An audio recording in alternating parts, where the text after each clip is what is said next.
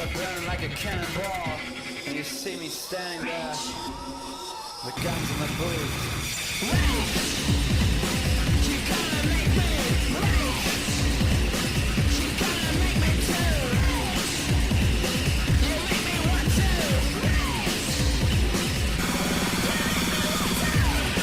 Return the hate. You make me want to. Rage. You gotta make me rage.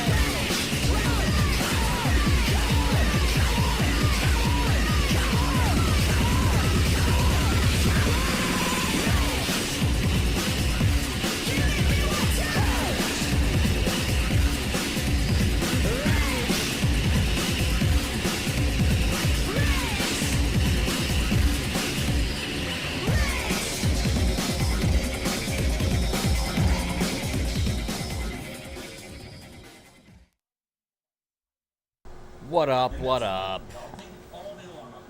Editing, Hangout. Why is this fucking Twitch always buffering? It's always fucking out. Sending out the link. Trust me. Thinking it's a good deal because you bought it and you can find it like this Grant Cardone. No thumbnail fucking on behavior. fucking Twitter. Fuck Grant Cardone. Bought that house in Malibu for $40 million. Yeah, that's where I go. Grant Cardone sucks the back of my fucking blow me. Yeah. Yeah, no, I'm dead serious about that. Please exercise control. And that thing I said about like that. It's different on PC. You saw it. Look on LoopNet. Look on VizBuySell. Try to gain perspective on your area. And just because it's for sale does not mean it's a deal. In fact, right now it means it's not a deal. But try to figure out what not a deal looks like because it will make a deal jump off the page. Okay? Okay. Love you to death. Let's get into it. Let's see how much of this I could chip away. So hot, so red hot, ripping. So red. Let's do it. Love you guys to death. Bang the chat or hit me up on Instagram, Be Nice Me Productions. Very embarrassing faux pas for me. Still my first day, guys. We're really sorry about that. Still learning the ropes here and getting used to this whole computer thing. So sorry about that, guys. And All right. well, Yeah, well, listen. We are thorough. This is one that I've learned in my own media career, is that you can be doing very well and very successful, and that just puts a target on your back. And you can get pushed out for. Where's the fucking chat? Botrix did not connect. Especially your horror gore set. Alex, your performance is killed. Totally unexpected. Love the Phoenix set. Yes. Stay tuned. We are heading out. Appreciate that, man. Thank you for that.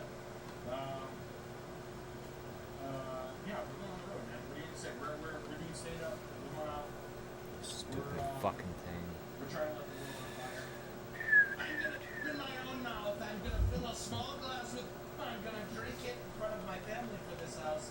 I'm gonna jerk a dog. I'm gonna jerk a lot of dogs off quite frankly. I'm gonna jerk a pound off. That's what I'm gonna jerk, a whole pound of puppies. That's what I said. Woof woof.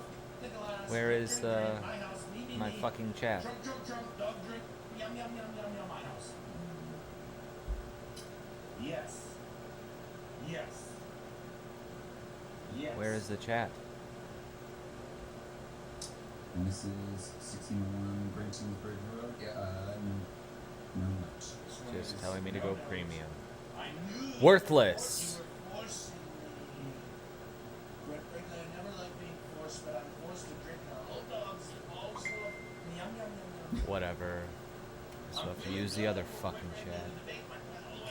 It's seriously gone. Yeah.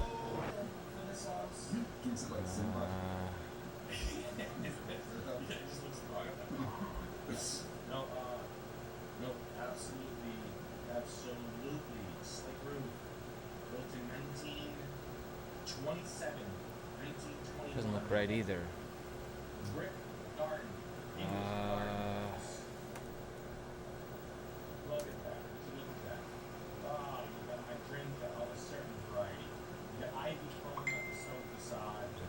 pop up. Custom wrought iron The gate. fuck? Now, this was built in 1940. 1940. Oaks. Tall oaks planted. 12 stall horsepower. Well, this sucks. How am I supposed to know if someone's fucking talking to me? Pool house. Garden shed for the messy stuff. Little bridge. Now that's a meat house. English garden. There's some fancy stuff. Walled English garden so the deer don't eat the food. Circular driveway for the cars. Fucking shit. Garage. Yum. Look at that. Look at that. Texas. True Texas English garden. It's coming up. What the fuck is wrong with this thing? Chad's Ford, Pennsylvania. What is this? 30 miles west. Ooh. Built in 97? No! No!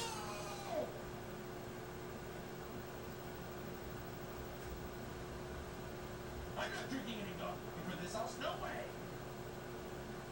No! Okay. I'll try to pay attention to this fucking thing. Everything's fucking broken. Up, up, up. Is it working? I feel disgusting, right? It's working. Fuck. God, fucking building is so good. There we go.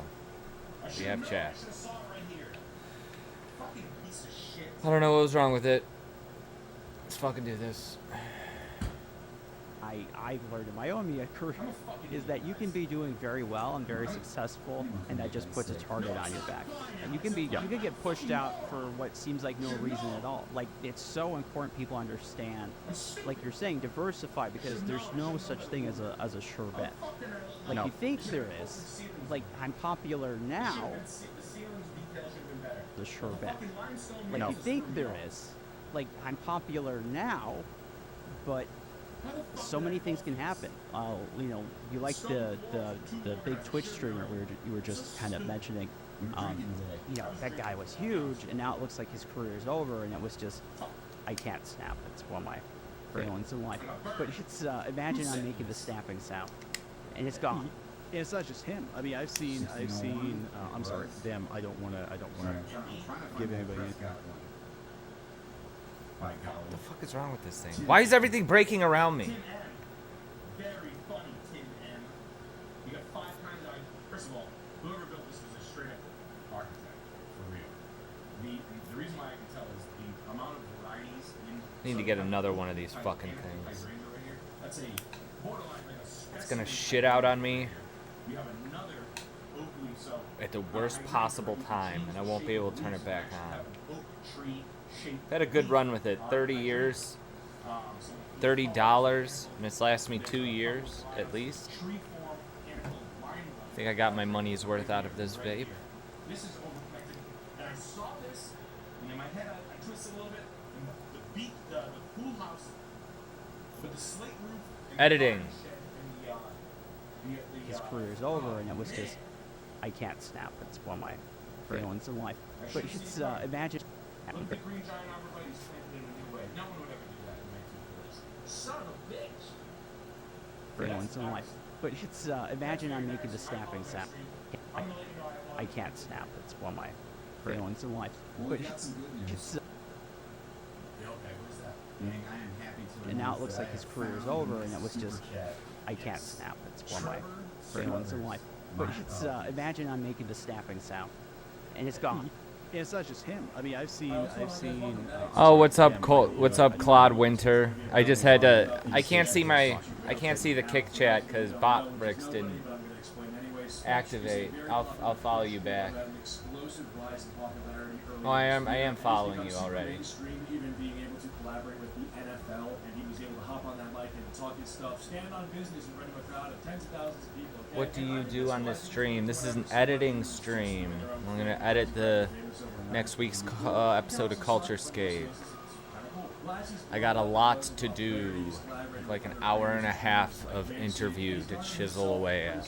fan base? Well, recently, and I'm talking super recently, at the time I'm recording this, this has been a story that's broke in the past 24 hours. It turns out that Sketch used to make homosexual adult content under a different alias that he now goes by. Now, a lot of people are very intrigued by this. There's a lot And now of it looks perspectives on this like his issue career that is I over, and it personally was just, disagree with. I do I think can't that there's a snap. lot of It's one way nuance in this for anyone situation in that life. people aren't But granting it's, it, and imagine I'm into it. making this Before we get into anything, if you want snapping proof sound. of what I just And it's said, gone. me being It's that such- actor, you're gonna have to find that somewhere else. Okay, I'm trying to make money Sound. on this video. And it's Or what gone. we say, life is like a sandwich. Whichever way you flip it, the bread comes first. Okay, you know, Sketch might be gay, but hey, I'm gay too. For Benjamin Franklin. Okay, gotta make that money. When Taxman rolls around, this shit ain't no joke. Try to stack bread with the boys for white boy summer. Okay? Give me a break. But anyway, before Sketch had Twitch by the balls, he had another man by the balls apparently. And do I care? The short answer is no. If you're expecting me to come onto this video and just spaz out and be like, this is the worst thing ever, unfortunately, you're not going to get that. So after all this information had dropped, Sketch went on and basically said, yeah, you know, that was me, and the reason I did this was because I was in a very dark place in my life, and I was doing whatever I could to get money to purchase drugs. And there's one thing that I will say is unanimously true with drug users is when you're addicted, you're fucking addicted. You will do anything So to you chase look that at it, next sometimes high. it's like you just want the flavor of the month reality anymore. of being a drug addict is Hey, to you see that you are scraped from morality and reason and logic. You do illogical things. Hey, you hurt do- you- people, you ruin friendships. I mean, you literally ruin your life. It's one of the worst states to exist in as a human is being an addict. And on top of that, I mean, to be charitable to the dude, this was years before he'd ever been known on the internet as Sketch. You know, he scrubbed this all off the internet. He's obviously grown and changed as a person. You know, maybe he's still gay. Well, obviously, you know, he might be bisexual or whatever. And not my fucking business. I don't really care. This isn't like some Chris Tyson situation where he makes a drastic change in his life and it will affect everybody in his immediate proximity. No, this is a person Why did you who made think you were some gonna poor be decisions different? in his past and has clearly grown and changed for the better. With that being said, you still have retards like Sneeko who are coming after him and saying, you know, this is unforgivable. I don't know. Find a way to transition this into this. Anyway, here's Sketch talking about the situation in his own words on the line. God damn, where were y'all before? Fuck! This is going worse than I thought it was. So 2 years ago, I did not have sexual relations with that man. I'm just kidding. I did. Possibly. It's kind That's of not bad. You gotta admit, I mean, he's being a good sport about it. It's like his career is over, and it was It's just, okay. I can't snap. What It's else one do I way have to say? for anyone in life.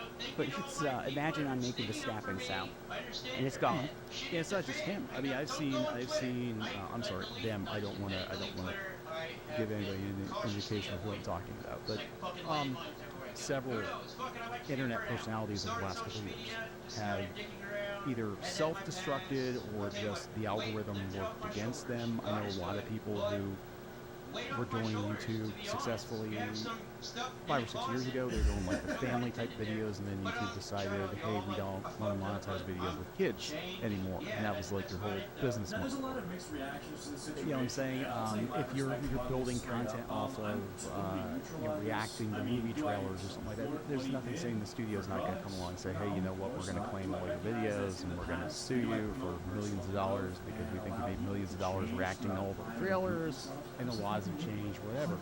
And yeah, it can disappear.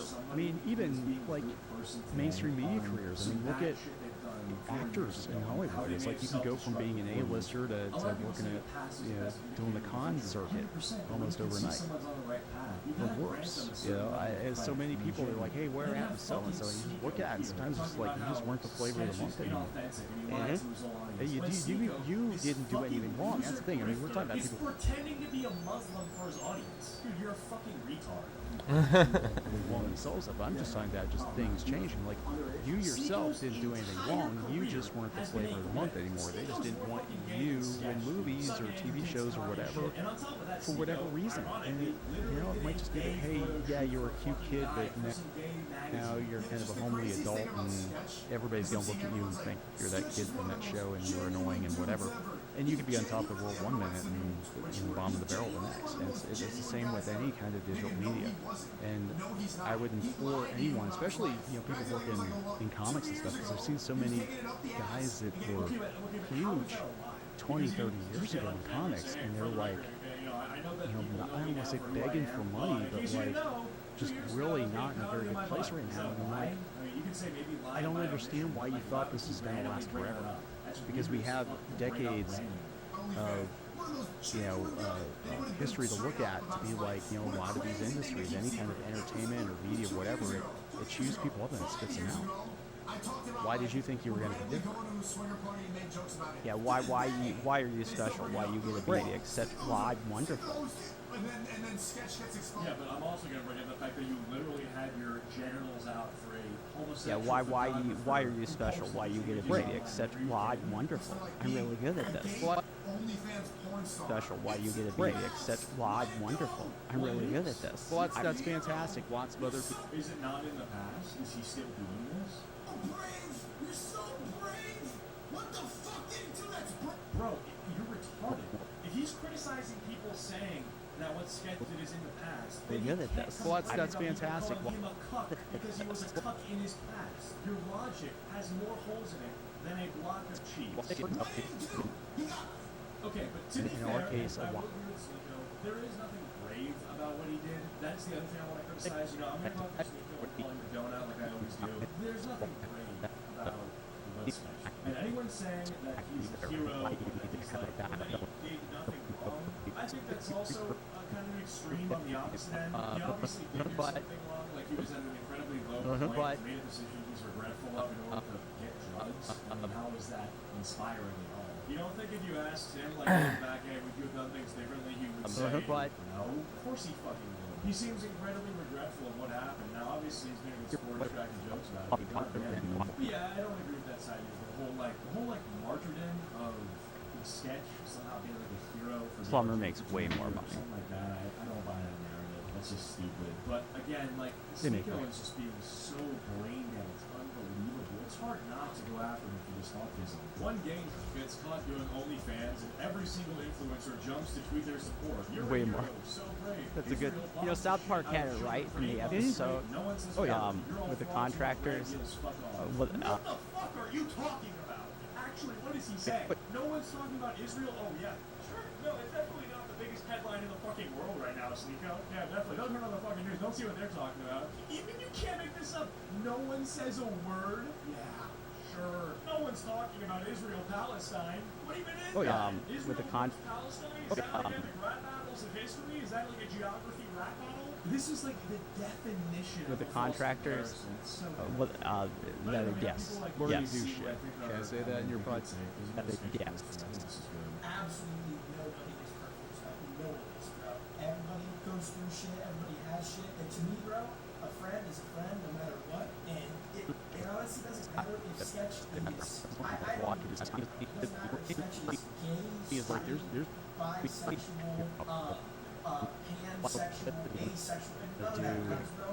A friend is a friend, and to every single person who switched up on Sketch or whatever the fuck, all of a sudden wants to fucking Sketch. At the end of the day, bro, he never hurt anybody with what he did, and fuck, it sucks knowing that like Sketch is probably having the worst day of his life right now. I would reach out to him and talk to him a little bit Long about to this, but, change. I mean, he's definitely getting a lot of hate right now, so. And check this out, we got Duke Dennis. To be honest, bro, y'all shouldn't give a fuck. It's not y'all, you know what I'm saying? Like, if that's not what you into, then it shouldn't even be that big of a deal. You know, so I think y'all are dragging it, and that's even assuming if it's real. If it's real, cool. If it's not, cool. Doing the con circuit almost overnight. Ultimately, the whole thing is Or like, worse, as so many people are like, hey, where happened so and so? You just look at it. Sometimes it's like you just weren't the flavor of the month anymore. And you didn't do anything wrong. That's the thing. I mean, we're talking about people blowing themselves up. I'm just talking about just things changing. Like you yourself didn't do anything wrong. You just weren't the flavor of the month anymore. They just didn't want you in movies or TV shows or whatever. For whatever reason, and it might just be that, hey, yeah, you were a cute kid, but now you're kind of a homely adult, and everybody's gonna look at you and think you're that kid from that show, and you were annoying and whatever. And you could be on top of the world 1 minute and bottom of the barrel the next. And it's the same with any kind of visual media.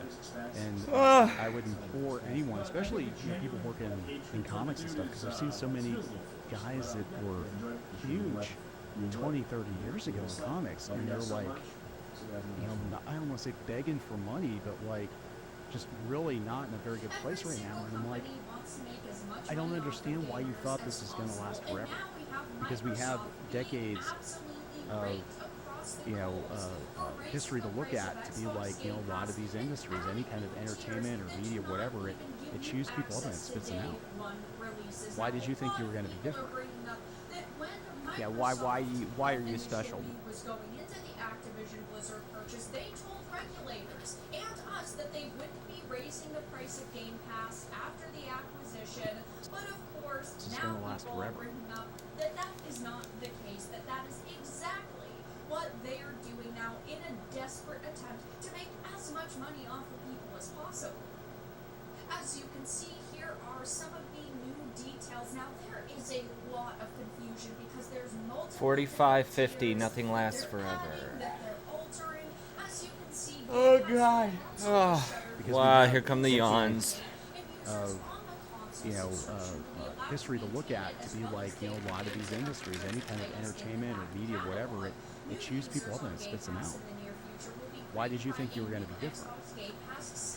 Yeah, why are you special? Why are you going to be the exception? Well, I'm wonderful. I'm really good at this. Well, that's fantastic. Lots of other people. I mean, I'm not trying to be a hard ass, and I think this is where, in our case, a lot of the people that get really angry about this stuff we say, they think we're saying it just to be mean, and sometimes we do exaggerate because we're for comedic effect or whatever. But the reality is, having lived to a certain age, you see patterns and you see how things go down, and you learn to prepare. Like, okay, well, last time I almost lost my shirt. Next time I'm going to be smarter, and I'm going to make sure I got a backup plan, because I'm not going to get carried away with the floodwaters. And there's so many examples out there of why you need to have a backup and a backup upon a backup. And I don't care if you went to school for journalism. As a customer, I think that it's a really great way to play video games without constantly purchasing $70 My shirt. Next time I'm going to be smarter, and I'm going to make sure I got a backup plan, because I'm not going to get carried away with the floodwaters. And there's so many examples out there of why you need to have a backup and a backup upon a backup. And I don't care if you went to school for journalism. I don't care if you went to school for art. I mean, look at AI now. Like, you need a backup for that because you don't know where it's going to go. So, can you work with your hands? Can you do something else? You might have to do something else. It might not be glamorous. You might not want to go to your class reunion and tell people that you're a plumber now instead of a world-renowned journalist. But you're paying your own way, and that's better than a lot of people right now. Plumber makes way more money. They make way more. That's a good. South Park had it right in the episode. A world-renowned journalist, but gonna 86 that. Goodbye. You have to do something else. It might not be glamorous. You might not want to go to your class reunion and tell people that you're a plumber now instead of a world-renowned journalist. But you're paying your own way, and that's better than a lot of people right now. Plumber makes way more money. They make way more. That's a good. South Park had it right in the episode. Oh yes. With the contractors. Yes. Learn to do shit. Can I say that in your butt? Yeah, but that's true. I mean, learn to do shit.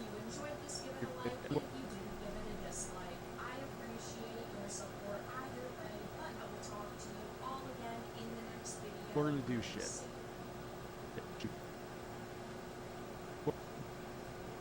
Learn to do shit. I told y'all, as we get closer to our new election, you're going to get a bunch of takes from a bunch of people, and some of them might sound logical, some of them will sound completely bombastic. And call me crazy, Fucking with me? but What the it's f- Biden and Oh, Obama, god damn it. and this is keeping Hitler out of the White House. I think that's a bombastic No big deal. take to have, especially when the guy you're claiming to vote for is literally walking around staring into the ether. Like, I don't get it. There are a couple videos of this dude with a bunch of people around him just staring. What the fuck? And all I can think is he's completely gone.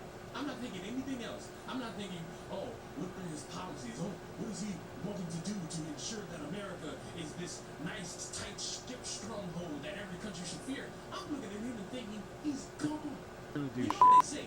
As you get Ow. older, the first thing to go is your mind. And I'm sorry, if you are a strong Biden supporter, that man is gone. Like, officially gone. We're But gonna do you shit. know what? Maybe being in a coma would be the thing that we need to inspire everyone to go vote. So, Joy, let me hear you. Y'all just tell me who the nominee is gonna be. Let me know when you guys are finished fighting amongst yourselves who I have to vote for in November to keep Hitler out the White House. That's all I want to know. We'll do A shit. citation, please, because last time I checked, Hitler was there. Look, I know it's for Oh, wait, she's talking about Trump. to keep Hitler out the White House. Y'all do your thing. Play in traffic all you want in front of these Republicans. Act We're gonna in do front shit. of these Can I people say- instead of privately We're- declaring your stuff. We're gonna do shit. Don't text me no more. 'Cause I'm not taking no more of these texts. Just let me know when you guys are finished figuring it out, Democrats, because I know y'all freak out people. Go ahead and freak out. But they so far I'm agreeing with this because after that We're gonna do presidential shit. debate, Can I say it that was in your clear podcast? as day Yeah, that a bunch of people that's were true. I mean, scrambling to try to make anything stick about our good buddy Biden and how possibly his colossal fuck up was somehow an indicator of, oh, that was just one bad night. No, You know, South he Park was had it gone. right in the episode Oh, yeah. with the contractors. Yes. we're gonna do shit. Can I say that in your podcast? Yeah, that's true. I mean, and I'm not trying to be that guy, but like, I'm even looking at it, and I'm like, yeah. So what if all this collapses tomorrow? I'm like, well, I can do this, I can do that, I can do this, and I'm like, that's fine. I mean, my thing is like, there's no shame in working a normie job if you're paying your own way, and you're paying your bills, and you're not losing your house, and your family's got health insurance, and there's no shame in that. But I think a lot of people that they get in their heads that they want to do media are like, well, it's this or nothing. And I see a lot of people like, it's my art career, it's ruined. I'm like, yeah, but you're still living, you're still alive, you're still breathing, you're still healthy, you can do something else. It's never too late to retrain, and it's not to be like neener. It's like sometimes life happens, that's the way it is, and you're gonna have to change careers, and people change careers often. You know, anymore. Yeah, you could go work for the same company right out of high school and retire with a watch. Well, guess what? It doesn't work that way. So now you got to be nimble, and you got to look out for yourself, and you got to be able to read the tea leaves. And I don't think enough people are paying attention. They wait until it's too late. It's like, look, you know, tsunami doesn't hit right away. You've got time. You can see the water pulling back. You've got, you know about the earthquake before the tsunami hits. You've got time. And I think too many people wait too long to change. No, I don't disagree. You know, one of the big things, I think it's one of your big passions that both you and your wife share, is comics. I'm just gonna go all the way down to keep No, I don't these disagree. people out. The Project 2025 thing is the whole You know, other just part. At this point, it's not about Biden. It is not about him. It's above me now. It's the best Western next door. It is about keeping Donald Trump and his Project 2025 friends out of power. That's it for me, y'all. Y'all know what you think. This is not it. You know, Stop saying this is it. This is you are a minute in. You lied to her. You guys do know that in 2020, y'all Democrats had choices of young people. You had a young you've got time, and I think too many people wait too long to change. You had Kamala Harris. No, I don't disagree. One of the big things, I think it's one of your big passions that both you and your wife share, is comic books. You yourself are an artist, and you did work for Everybody else not paying attention. comic books. You somebody championing Biden as the only option. You yourself are an artist. Now, after you see this colossal fuck up, do you want to pretend like, oh, it's the Democrats' fault because they that didn't both you want and to your work for wife anybody share who was younger is or hip comic and books. more You yourself are an artist, and you did work for Disney for a time. Because potentially You want to talk a noticed what little? everybody else noticed months ago that Biden is old. I'm not even talking about the random clips of him sitting around trying to walk upstairs. Want to talk a little bit about that? I'm talking about where this dude is on camera staring into nothing. and then talking, and then I didn't watch that presidential debate. I saw a clip of this dude answering a question about abortion, and somehow illegal immigrants became the topic. And it wasn't the interviewer changing the topic, it was him. It was Biden. He started talking about abortion, and somehow he led the man is gone. And That hopefully, was cleaner as day months ago. And listen, I'm not sitting here trying to glaze Trump. I'm sitting then here the bond telling fell out, you that'd be it was clear broke. as day, but nobody wanted to say anything until it became obvious on national TV. What? The Twitter videos wasn't enough for anybody? We had to watch this on national TV to see this dude sit there and become an embarrassment. An embarrassment to everything. I think too many people wait too long to change. No, I don't disagree. One of the big things, I think it's one of your big passions that both you and your wife share, is comic books. You Yes. yourself are an artist, and you did work for Disney for a time. You want to talk a little bit about that? Yeah, that was an accident. That was I actually wanted to do comics more than anything, and this is again this is kind of one of those life happens things. And so the 90s I wanted to break into comics. Well, by the time I was ready to, and I like even as a teenager I went to Marvel Comics, I went to DC Comics, the offices. I had meetings with the editors. People were like, oh yeah, you just do this, that, and everything else, and you can break into comics. And well, that was What up, Icon Buckets? and the bottom fell out of the comic book industry. And This week, Pete is interviewing Neon from Clownfish TV, which is a pretty popular YouTube channel. Mid to late 90s, right?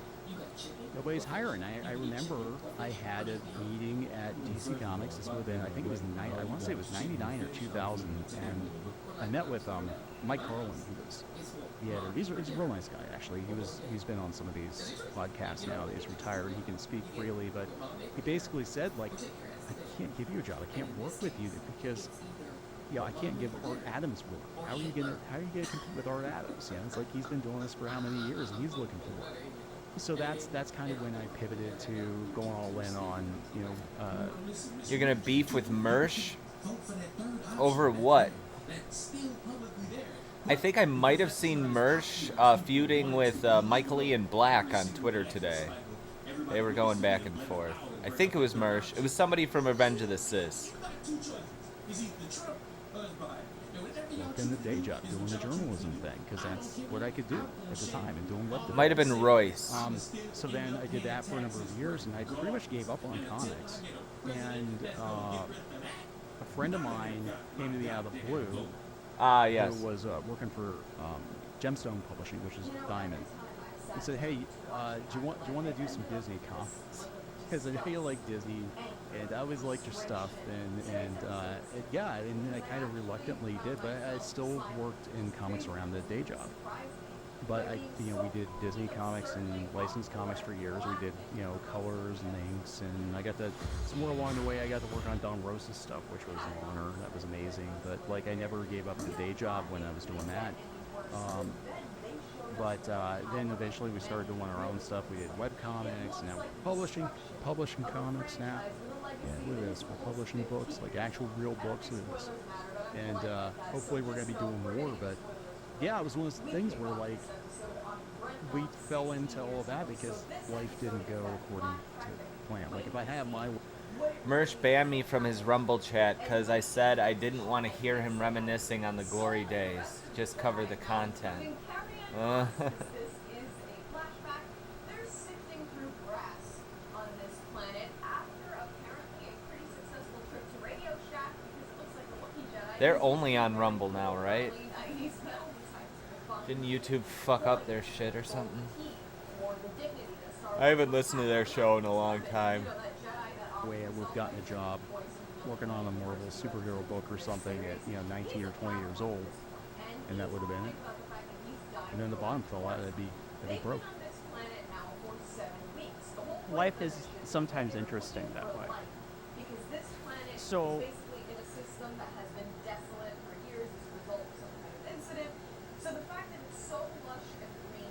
you're doing the comic thing, and I think that's so cool, especially since you're such a fan of like the old Donald Duck, Scrooge McDuck, you know, the Duck Adventures. Yes.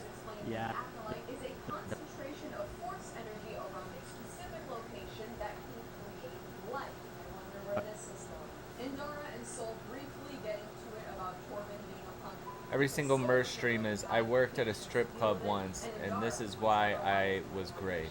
Reminds him that this is Other why bars, he has yes. Padawan, and he doesn't.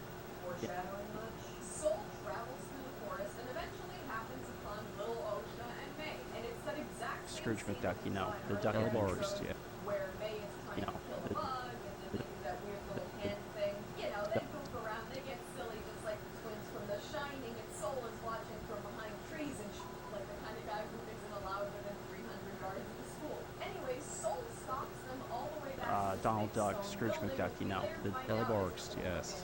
Yeah, so I think that's pretty cool. I think I've once heard that part of your work, and sometimes you would have to censor the comics for Disney. episode at the very beginning at I- least is the same that we've already seen, but we're now watching. I'll take your advice and beef with him. So if it wasn't For bad enough Dis- the first time you watched it, now you get round 2 Electric Boogaloo. I'd also like to stress that he has literally infiltrated a coven of all powerful witches who are connected to the Force. I'm sorry, the thread. And none of them sense that he's in there, contrary to popular belief on the space witch, and even I, when I've gone to the grocery Iron store, Man. I they censored will many notice Disney somebody looking at me while I'm trying to pick out what piece of carrot. Iron Gun, Man. I censored many Disney comics. Yes, we take cigars, edible. And he lets me know that he has happened to fucking cult. Then Dara makes sure that he knows that these are not Night Sisters because of the fact that Night Sisters don't keep children. We've seen plenty of the Night Sisters in the Clone Wars animated series and also novels and comics, but apparently these are not the same because Disney had to rewrite history and create their own nonsense. Soul insists that they have to help children because he already feels a connection. So instead, they essentially go down and But now it's problematic. as a group. I want to point out here that every set piece in the Witch's Coven looks like it should be part of a queue in Disney World. I also want to point out that when they walk in, there's witches just standing there. Like, imagine trying to make this look intimidating. Just if I was one of those Jedi, I probably would have hung up my coat Oh, wow. in case I were these pieces. They were basically just standing there like coat racks. Anyways, Indara and Anastasia get into a kissing contest about the fact that Indara was looking for life on this planet, but somehow never sensed the presence of these witches. Yeah, and you guys never sense all the Jedi with their little ass metal detectors. You never notice any of that either. I guess we're all just anyways, It's like Nerf literally logic, like- mid-conversation, Anastasia starts manipulating Torben. So essentially, he sees himself in his own mind while she's walking circles around Their him. standards and And practices this at might Disney have are been just kooky. interesting had his major malfunction not just been the fact that he wanted to go home. Like, it's not like she brings up, ooh, you once rang up an Xbox with a pack of strawberries at Walmart and loss prevention didn't catch you. Or, I found that embarrassing photo of you at a Christmas party. Like, no, it's literally just, you want to go home? Yes, mommy. It's that quick, too. Like, literally in the middle of the conversation, he just drops to his knees and his eyes are black. It looks like a D-grade horror movie. Eventually the witches agree, like, just get the f*** out of here. You can come back and test the kids tomorrow. Just leave and take your... That's so cool, especially since you're such a fan of like the old Donald Duck, Scrooge McDuck, you know, the Yes. I have a pretty funny email thread with Patrick Michael trying to fight him, but he kept making excuses. She then explains that that that they had walked in on is called ascension. How did you get his email? I want to point these I two hear Patrick witches Michael to is be the pretty leaders elusive. of their clan, and she uses a specific phrase that I for know Disney for a time. Everyone You wanna talk a must be little- sacrificed to fulfill their destiny. Kind of like You did how I'm work for sacrificing my Disney mental for a health for the time. sake of fulfilling my You want to talk a destiny. little bit about that? Yeah, that was an accident. That was I actually wanted to do comics more than anything, and this is again this is kind of the most life happens things, and so the '90s I wanted to break into comics. Well, that's and for Gemstone Publishing, which is Diamond, and said, "Hey, do you want to do some Disney comics?" Because I like Disney, and I always liked your stuff, and yeah, and I kind of reluctantly did, but I still worked in comics around the day job. But we did Disney comics, Okay. and licensed comics. Yeah, we go actually for did, it. Colors and inks, and I got to. Somewhere along the way, I got to work on Don Rosa's stuff, which was an honor, and that was amazing. But I never gave up the day job when I was doing that. But then eventually we started doing our own stuff. We did web comics, publishing comics now. Yeah, look at this. We're publishing books, like actual real books. Look at this. And hopefully we're going to be doing more. But yeah, it was one of those things where we fell into all that because life didn't go according to Patrick Michael did? If I had my way, I would have gotten a job working on a Marvel superhero book or something at 19 or 20 years old, and that would have been it. And then the bottom fell out, I'd be broke. Life is sometimes interesting that way. So you're doing the comic thing, and I think that's so cool, especially since you're such a fan of like the old Donald Duck, Scrooge McDuck, the Barks. Yes. Yeah. So I think that's pretty cool. I think I've once heard that part of your work, and sometimes you would have to censor the comics for Disney. I did. I actually worked as a Disney censor. Yes. I wasn't the censor. I was the hired gun, and I censored many Disney comics. Yes, we take cigars out of old comics. We take guns out of comics. I did. I actually worked as a Disney censor. 5229. Disney censor.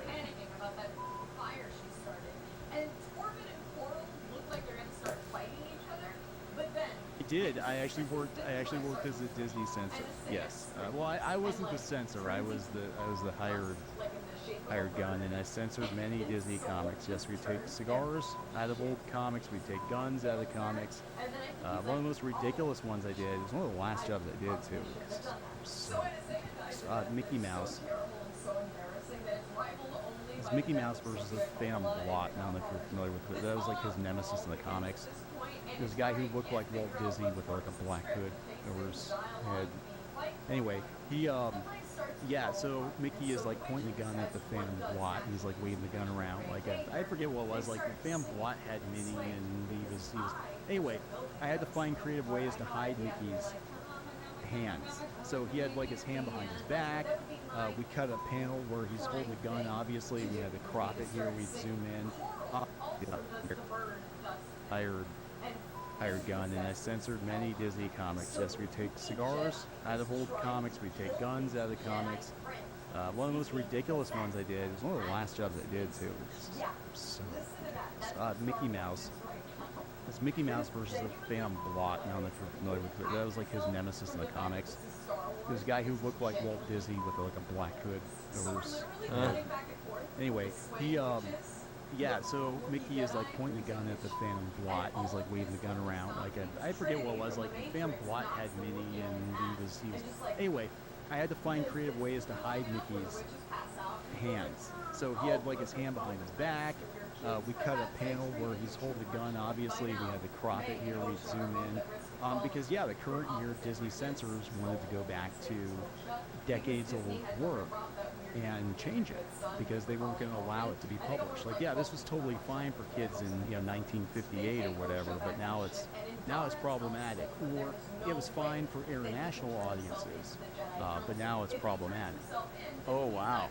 Yeah, and Don Rosa, man, he had a heck of a time. We did the Fantagraphics library. We had to color stuff differently just so it didn't look like a real gun. Like Scrooge had a ray gun, but it could be silver. We had to make it like green and purple or something so it looked like a toy gun. Like, what is this? Like, it's like Nerf logic. Like, what is going on here? And then they wound up censoring one of the stories altogether because they said that the natives in the one story were stereotypes. Now they won't publish that one at all. So they're always their standards and practices at Disney are just kooky. Yeah, no, that reminds me of One Piece. With the W Kids. Kids TV, and they're like they in like One Piece change like Sanji's.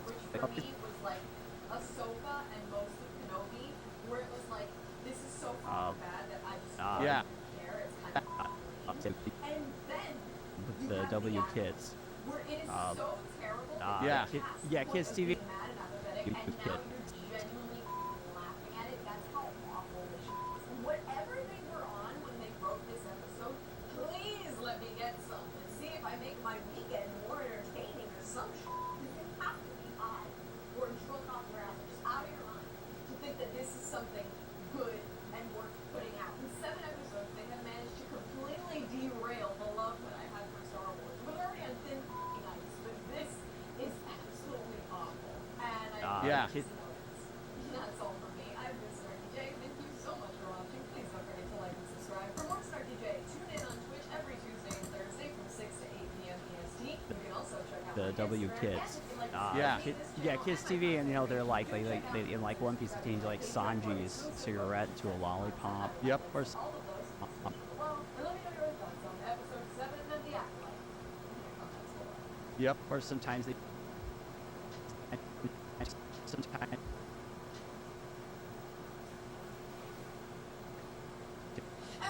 Cigarette to a lollipop. Yep. Or sometimes they just. It does involve guns. They just get rid of the guns completely, and then you just have people like pointing fingers at each other everywhere. Yep. Completely disabling comments and user reviews in order to reduce harmful content and prevent misinformation. I have been creative for this show. Patrick Michael, man, The topic, if you enjoy the content, pretty weird kid. He's good at death metal vocals though. He should just like do that. He should just stick to the one thing that he's good at. Because the other stuff he does makes him seem like kind of a buffoon. See, I know my limitations. That's why you don't see me getting too talky about things. You don't see me just freestyle trying to talk about stuff because I would end up as Patrick Michael. Not very good at turning my thoughts into speech and delivering it coherently. So it's like, duh. Letter of. But they clearly are not. And now we have Crunchyroll disabling comments and silencing users to, quote, reduce harmful content. This is abounding in the comics article I wanted to reference. It says, in an attempt to foster a safer, more respectful, and higher quality environment, Crunchyroll is reportedly disabling the ability for users to leave comments. Just everything has got to be sterilized, and it's insane. Platform. Now, of course, Sony basically has a Western anime monopoly at this point because we saw the merger of Funimation Like Sanji's cigarette to a lollipop. Yep. Or sometimes they just. It does involve guns. They just get rid of the guns completely, and then you just have people like pointing fingers at each other everywhere. Yeah. That's kind of what happened. But yeah, I did that. God, I probably. Let's see. At least a dozen books. I think I did. And that was like one of the things. They're like giving us, sometimes they give me a story and just be like, hey, because I was like approved to redraw stuff, so I could actually go in and be like, okay, well, we need you to redraw this, redraw that, whatever. And I had my letter of approval or whatever from Disney that I was certified to censor Mickey Mouse or whatever. If I had to redraw an ear, it was okay because that's okay. He's a professional. He's got his Mickey Mouse certification. But yeah, it's crazy. Like I wouldn't want to do anything for modern day Disney at this point. Like it's just so weird. I know some people that worked at Disney in the 70s and 80s, and they're like, yeah, it was a totally different company back then, and now it's just everything has got to be sterilized, and it's insane. Yeah, but I mean, you. Disable the ability to comment on our platforms, including comments on new articles. Now, there are several companies and platforms over the past couple of years that have been accused of doing the same exact thing. We've seen user scores suspiciously wiped off of platforms like Rotten Tomatoes. We know that they had 5520, everything needs to be sterilized. Yeah, it's crazy. Like, we also know that there are it's insane. companies who do Yeah, but I mean, you used to be at UU and accounts and Discord servers, but they lock them down, do Yeah, but I mean, you used to be you and you guys used to be in good with the Disney with the mouse. The Yeah, mouse we were. loved you too. They did. And it's so weird. People think they will find ways to criticize your content, but also you double the amount that they previously With the mouse. would have The mouse loved you because too. tried to hide their feedback and silence their criticisms, and that is never a good business plan. It's not going to be good when Crunchyroll does it. It's not good when Rotten Tomatoes does it. When companies take to their social media accounts, the official business accounts, and try to lock things down so only accounts they follow or accept can reply. It's ridiculous, and it's only going to make it so people do not trust you even further. Now, of course, it says this change helps us reduce harmful content, prevent misinformation, Wow. and improve What? overall user Sent one experience. screenshot on Twitter, kind of complicated format, but User experience by not that's the allowing downside of people to anonymous leave emails. comments. And of course, when you're Disney writing stuff for, comments, it means if there's a series that's 8 been on years? there for 5 or 6 Oh, years, wow. you might What? go That's back longer and than I see thought what was. the initial reception was to you. This all is because of review bombing. Companies point to people leaving negative reviews in droves as toxic review bombing. We just saw the same thing with Leslie Oh, Hutchinson. wow. What? That's longer than I thought was. Going to stop. What you are doing is you are Fuck! taking the ability for I hate everybody pressing the to fucking down button. review Oh, your wow. content. What? That's longer than I thought You was. don't like the voices of some individuals, and yes, we are very big in numbers and very loud. I completely understand that, but if you were simply hiring people who are making content that most people enjoy, you wouldn't have to deal with negative reviews being left on your content. But that is not what's happening. Now, of course, as the article says, to the surprise of you, this change has not gone over well with the user base, and as such, unhappy fans have begun to send complaints directly to Crunchyroll via their publicly available support lines. Now, of course, because this was a change that was made relatively quickly and they are already enforcing, it does not seem like they are going to listen to users and roll it back, because companies typically don't. They believe they They'll are tell you that. doing You're what part of the is family. You're right expected for to their stay. platforms, Not even anymore. if everybody is standing against them. I'd love for them to change directions about this and rant. reverse course, because this is not something I would ever Personal support. opinion. But Yeah, I I don't can't really prove it see one way or the them other, but doing this. I don't see them reversing course because we simply said, oh, we do not agree with this. Companies like Sony do not care about what we have to say. They simply care that people are still showing up and buying their products. And of course, Crunchyroll Only has got been like under fire 57 for minutes quite more to a long go. time at this point from the merger to Like also pointing the fingers at each other recently announced everywhere. price increases come the end of the year. That has not gone over They, in well like with One Piece, people they change either. like So right now, Sanji's they're in the cigarette to a middle of fire, lollipop. so Yep. they're Or sometimes they just, making everything if worse it for does involve themselves. guns, they just get rid of the guns completely, and then you just have people like pointing fingers at each other everywhere. This is 6 minutes. That's kind of what happened. But yeah, I did that. God, I probably I'd say at least a dozen. at least a dozen books. I think I did. And that was like one of the things. They like give me, sometimes they give me a story and just be like, hey, because I was like approved to redraw stuff, so I could actually go in and be like, okay, well, we need you to redraw this or redraw that, whatever. And I worked at Disney in the 70s and 80s, and they're like, yeah, it was a totally different company back then, and now it's just everything has got to be sterilized, and it's insane. Yeah, but I mean, you used to be you and you guys used to be in good with the Disney with the mouse. The mouse loved you too. They did. And it's so weird. People think we started Clownfish because we were angry at Disney. No, we actually were doing Clownfish while we were with Disney. We didn't go as hard on the Star Wars stuff, but we wanted to talk about pop culture. And we were actually doing it simultaneously. Actually, it was so weird. We were at Celebration.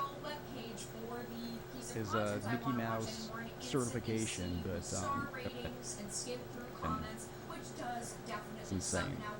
Yeah, but I mean, you used to be you and you guys used to be in good with the Disney with the mouse. The mouse loved you too. They did. And it's so weird. People think we started Clownfish because we were. 55:45. But that's all that I had to discuss in this video. Let everyone know People your thoughts in the comments below. If you enjoyed this, give it a like. thought If you didn't, give it a dislike. I appreciate your support. I Clownfish I'll talk to you all was revenge. My favorite ace in the hole with these online guys is IRL fights. I'm trained MMA fighter with a gun safe the size of a bedroom. Gender agenda. Why did I do it? Because I'm a sucker for punishment. It's been out for about 3 months, the dust is settled, the ratings are in, and I kind of had to. I made a video about this when they announced it. You know, when they came out with the coming soon preview. And I Angry knew it at was gonna Disney? be bad. And it No, was we bad. actually were doing How bad was Groundfish it, while you we ask? were It with was this Disney. bad. It got a 37% We didn't audience go as review hard from on the Star Wars Tomatoes. stuff, but To we give wanted you to an talk idea, about that's pop about on culture. par with Space And Cadet, the Emoji we were Movie, actually and doing it Sharknado. simultaneously. So, yeah, Actually, it was we bad. were. It was Now, I so made a weird. prediction We were about at this comedy, especially in my last Celebration video. It's all gonna be with Disney, like literally with Disney, Celebration 2019. And a lot of people at Disney, there were people that knew that we were Clownfish, but the reason that we used the avatars and the fake names at first was so people didn't make that connection. It was us, because we actually were on their media list with a blog that we ran with Burner Voters. That was a whole story, but she was actually like the top Disney travel agent, and you know, I ran the blog, and we always What is the goal for tonight? Tell us about the goal. I was listening to WATP at work, and they were playing Aaron Imholt's show, and I'm just like, what the fuck is this? I've never seen any clip of Aaron's show that made me think, I want to go watch that, let alone, hey, help me meet my arbitrary goal where you just hand me a bunch of money for me recording me doing this beyond mediocre commentary bullshit. What makes him think he deserves hundreds of dollars every single YouTube show to do that bullshit? It's a telethon. Hey, we're raising money for me, the douchebag who just got outed for strangling my 29-year-old ex-wife. You need a goal. All right. The goal is $50. Someone actually, I have a ticker at the top of my, where is it? Where's the fucking ticker?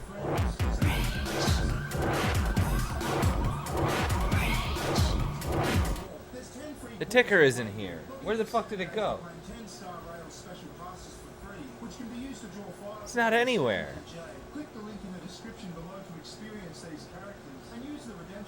Why is everything broken?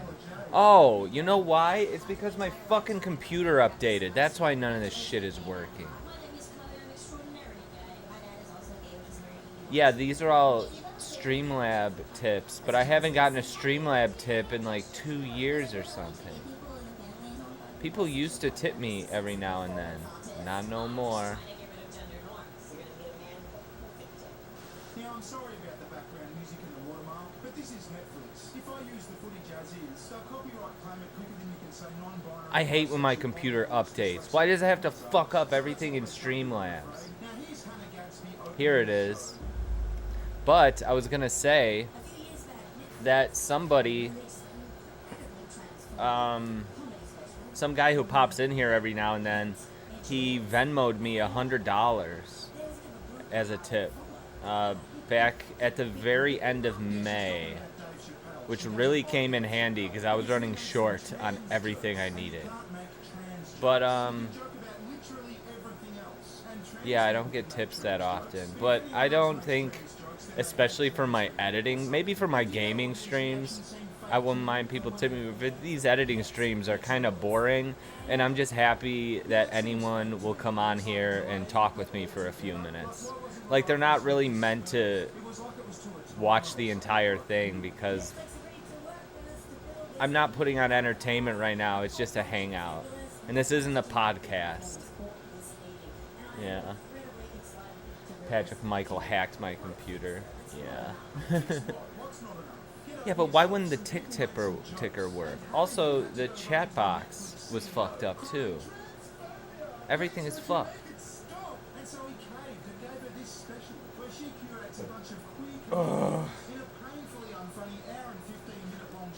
Definitely not entertaining. It's unfunny because all they can talk about is how they're queer. Let's have a look. Yeah, it's editing is boring. So the lineup starts with Jess Tom, a transgender man. And unless people are talking to me, I'm not talking to the chat. About how she used to be a lesbian, but he's now a Because there's no one here still uses the most of the time. bathrooms. But as predicted, her set contains very little comedy. It's all just But I do appreciate your company, I cum buckets. Ate with these people. We talk to these people all the time. We like everything was Disney. And again, this is the compartmentalization, right? Because we did the theme park thing. Well, the theme park side of things is very different from the studio side. So we dealt with people on the theme park level, but then, you know, I dealt with people more on the studio level, or the publishing level when we did the comics. And they weren't the same people. That's why I said Disney's a very compartmentalized company. Even Walt Disney World, Disneyland have two different leadership groups, and they're very different. No. Like, very different. Like, they don't... None of the streams need There are N-bombs. times they did not see eye to eye on things, and but they kind of came right now. It's a little more unified, I think. Oh my god. But they were Back when I used to do my PlayStation streams, before I started doing them through a computer, because, well, alright, here's the thing. Nobody tips me, but somebody gave me the laptop, a viewer and friend, who I've never met in real life, donated the laptop to me, and the computer that I use was donated to me, and my whole streaming setup was donated to me by people who kind of used to watch me. I don't see them around as much anymore. Stuttering John donated an iPad that you can't even update.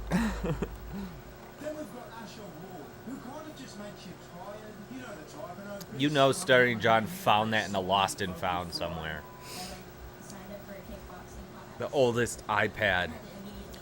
I need a refresh in this drink.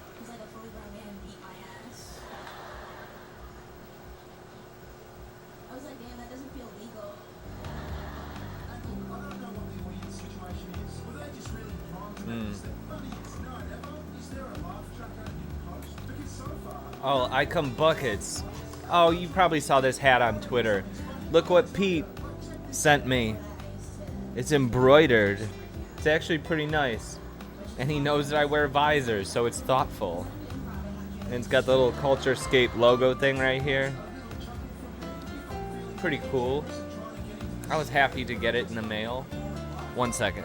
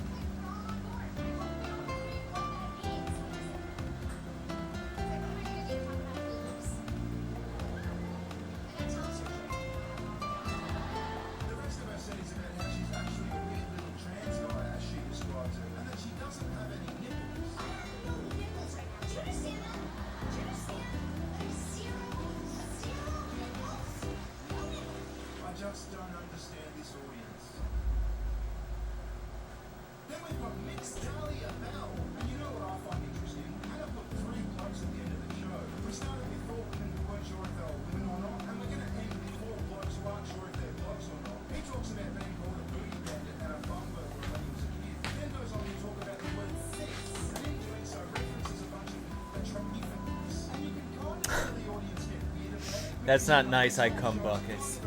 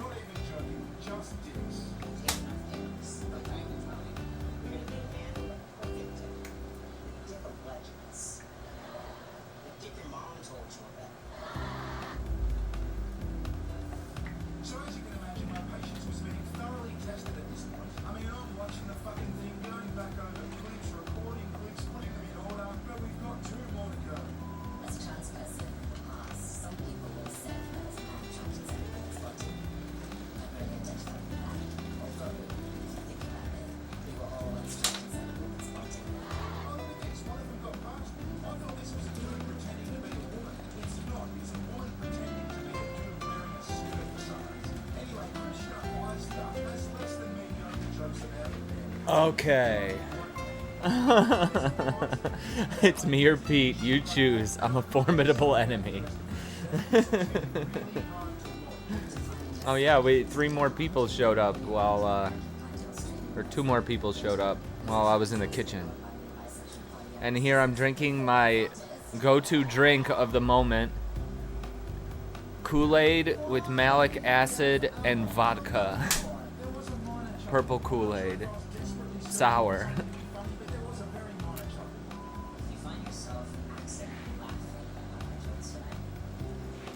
Pete is a good guy. I will not stand for his disparagement. this slander and slurs. I bring viewers.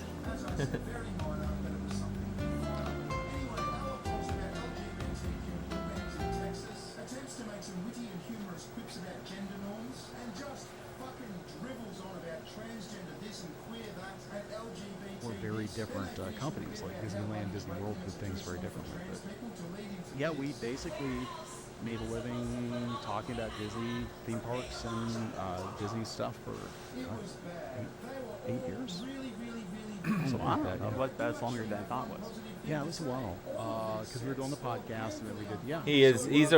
He's the nicest person that I have to interact with in general. We're in like Flint, and I still have people I consider friends there. Some of them can't talk to me anymore, but like Him and Vito are friends. Have you watched the Vito episode of Culturescape? It's great. I spent literally 25 hours fine-tuning it so it would be perfect. And it's good if you want to, because there's so many things that Vito will leave like little breadcrumbs throughout Biggest Problem about something from his past, and it's just like, well, I want to learn more about that. How did you become a mall Santa? How did you do this? How did you do that? And I don't know if the Santa thing I think the Santa thing might have got covered in the episode, but a whole list of questions I had about Vito were answered. I will tell you what's really interesting about all this culture war stuff. There are so many conservatives at Disney. It's unreal. People think it's all like it's a liberal hive mind. It's a some of the leadership maybe, but there are a lot of conservative people or middle of the road people or apolitical people that work at Disney that just want to do their jobs. I'm gonna pull this.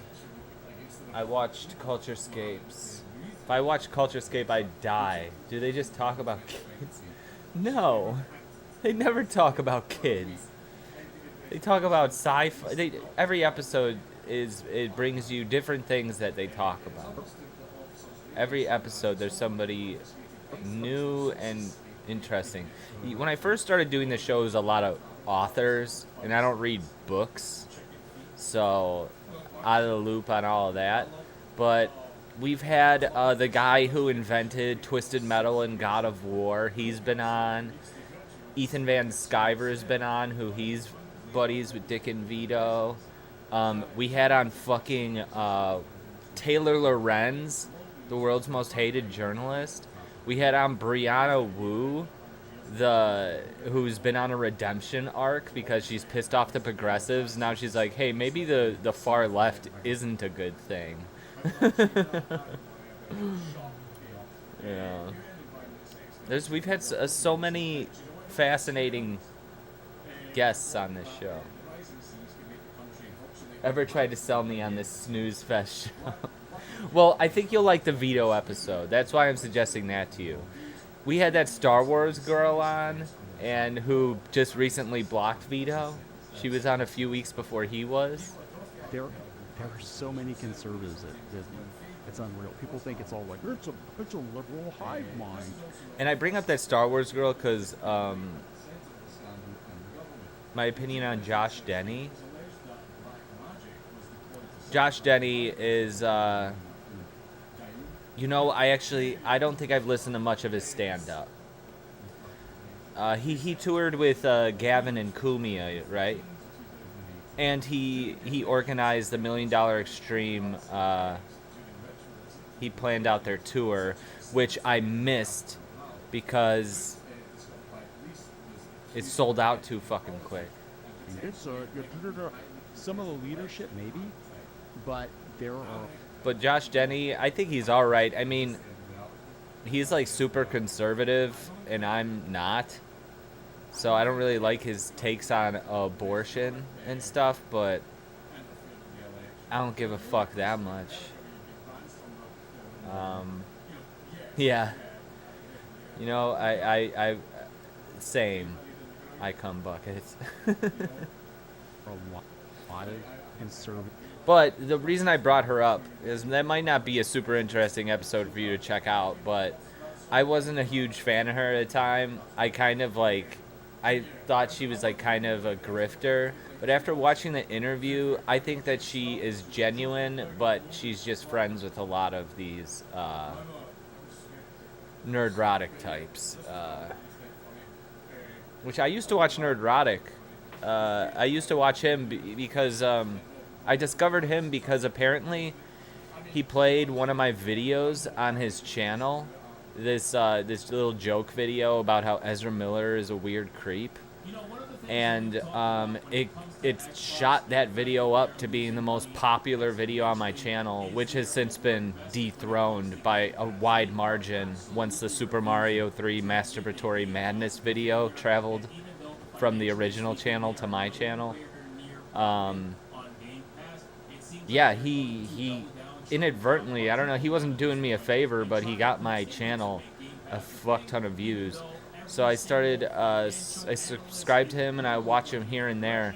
But I tapped out when he did a review of Doctor Strange 2, and he hadn't even seen the movie. He was reviewing it off of a secondhand description of the movie, and I'm just like, what am I even doing watching this?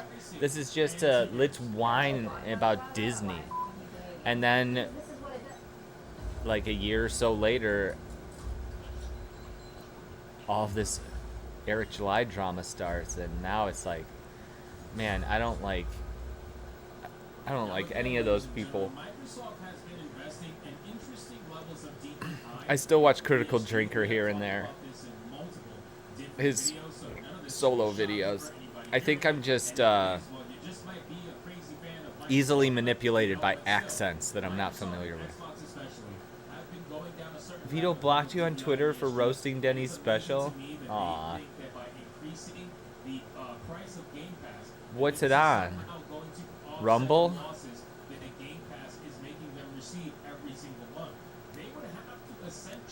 You know, Denny, man, he should have just played ball. He'd be like a television host. You know that Dave Rubin is a comedian? You'd never know by hearing anything he's ever said on stage with his political stuff or during any of his comedy, any of his stand-up. Because Dave Rubin is miserable. And he's lucky as fuck that he was able to segue into being a news commentary guy, either at the Young Turks or whatever he's doing now, the Daily Wire. Dave Rubin sucks so much. I hate that guy. He had such potential when he left the Young Turks, and then he just turned into such a toolbox. I am still waiting for him to go back in the closet. People are. Do you even know who Dave Rubin is? I brought him up because talking about Josh Denny and how he was able to segue from stand-up comedy into another career, but now all he's got is stand-up.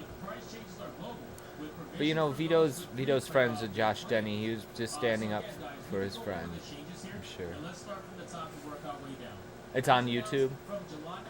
I'll give it a chance. Maybe I'll be a little more forgiving than you. I swear, you need to watch it. Painful. Watch it now. I can't do that. Rogue people or apolitical people that work at Disney that just want to do their jobs. And I don't want to, even if I don't like it, I'll probably keep it to myself. I don't want to be causing problems with people associated with the show. That would not be good for me. What's up, Xbox God 7725? How you doing? I am editing an interview with Neon from Clownfish TV. Don't know if you're familiar, but it's pretty interesting. He's talking about his times, the times that him and his wife worked with Disney, stuff like that. I used to work at Denny's Icon Buckets for maybe 2 years, doing overnights shifts by myself, just having to deal with whatever weirdo wandered in, and it sucked. I probably wouldn't go back.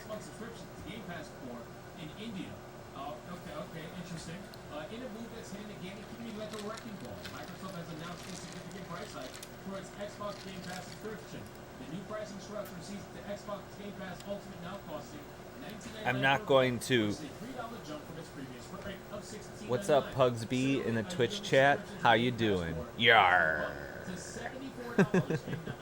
Is that a pirate yar? Found out today if you're interested in playing Suicide Squad for free, Epic Game Store giving away for 48 hours next week. I have Epic Game Stores on my computer.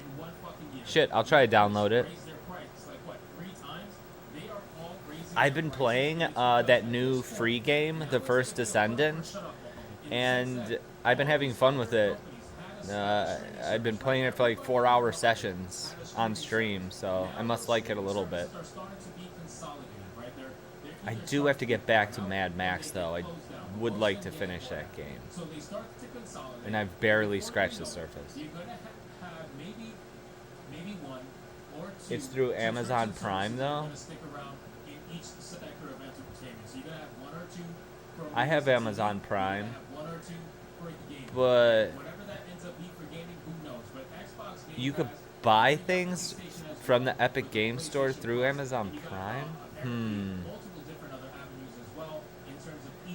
Do you know of Douche Chills? If so, that's his special summarize. Okay. Okay. Oh, an Xbox God. Check out this new hat the host of this show sent me for my birthday. It's embroidered. It has the Culturescape little logo guy here. And yeah, it's very nice. He sent it to me for my B-Day. So I have an official hat for my editing hangouts. And they're getting caught in the middle of this stuff too, you know. And but again, it's just we have a lot of people that are gotten themselves into positions of leadership that have clear agendas. Still have people I consider friends there. Some of them can't talk to me. I dealt with people more on the studio level or the publishing level when we did the comics, and they weren't the same. They weren't the same people. That's why I said Disney's a very compartmentalized company. Even Walt Disney World, Disneyland have two different leadership groups, and they're very different. Like very different. Like they don't. There were. We were there. There were times they did not see eye to eye on things, and but they kind of came. Right now, it's a little more unified, I think, than it was. But they were very different companies. Like Disneyland, Disney World did things very differently. But yeah, we basically Disneyland and Disney World are so different. Disney World is like a whole gaggle of theme parks that take up such a huge amount of area in Orlando. And Disneyland, I've never been to it, but I stayed at the Holiday Inn next door to Disneyland, and I've walked all the way around it. It would probably, I don't even know how many hours it'd take me to walk around Disney World. You probably can't even do it. There's water. There's alligators down there. Remember that story from a few years ago? Alligator got fucking snatched up a little kid. You don't want to fuck around in Disney World. Made a living talking about Disney theme parks and Disney stuff for 8 years. So that's longer than I thought was. Yeah, it was a while. Because we were doing the podcast and then we did. Yeah, so we were in. Thanks, Xbox I God. still have people I consider friends there. Some of them can't talk to me anymore, but You can link your Prime account to Twitch and sync up your Epic Game Store account, and you can get it. Okay. Giving away for 48 hours next week. All right, I'll have to figure out how to do all that. I will tell you what's really interesting about all this culture war stuff. You can't talk to me anymore, but like, and Disney stuff for like 8 years. Something Wow, like that, yeah. that's longer than I thought was. Yeah, it was a while. Because we were doing the podcast, and then we did. Yeah, so we were in like Flint, and I still have people I consider friends there. Some of them can't talk to me anymore, but like, I will tell you what's really interesting about all this culture war stuff. July 17th. There were so many Thank you conservatives for the info. It's unreal. People think it's all like it's a liberal hive mind. It's a some of the leadership maybe, but there are a lot of conservative people or middle of the road people or apolitical people that work at Disney that just want to do their jobs, and they're getting caught in the middle of this stuff too, you know.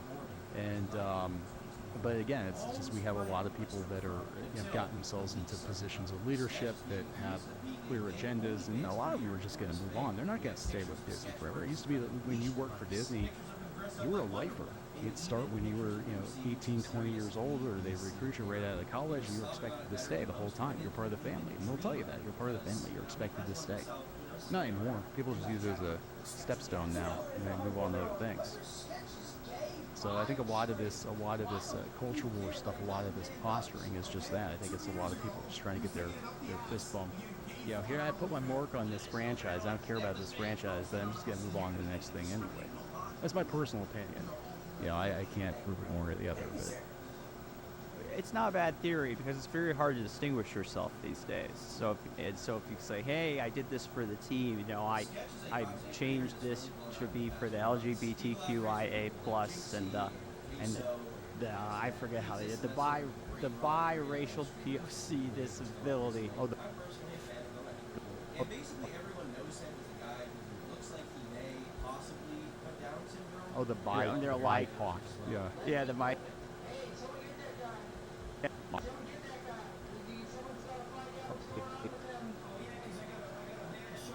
And they're like, yeah. Well, it turns out before his fame, he was an LGBT OnlyFans creator. Literally, he was literally slobbering on some The biracial POC disability. And they're like, yeah, the BIPOC, and like this is why this is why I deserve or this is why I should be hired. I could definitely see that happening. Yeah, for sure. I mean, I think more cases than not, it is about career. It is about angling. I mean, there are diehards. So when people did find out, we didn't know what to do. We got these text messages between him and Faye Bank, who's clearly distraught, and he feels like he doesn't really have any friends left. Banks asks if he's awake, sketches. Of course, but I think it's often people who are just using this stuff as either a shield to shield their company or as a way for them personally to get ahead. This is correct. He doesn't really care about whatever he did in the past, especially because it's not like Scott really did anything wrong. I mean, some videos, I personally think he was doing it pretty well. Pretending. Unfortunately, it seemed like at the time something drastic maybe down. Many people were liking the sketches, trying to live himself or something along those lines. He was definitely going through some emotional distress. Using it to get to where they care about it. They're just using it. Yes.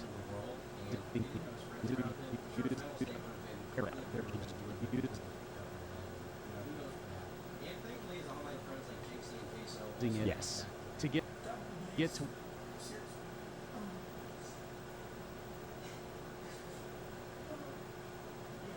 where they want to get to. Excuse me.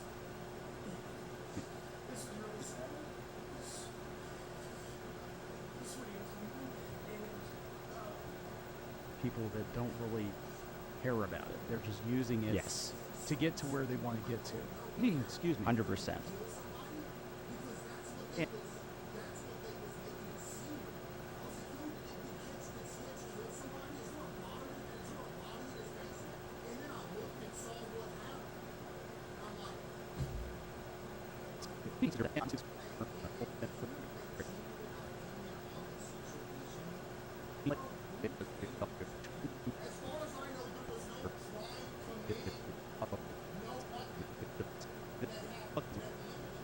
5 years and they're moving on to something else.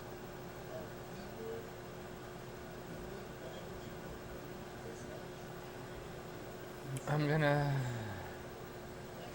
gonna fund a kick thought to strip for me. Peace, brother. Okay. Thanks for hanging, I come buckets.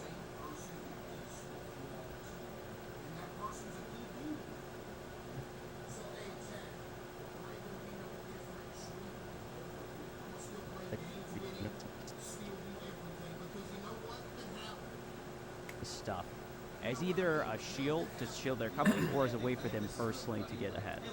I think in the case of Disney, I think it's yes. I think that I mean, I do believe there's some truth to it being easier to get loans or financing if you're pretending that the company is more diverse and inclusive than it actually is. But I also think that there are a lot of people that are just using Disney as a check mark on their resume. Like, oh, I did my 3 years at Disney, and I'm gonna move on to whatever. Put me in charge of the network or give me my own show, because what I really want to do, and I think that's really kind of All right, I come buckets. Maybe I'll watch it tonight. all of this nerd stuff is we have a lot of people that don't really care about it. They're just using it to get to where they want to get to. Excuse me. 100%. And I think we see this with gaming journos and pop culture journos. I'm gonna cut out the excuse me. All of this nerd stuff is we have a lot of people that don't really care about it. They're just using it to get to where they want to get to. They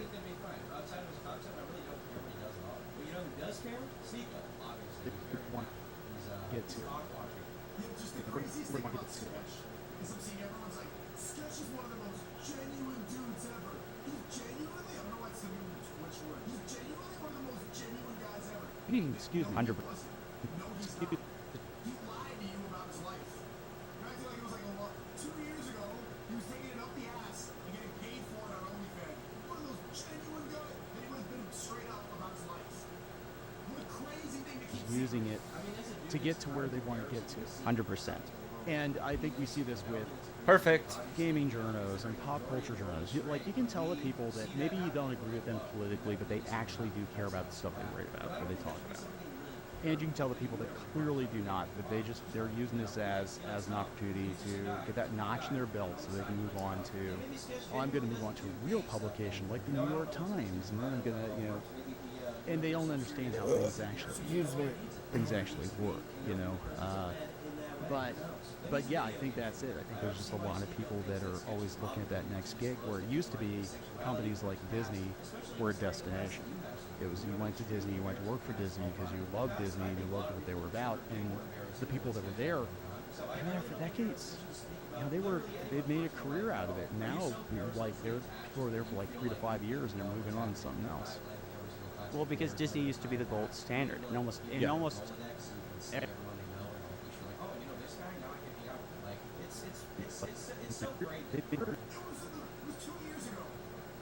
career out of it. How does Sneeko have a career? This guy is like the biggest. Every time I see this guy, I've never watched him, but every time he's perpetually saying retarded things, and I'm like, what's the redeeming quality here? Pretending to be Muslim? And what was it before? Sucking Andrew Tate off? What is the deal? Now, people are there for like 3 to 5 years and they're moving on to something else. Well, because Disney used to be the gold standard, and almost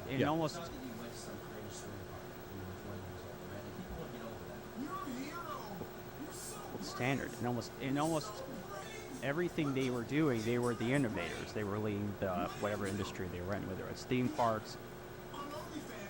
Sneeko, it's confusing. His favorite movie is Cuties. Yeah. He did have a very what was it? Charitable take on the whole Cuties thing, which I thought that the right-wing people they overreacted to it. See, I haven't watched it. I'll probably never will.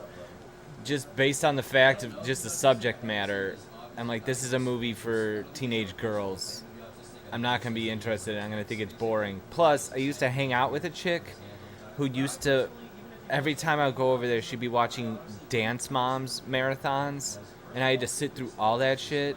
So I don't want to hear nothing about dance recitals or nothing about that. It was over 10 years ago, and I go the rest of my life without hearing anything about any of that. But I understood what Cuties was trying to say immediately.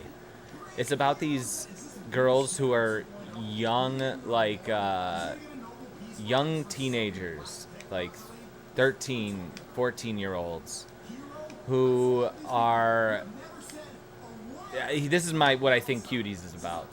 I think it's a response to TikTok, where I don't have a TikTok. I don't look around on TikTok, but I see the stuff from TikTok that migrates over to Instagram, and it's just like, I don't want to be seeing this, because it's always girls dancing in bikinis doing TikTok challenges, and you know, I don't know what the age of them are. They look young. And I'm like, TikTok just seems like a whole big pedophile grooming site to me. I'm sure there's a ton of other stuff. There's probably millions of other things that go on TikTok. But that stuff started to migrate over to Instagram. I'm like, this is what TikTok's all about? This is really weird. So Cutie seems like a response to TikTok saying, hey, society...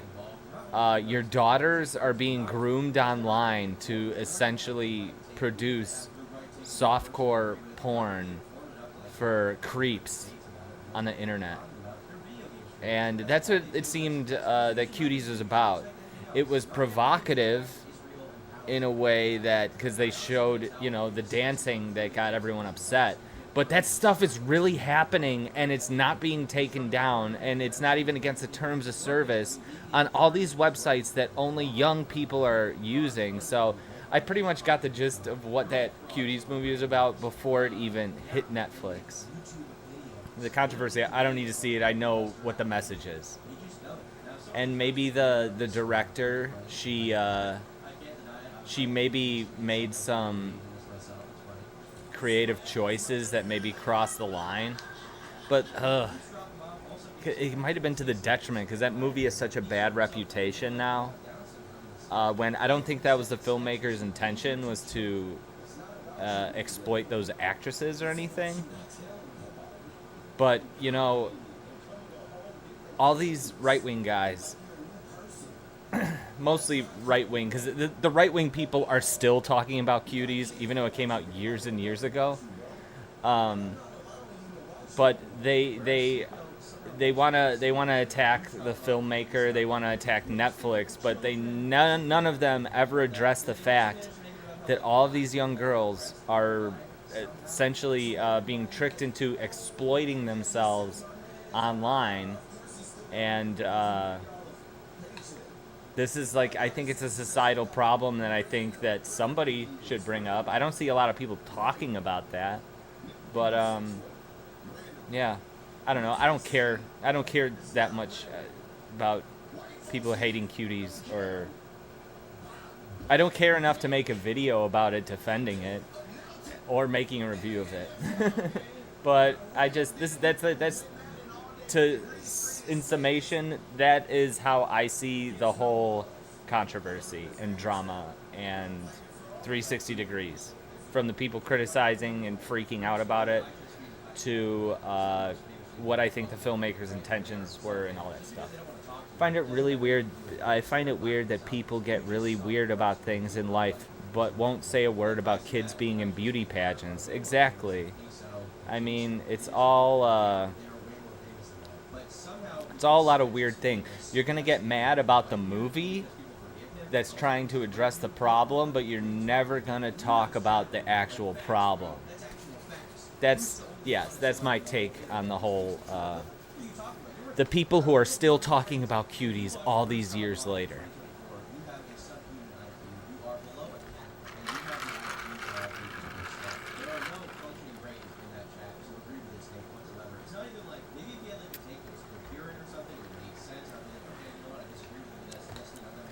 there's a lot of parenting that isn't being done in this world. Get your children off of the fucking internet. For entertainment with animation.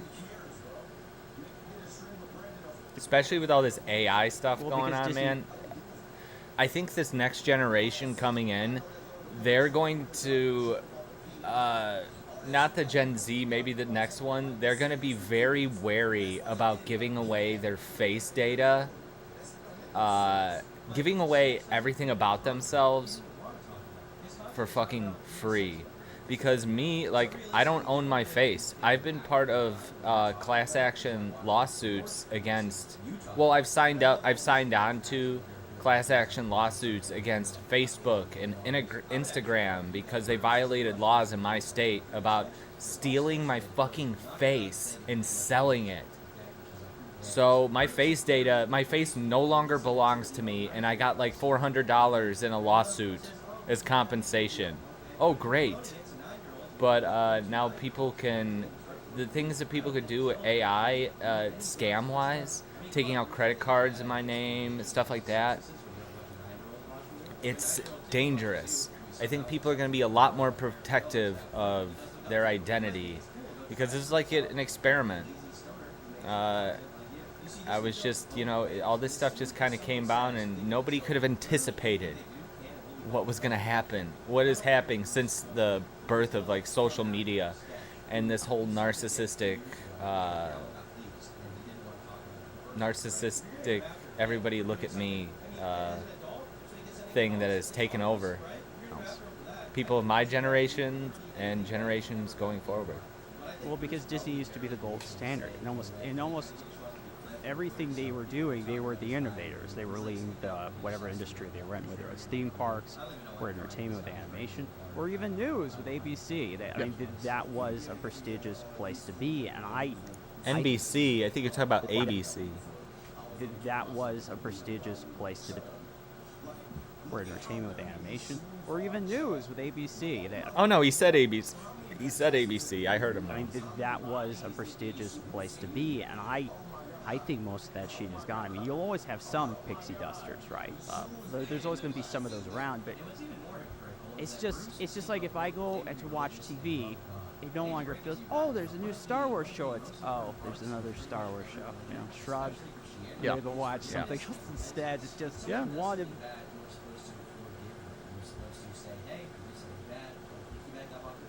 Yeah. To watch something else. Star Wars show. Shrug. Yeah. To watch something else instead. It's just one of many options instead of the option.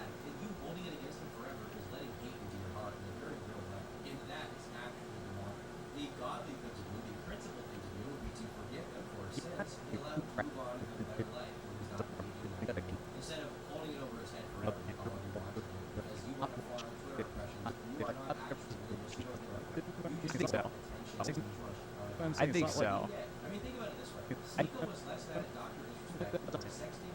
It's not like, it's not the Cosby Show. It's the Cosby Show. It's not the Oh, speaking of right-wing hypocrisy, all the people who are still talking about cuties ran defense for Dr. Disrespect even after he admitted to trying to fuck a child. So, fuck all these people, man. I think so. This is what the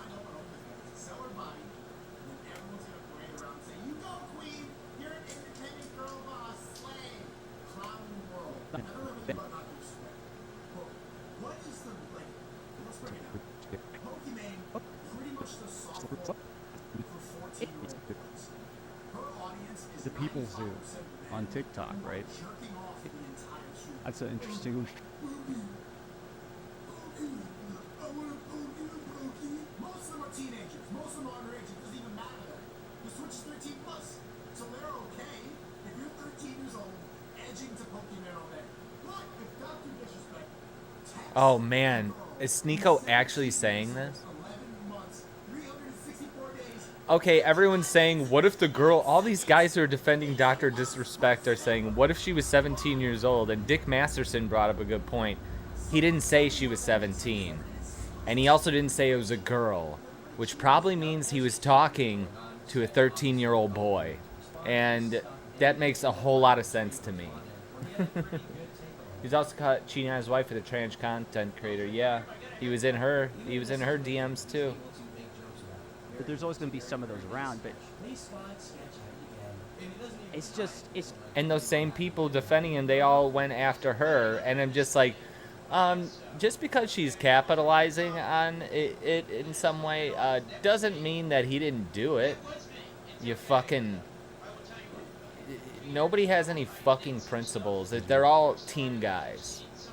Team Loved guys. Disney, and loved what they were about, and the people that were there for decades. You know, they'd made a career out of it. Now, like, they were there for like 3 to 5 years and then moving on to something else. well, because Disney used to be the gold standard. In almost everything they were doing, they were the innovators. They were leading the whatever industry they were in, whether it's theme parks or entertainment with animation, or even news with ABC. That was a prestigious place to be, and I think most of that shit is gone. I mean, you'll always have some pixie dusters, right? There's always going to be some of those around, but it's just like if I go to watch TV, it no longer feels, oh, there's a new Star Wars show. It's, oh, there's another Star Wars show. You know, shrug. I'm going to go watch something else instead. It's just one of many options instead of the option. Yeah, and I think that's just kind of in general with all of pop culture now is there are so many options out there, and I think we talked about this when you came on my podcast. I think The Quartering was one of the who I've hung out with the Quartering a few times, but he really stepped in it with this whole Dr. Disrespect thing. He was just dropping some real nonsense. Oh, I got a kick chat. John Rabibi, Rothschild, Discord, AMA, Discord. Please share to be a trillionaire. I don't know about that. My damn kick chat isn't showing up because the chat bot isn't working. like pop culture has been so fragmented now, and there's so many options and so many streaming services, and we don't have the big 3 networks anymore like we used to have, and everybody's not going to see the same movies like they used to. So we have this fragmentation of pop culture. But then what happens is you have a lot of little pies, not one big pie. So I think when you're starting to see the struggles in Hollywood, it's because you don't have a bunch of people working on some big, production, and it's like, oh, this crappy streaming show that it wasn't going to get a lot of, that got canceled, and then this other thing got canceled, and whatever. And that's kind of sad, because I think that is actually driving away. Also, the Dr. Disrespect guy, he was caught cheating on his wife in another incident outside of the trans and the child. That was the thing that happened years before his first between us. That we don't have those water cooler moments anymore. We're not all not that we all watch the same shows all the time, but we don't even have commonality at all when it comes to pop culture in some cases, unless it's like a really big event like Barbie and Oppenheimer or something. Like, you tell people, oh, this movie came out, what's that? I don't even know what that franchise is. I watched this show, what's that on? Oh, this one's streaming, it's on Peacock, and they have like 8 episodes, and it's like, okay, that's fine, but it's not Cheers. It's not like, it's not the Cosby Show. Can I say the Cosby Show? It's not. I think so. Like, this is what everybody's watching. It's not, and this is why Star Wars is never going to be Star Wars again, because Star Wars was a cultural touchstone. It was this huge event that we all went to. We all had this shared experience. We all could relate to it. We all know, Luke, I'm your father, even though he didn't actually say that in the movie, but everybody thinks he did. No, Luke. And we don't. I am your father. We have a bunch of broken pieces of what used to be pop culture, and everybody's kind of got their own interests, and mostly people were interested in themselves. They were interested in other people's business. That seems to be the new pop culture, watching the People Zoo on TikTok, right? That's an interesting way to put it. I don't disagree, but it is kind of crazy what's happened to Disney. I'm curious. I mean, how well does the mouse treat its favorite? Like Was it good? Was it enjoyable? Do you miss it? Get into the topic. If you enjoy the content I create, check out the links in the description. Join the community in my live streams and consider supporting Patreon or YouTube memberships. Now, the reason why people have been so vocal against Sweet Baby is because they do have a heck of a lot of influence. And I know the mainstream media loves to say they're only a small number of people, Well, but they might be small in numbers. Yet sound they very are cult-like. mighty If you're in the family, they treat you very well. course of so The many family, they means treat, by trying to intimidate the developers and ultimately they treat you very well. into thinking But that they're not they, going to have a place for well, this people is to gonna sound very cult-like. If you're in the family, they that was their tactic. But now, one of Sweet Baby's very vocal defenders who had said every lever must be pulled to push, LGBT. they treat you very well. So now she's joining CD Projekt Red. So it says Mary Penny, the former associate narrative director and songwriter. But they also expect your loyalty, and they expect that to be reciprocated. I think it's less cult. I've already had to talk about this game a couple of times at this point because of how disappointed people already are in it with the female character designs, of course specifically Jean Grey. People are not entertained. Like, was it good? Was it enjoyable? Do you miss it? I miss the people there. No, actually, look, I'm going to be completely honest. If you are in the family, they treat you very well. But they, well, this is going to sound very cult-like. If you're in the family, they treat you very well. But they also expect your loyalty, and they expect that to be I reciprocated. think it's less cult-like. I think it's more like the mob. Possibly, but there are different levels. At least it was my experience. There. I think it's less cult-like. I think it's more like the mob. Series at Cyberpunk 2077. She added, I can't wait to talk more about my project. I'm thrilled to be getting back into RPGs. My team is talented, welcoming, and just flat out cool. Here's to a new adventure. Now, of course, we do know that they're working on the next Witcher game. We know that they But there a Cyberpunk 2077 sequel follow-up, whatever they want to call it. We do know that those both are in the works. I would assume because the Witcher series is already underway, and they've been working on that game for quite a while. you know, the executives higher up the ladder, but most of the people.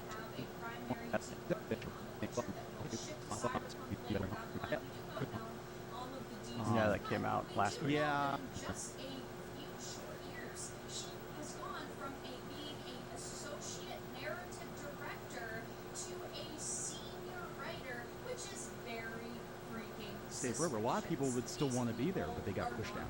I think that they've been pushing people out, trying to. You know, we talked about that whole video with the O'Keefe video or whatever, and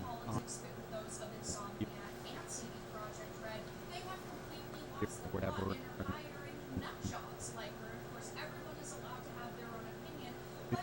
Video or whatever, and Yeah, that came out last week. yeah, I mean.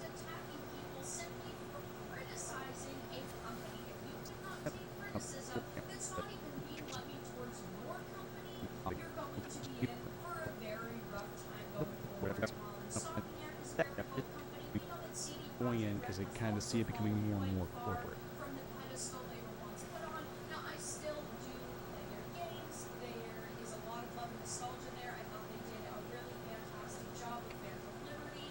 I, of course, love the other Witcher games. Her own personal activism. How well does the mouse treat its?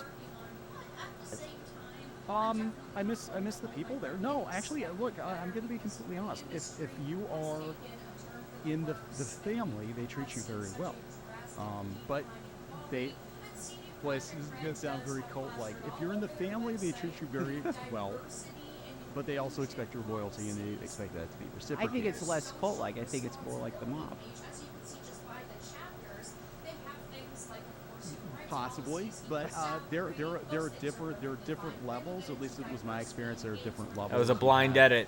Looks People great. Like the inner circle, and you had people that were in like playing the people that were the old standbys, and then you had kind of, unfortunately, the cast members and the people that were kind of lower on the totem pole. I don't think they were treated as well as the executives higher up the ladder. But most of the people I talked to, I'm going to be 100% honest. Now it's changed. The culture seems like it's changed quite a bit, but most of the people we dealt with, they were there for a long time, and they could have jumped ship. They could have gone across town to Universal or whatever, and most of them didn't. The reason that so many Imagineers went to Universal, as I understand it, was because Disney let them go, but they'd probably still be at Disney if they had the opportunity. People getting pissed off and rage quitting Disney, it was a rarity before. Don Bluth, that was kind of an infamous example. But a lot of people, they would stay forever. A lot of people would still want to be there, but they got pushed out. I think that they've been pushing people out, trying to, we talked about that whole video with the O'Keefe video or whatever, and that came out last week. Yeah, I mean, I think to some level, yeah, but I mean, there are people that have been at the company for a long time, and I think the people that have been at the company for a long time, they will keep them as long as they can. Will they advance them? I don't know about that, but but it definitely has changed. The culture has changed. So I can't really speak to what it is now. I mean, I can tell you as of 5 years ago, most of the people we knew at Disney were pretty happy there, for whatever that's worth. And they were very disappointed in the direction the company was going in, because they kind of see it becoming more and more corporate. I do miss that in the culture,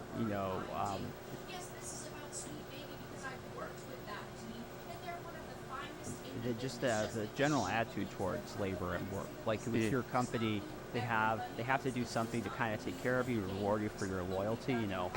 Even when I think about, when my grandma retired, and all the benefits that the hospital she worked for was giving her. People kind of make fun of it. It's like getting the silver watch. When you finish 40 years. But I mean, in real terms, that kind of stuff did matter. And I feel like that's gone, where now you're just kind of a disposable cog, for better or worse. And it definitely feels that way. Maybe the corporations had that attitude beforehand, but at least the way it felt to the worker was, I work here, they're going to take care of me, I'm going to get health insurance, they're going to help set up my retirement, they're going to recognize, a big family life event. Maybe they'll help pay for my school. And there are many tier benefits to it, and now it's just like, do I keep my job? And it doesn't go too much further than that. You may get like health benefits, but it's only if you're able to get full time, and more and more full time. And God damn. I remember when I worked at Denny's, Obamacare kicked in, and instead of giving us health insurance, they just overstaffed the restaurant and wouldn't let anyone work over 30 hours. So then nobody was full-time, so they didn't have to pay anyone. They didn't have to do shit. Yeah, more and more. Yeah.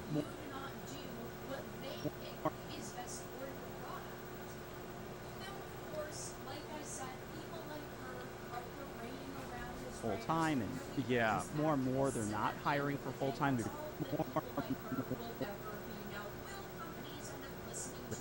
they get full time, and more and more they're not hiring for full time. They're just pushing people from full time to like 0.9 hours in their schedule, so that they don't have to give them benefits. And that's exactly what I was saying.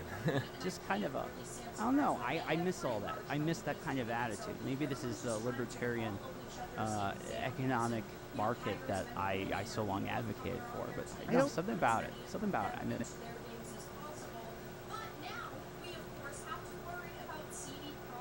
I know something about it. As we know, this major sweet baby defender and person who's worked with them in the past, who has said Something about it. I miss it. push and pulled in order to push agendas they agree with. And now she's joined CD Projekt Red, so it'll be interesting to see what she does and how she promotes these games going forward. Only time will tell, but for now, that's all that I had to discuss in this week. If you enjoyed it, check out the links in the description and follow me on So it's I'm saying There's been a depth. So it's. I think it. My channel is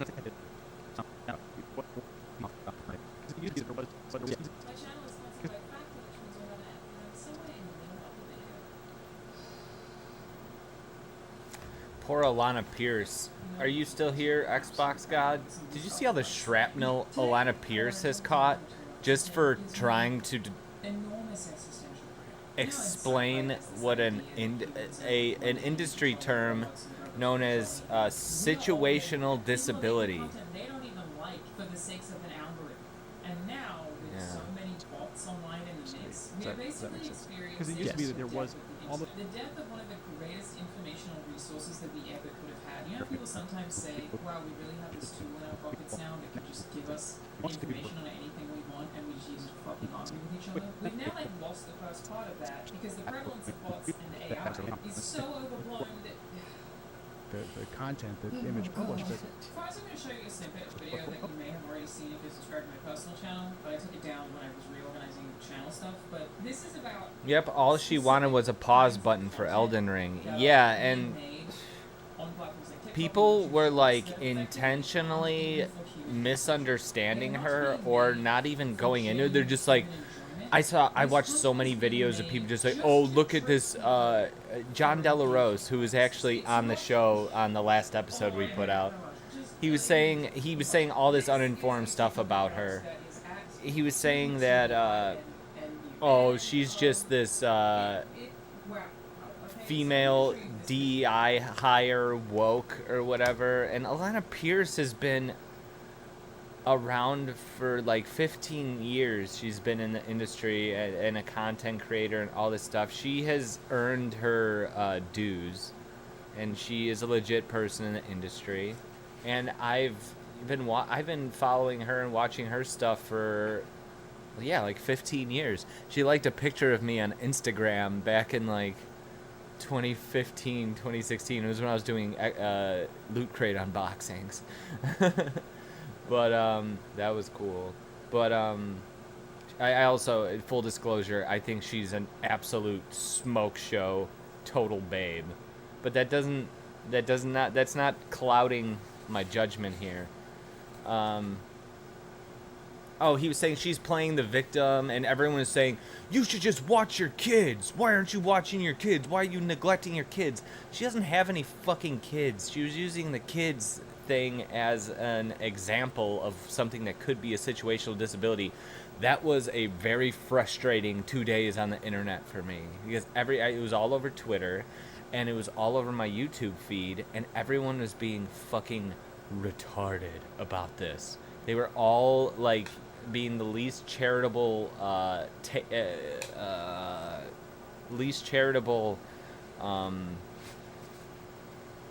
summation of what she was trying to say, and nobody was listening. I didn't understand due to the disability part, but as soon as she clarified that she wanted a pause button, I stopped talking about it. Yeah. Well, see, the whole thing, what this reminds me of, the whole blow up about what she said, was, it reminded me of the people who say that addiction isn't a disease, just based on their own shallow understanding of what the word disease can mean. And that was, I would say, like, that would, just the whole thing, everyone being like, I don't want what disability? You say that being a parent is like being in a wheelchair? It isn't. She wasn't saying it was. She was using industry jargon, industry terminology to just talk about a fucking pause button. Company produced, like in the case of like Image Comics, they wanted to start that. It was very annoying. That stuff, I don't know why I shouldn't let it annoy me, but when I focus it on something, I'm like, that's not right. I'll fucking rant and rave about it. It's so insane. You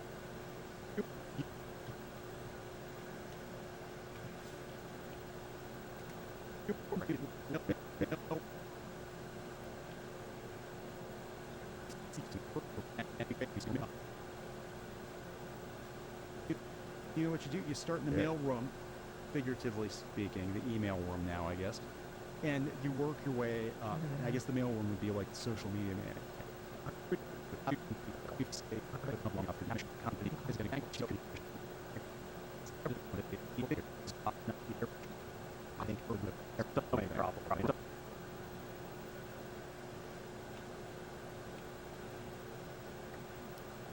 So many problems. Yeah. All the problems.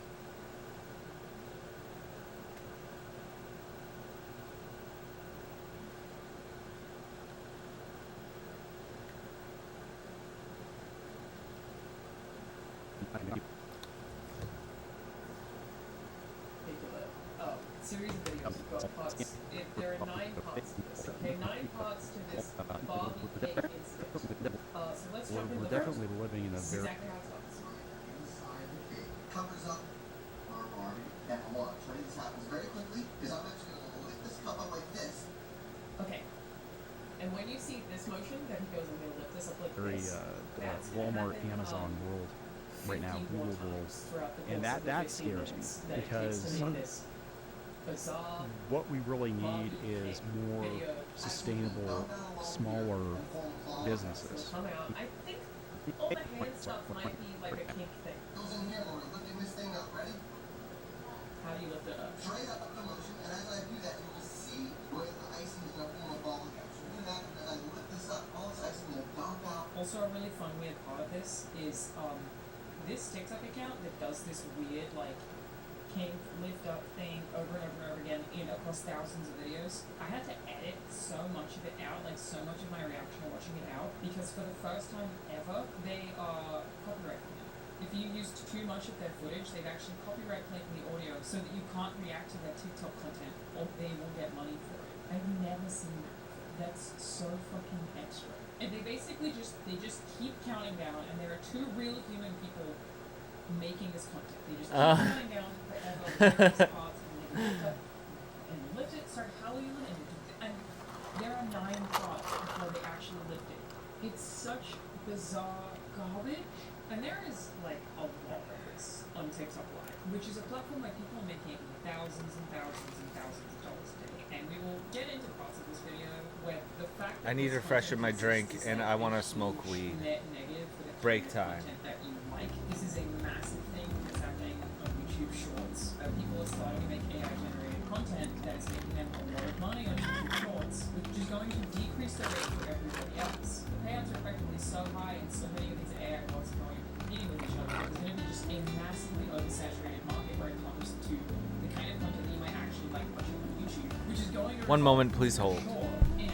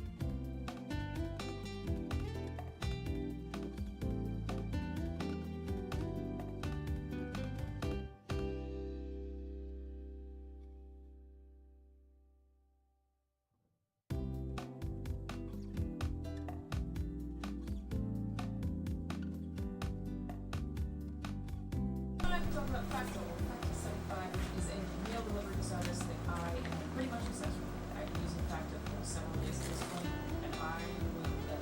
It made my life so much easier and a lot cheaper. Factor delivers you fresh, never frozen meals that are ready to eat. You just microwave them for 2 minutes, and you're good. You can choose from a weekly menu of 35 options of chef-crafted diet meals on several different menus with popular options like calorie smart, keto, protein plus, or vegan and veg. They also have more than 60 hours every week for breakfast, for lunch, snacks, and beverages, so you can feel good all day. And while I do love the taste of all of my Factor meals, it also just makes a huge difference when it comes to time. You don't have to think about what you're making. Live it, meal prep, you don't have to do anything. I do not have the time to do things, so whenever I have time to eat something, just in between 2 meetings, microwave for 2 minutes, and I am good to eat straight away without any noise, which is the best. It's also just so much cheaper than takeout or ordering a delivery service, and there's so many options. Genuinely love this one. Highly recommend. So that sounds like something that you would like, which I am so sure. Click the link in the description and use code Charolina J50 to get 50% off the first Factor box and 20% off your next month of orders. Thanks for having so much for you. I'm back.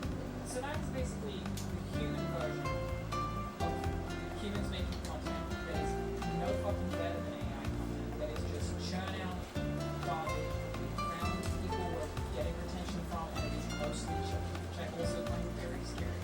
But now we have the added layer of humans making bot content and bots making bot content. So let's talk about humans first. This is effectively the death of journalism in no small way, and for the amount of shit that people want to talk about journalism, like across the board, in a very like anti-media campaign, I understand where that comes from.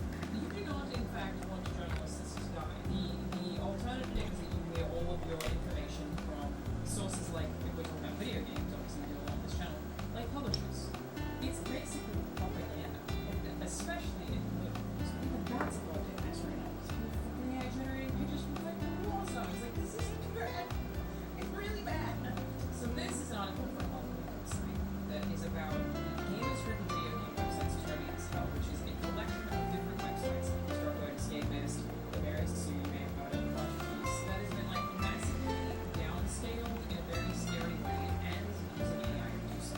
In June, the Gamers Network advertised for an AI editor who would, as Futures reported at the time, use APIs like ChatGPT to output astounding if not right. Lightsaber time. The articles of questionable quality all week. The journalist on the was backlash because it changed the sentiment. And a lot of this, according to this reporting, is coming from a Google change to their search algorithm, and of course also Google AI, which, trust me, will get into. Did you know that Google AI thinks that women who are pregnant should start reducing their estimate? So former analysts said as well, you know, like 10 news stories, they raised conspiracy source of news stories, they also managed training and so we've seen these kind of trends. There was a lot of pressure to all that and improve traffic to competitors overall after about 1,200 a month. Content quotas for humans are bad in general, right? Because it means that you're going to be rushing for advertisement. That is absolutely a thing. But when you couple that content quota system with AI, you're going to start getting just absolute garbage trash articles. In fact, there are already so many of these. Look at what happens when I Google my own name. So here are some facts about me. Totally normal website, NigelNews.com. Alana Pierce biography, age, height, boyfriend, and other facts you should know. Alana Pierce is a podcaster for the Guy Fishing Show on YouTube, who also serves as an editor. He also is known for editing skills with Save Game and the show she stars on, such as Button Bash.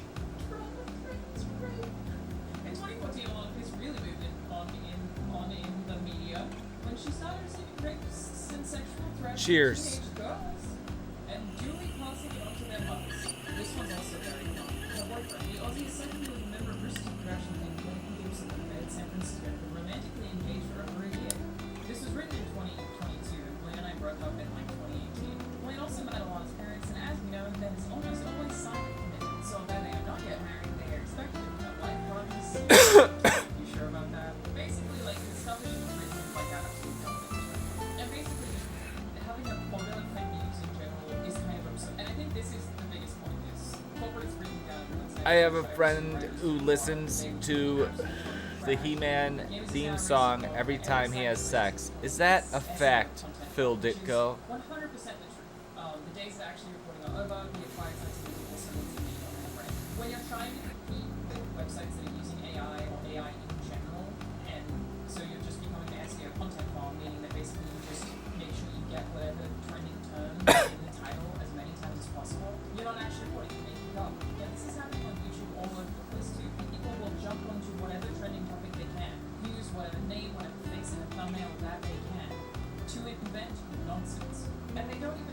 Why is my kick chat all from yesterday? Why does it do that? That's stupid. Just to keep up with the output, to have the video, to have the things there, to have 2 takes. I just realized that all of the chats that I'm looking at Kick were sent to me during yesterday's stream. So much. This is a really fun thing that has been happening. This is almost definitely a bot. Most of that in the first place, obviously, to connect our wallets. But just look at the data on these tweets here. This fake Munchables account said during recent exploit, Munchables urges all users to revoke all connections to prevent loss of funds. All users who connected their wallets to the platform are at risk of the future fund loss. Revoke now. This somehow has 20,000 retweets. 20,000 retweets. 18,000 likes. Exact same amount that this has, by the way. These 2 things have 20,000 retweets and 18,000 likes. Exactly the same. And yet 2.1 views and 2.6 views. So the bots are botting themselves. If these are bot accounts already, they're botting themselves for engagement so that they will appear at the top of your Twitter feed. So that when you're using Twitter, this is the first response that you see. Yeah, you were telling me that. Like here are 2 separate Lunchables accounts. This is just an ad. This is also You're proggy, right, Phil Ditko? Some for the same brand. It's just so much goddamn spam. And that's not even Just I'm trying to disambiguate the people who show up here, and I'm okay. Yeah, you were telling me about Diablo 4. I played Diablo. Literally works on AI replies. This is awful. Basically, like. I'm trying to think if I would buy Diablo 2 remastered or if I would buy Diablo 4. Is it multiplayer? Oh, so you could like go in teams to go through dungeons and stuff? You know, I was kind of all like interests in Diablo got kind of snuffed out by playing Diablo Immortal for a few weeks. I got I got really bored of that. Have you played Diablo Immortal? I would love to hear what your thoughts are between the mobile game, which I mean it looked fine, and the actual platform game. Yeah. Like you are having conversations with something you didn't write or think or say. You just generated it. What? And that's not even getting started on every single grok. Every single website right now has its own AI.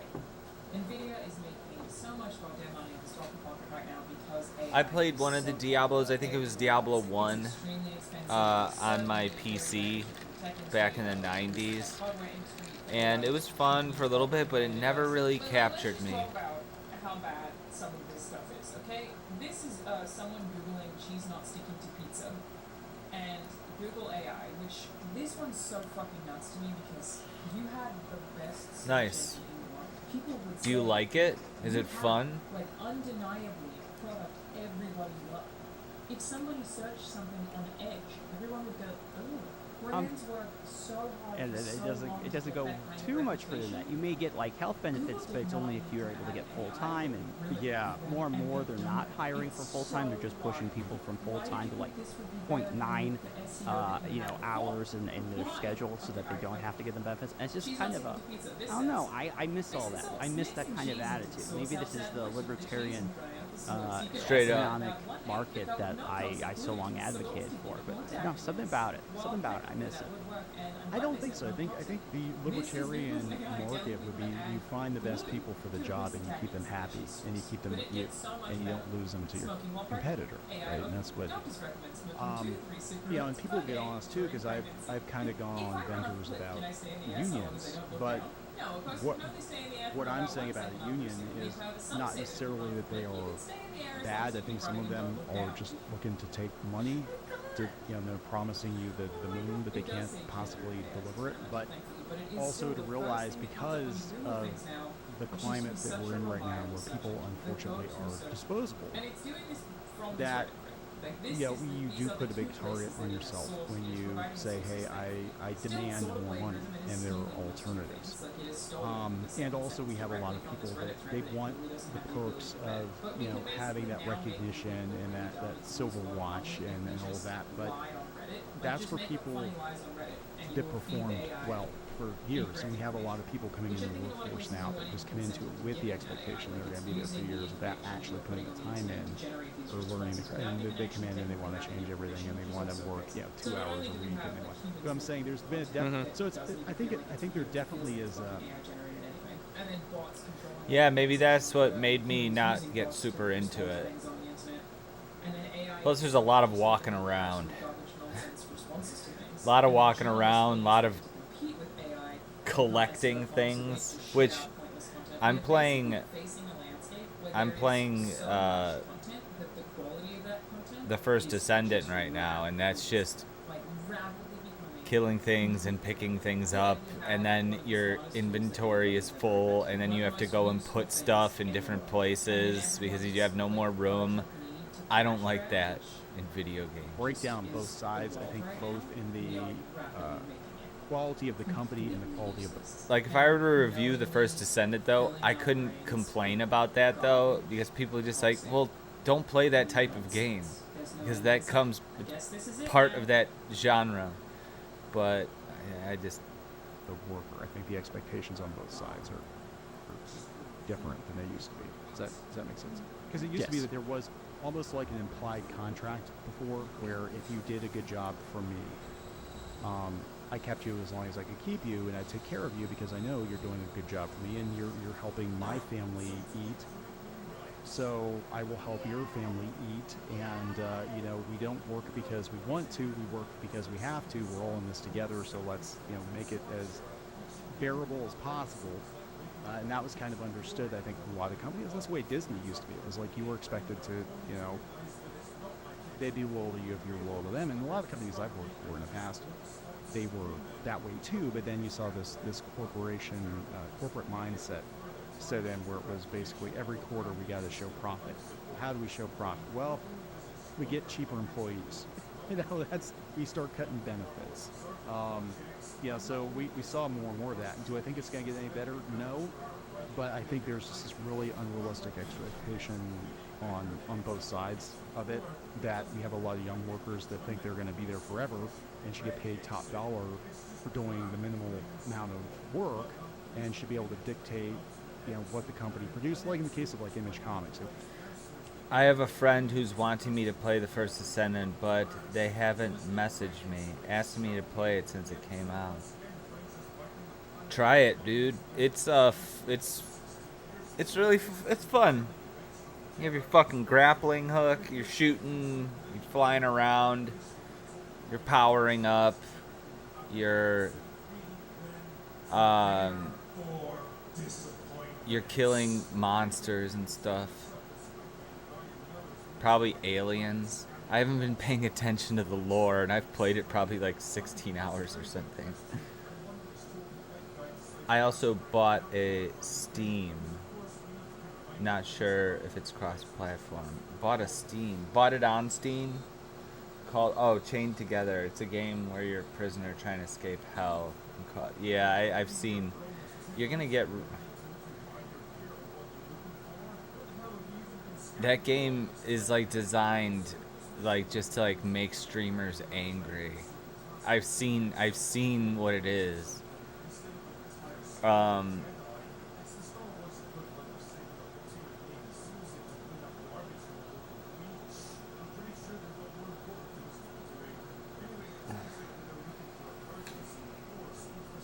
never tried any of those impossible climbing games.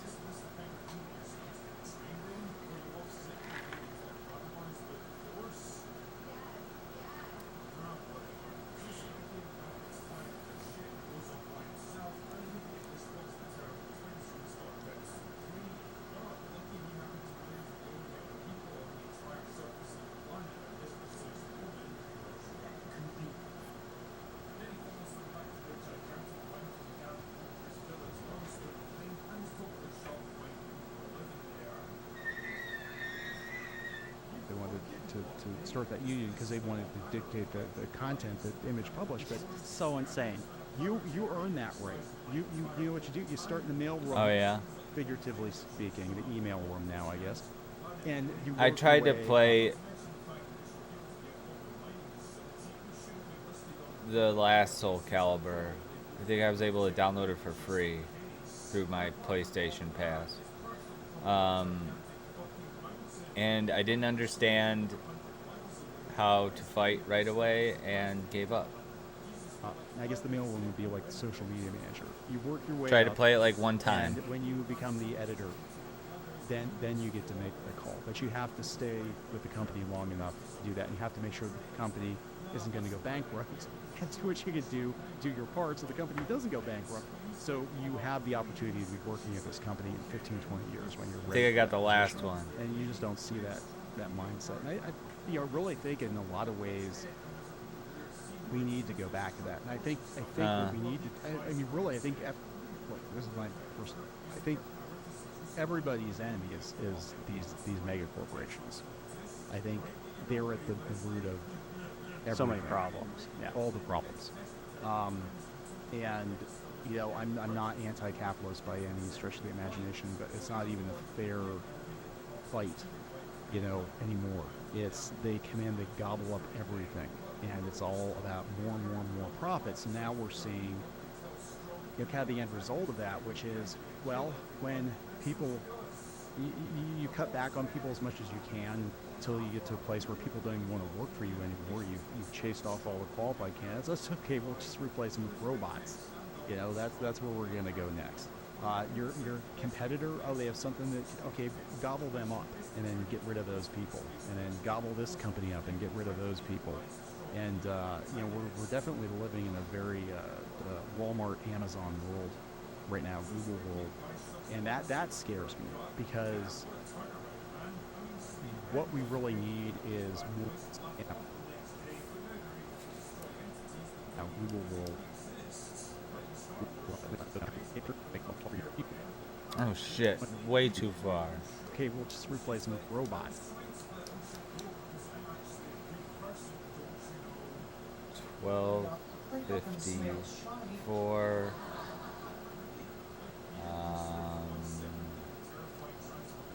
Walmart World. You know, that's where we're gonna go next. Your competitor, oh, they have something that, okay, gobble them up and then get rid of those people, and then gobble this company up and get rid of those people. And you know, we're definitely living in a very Walmart, Amazon world right now, Google world, and that scares me, because what we really need is more sustainable, smaller businesses.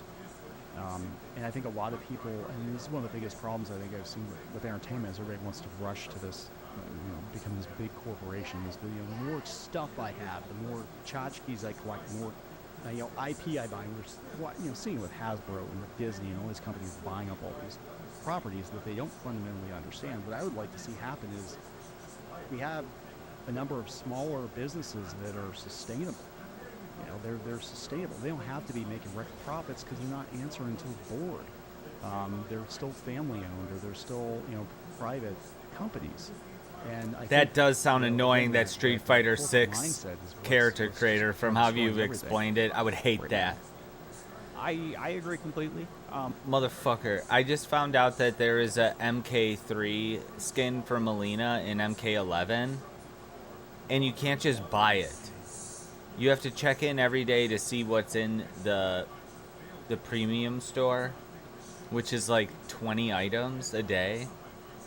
Or you have to win them through the Towers of Time if that prize is available that day. They'll show you what prize you could win, but there's probably a zillion different outfits and emotes and brutalities and whatever they give away, and consumables, which I've maybe used a consumable 3 times in the entire, since that game fucking came out, MK11. And MK would go bring back the creative combat, and yeah, me too. That was awesome in Mortal Kombat Armageddon. I had so many characters in that. You know, that game did not age well though. I tried to revisit it. Kind of sucks. It's like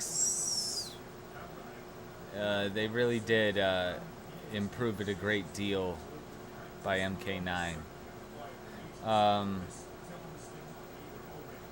I used to play that game like every fucking day, and I tried to play it on stream a few months ago, and I'm just like, this is kind of boring.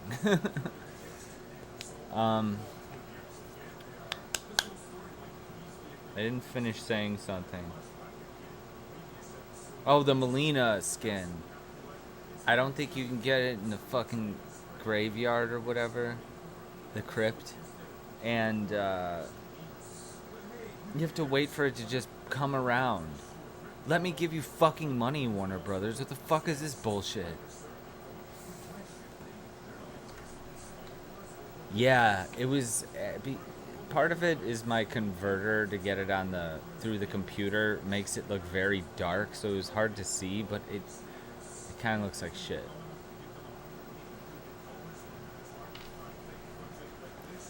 I had a lot of fun with it though.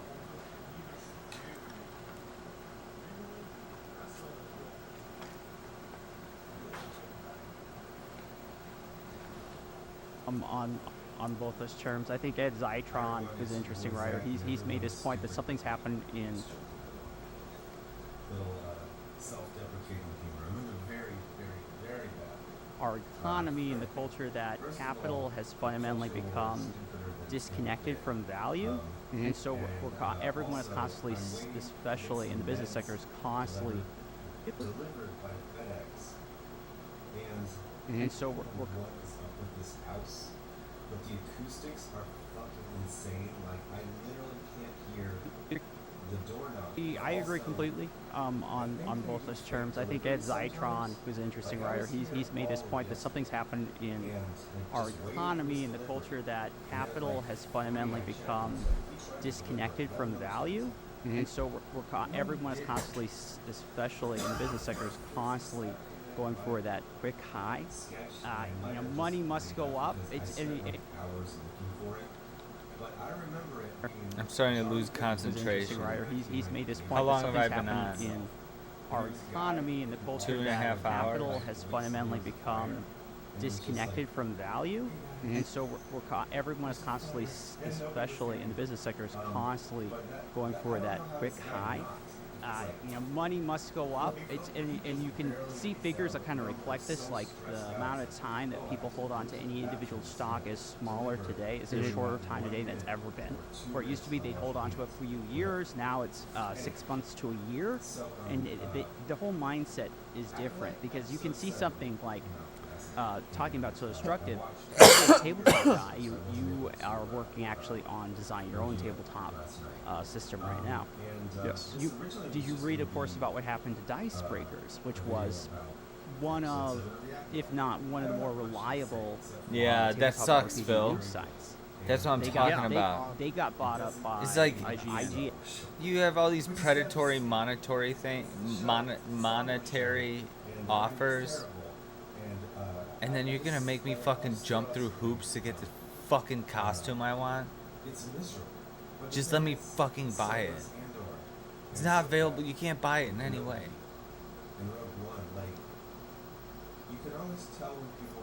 Those towers of time ain't shit. You can set the difficulty to easy. I'm sure. Can you share your ideas? Oh, I want to do a dark take. Yeah, everybody does a dark take. Star Wars is silly. It's Fucking silly. stupid. Go watch George's 6 movies. They're silly. Go watch the Clone Wars. It's silly. Like, yeah, there's intense moments, but overall, it's light entertainment. Like, this is It's just kind of destroying everything right now. like a fundamental. I agree completely. Every single person says we want to do a dark take on Star Wars. Like, nobody's like, I want to do a fun movie. Nobody. Even like Force Awakens, which was kind of an attempt to do like a fun Star Wars movie. completely on both those terms. I think Ed Zytron, who's an interesting writer, he's made this point that something's happened in our economy and the culture that capital has fundamentally become disconnected from value. And so everyone is constantly, especially in the business sector, is constantly going for that disconnected from value. And so everyone is constantly. Does that need to be in here? Well, he sort of like asked a question. Culture that capital has fundamentally become disconnected from value. I mean, if you just kind of step back, I'm talking about like looking at the screen. Capital has fundamentally become disconnected from value, and so everyone is constantly, especially in That looks better. constantly going for that quick high. Money must go up, and you can see figures that kind of reflect this, like the amount of time that people hold on to any individual stock is smaller today. It's a shorter time today than it's ever been. Where it used to be they hold on to it for years, now it's 6 months to a year. And the whole mindset is different because you can see something like talking about so destructive. You're a big tabletop guy. You are working actually on designing your own tabletop system right now. Did you read, of course, about what happened to Dynamo? Middle-aged men. System right it now. looks like just that kid. You're a big tabletop guy. At Walmart, right? And you are working actually on Ryan the is site. like 40 right now. I think he's like 15. But like he's had these endorsement deals. So system like right now. 10 years ago he was opening toys and doing pranks with his family. And now he's like are working actually he's on like designing your own 47. tabletop But like it looks like that. It looks like this looks like it looks like system right now. Yes. kids opening toys from 10 years ago. Like everybody's slapping their face like Macaulay Culkin. And they're like or they're like pretending like they're sleepy. Oh, Bandai did a much smarter job with their fighting game franchise, Tekken Soul, and what Capcom and NetherRealm have done with theirs. Yeah, yes and no. I would say yes. I'm going to review episode 7. No, you can go fight and I'm not like a fucking expert, you don't have to go do this. but I think that You're choosing to do this, and it's like I'm assuming like Mortal Kombat. episode 7. I wonder what's the most successful fighting game. I don't even know. Street Fighter, it could be. Street Fighter could, probably not though. I don't know. Like Acolyte, Star Wars stuff. I would guess Mortal Kombat. Anti-SJWs have this really insidious way of talking that like you can use it for anything to make like I can make pouring cereal sound stupid. Like they just have this like really acidic way of describing everything. And even just like Tabletop guy. if I was to review Acolyte episode 7, I'm gonna have to remember this video because I actually want to hear what he's saying. you like slap your face and be like, oh, I just had to watch another stupid episode by Leslie Head Dumb of the shit alike, except for it's not light with shit, it's heavy with shit, so I'm gonna call it the shit heavy by Leslie Head. I get it. You read Mad Magazine. You read Cracked Magazine. So did I. I know what you're doing. You're just Okay. And people say, oh, it's really popular. Yeah, there's a lot of dumb people out there. There's a concept called lowest common denominator. And this is below this. Like anti-SJW YouTube is below lowest common denominator. It is now the lowest common denominator. I had a thought yesterday. You are working actually on designing your own tabletop system right now. Did you read, of course, about what happened to Dynamo? Why does his footage look all funky? System. I'm just high. I've kind of gone back and forth because several of these people are my friends. Some of them I talk to literally every single day. And I was just like, I hate this so much and I don't want to. Did you read, of course, about what happened to Dice Breakers, which was one of, if not one of the more reliable tabletop RPG news sites? They got bought bought up by IGN. Tabletop RPG news site. They got they got bought up by news sites. There's delectable riddles in my face. Ew. It's like, okay, first of all, y'all coming off like a bunch of closet cases. Just straight out the gate. But also, like, I was like, okay, if you just spent a week complaining about a man with no shirt, which in the 1980s, like, every, like, Magnum PI, freaking Riptide, Dynasty, Falcon Crest, every single show had a man with no shirt. Oh. Don't go to the beach. Tabletop RPG news sites. They got I they. was like, Oh, you can't even tell that I cut it. you spent a week. You can't even tell that there was an edit. News sites. They got Like, you, because more what- reliable there's a set tabletop number of RPG things. news sites. They got bought up. I also I could not be noticing something obvious just because I'm I'm drunk and on drugs. I really shouldn't have said They that. got they That word. There's a limited amount of things they do. reliable Like, okay, here's a tabletop birthday RPG party news clown. sites. It's like, oh, They I got wonder they if you're gonna they say got bought up by Master Squid IGN. Game, which, by the way, you know how I've explained some things are a little bit funny? That's literally never funny. Yeah, I understand you're IGN. doing something. Yes. And it's pretty. You have a break for it. You're like, oh, I can't remember the character Carrie Ann Moss plays, so I'm just going to say Trinity. And everyone will know what I'm talking about. The highest selling fighting game franchise of all time is Mortal Kombat, but the highest selling fighting game is Super Smash Bros. Ultimate. I didn't even think about that. The highest selling fighting game franchise of all time is Mortal Kombat. Oh, so Rage bait for unhappy middle-aged men. That is the easiest shit. oh, okay. Did you hear that there was a Okay. person So Mortal who- Kombat's in good shape.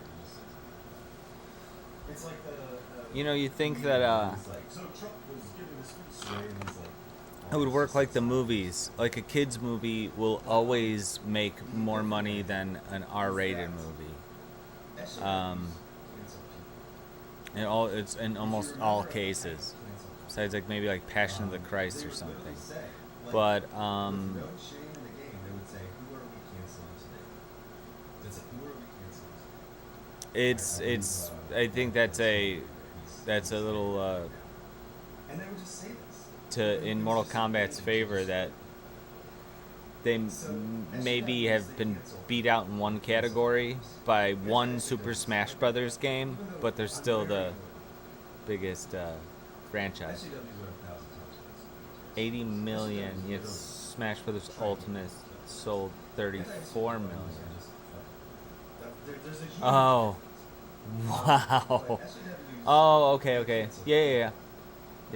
Over every single game since '92. Cancel culture is to cancel culture. Still good for Super Smash Brothers Ultimate. One moment.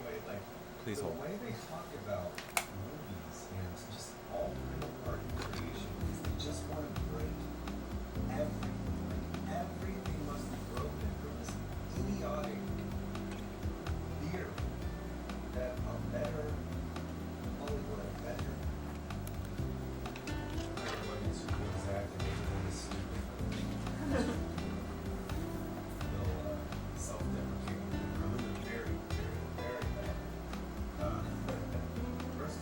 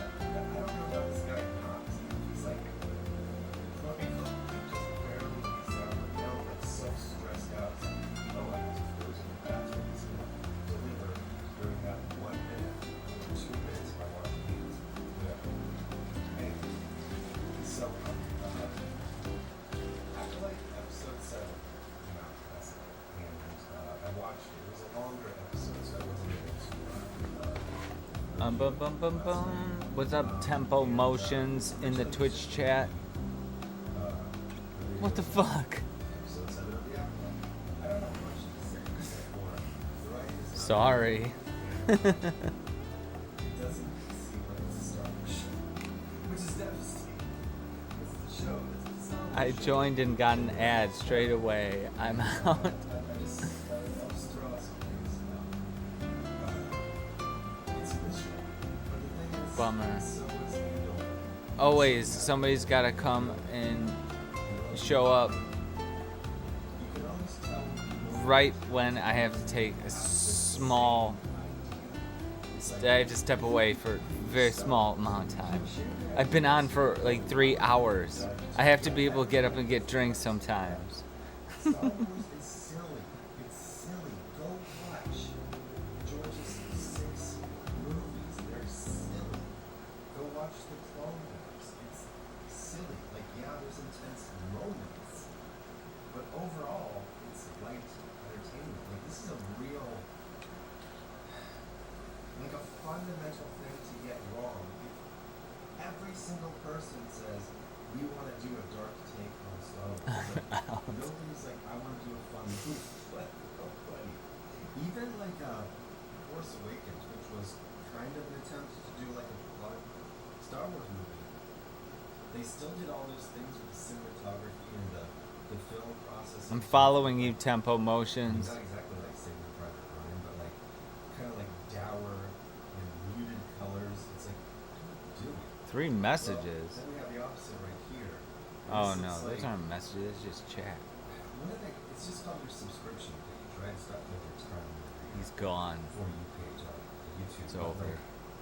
like, when I wake up and check YouTube, it's idiotic.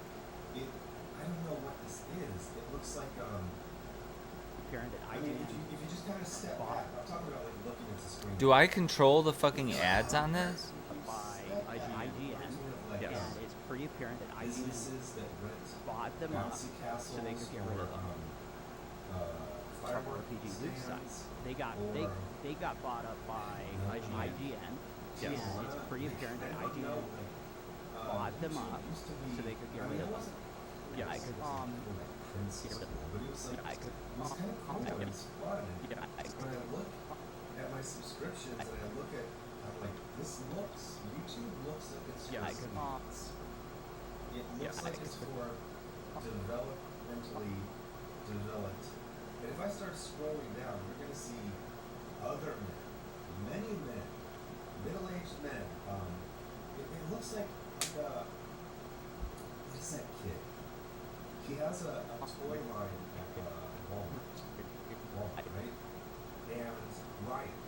So Ryan is what, like 40 right now? I think he's like 15.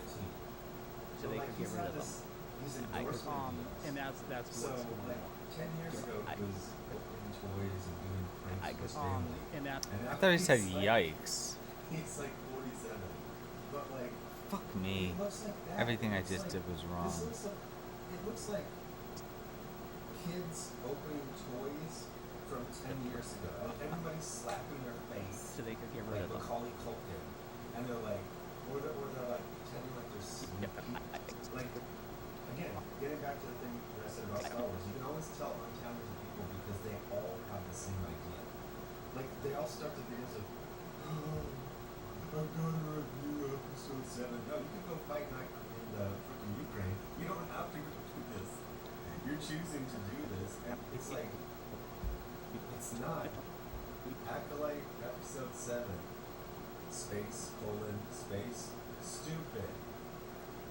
I kind of notice a pattern, and it's not just in like the Acolyte, Star Wars stuff. It's like anti-SJWs have this really insidious way of talking that like you can use it for anything to make like I can make boiled cereal sound stupid. Cheaper.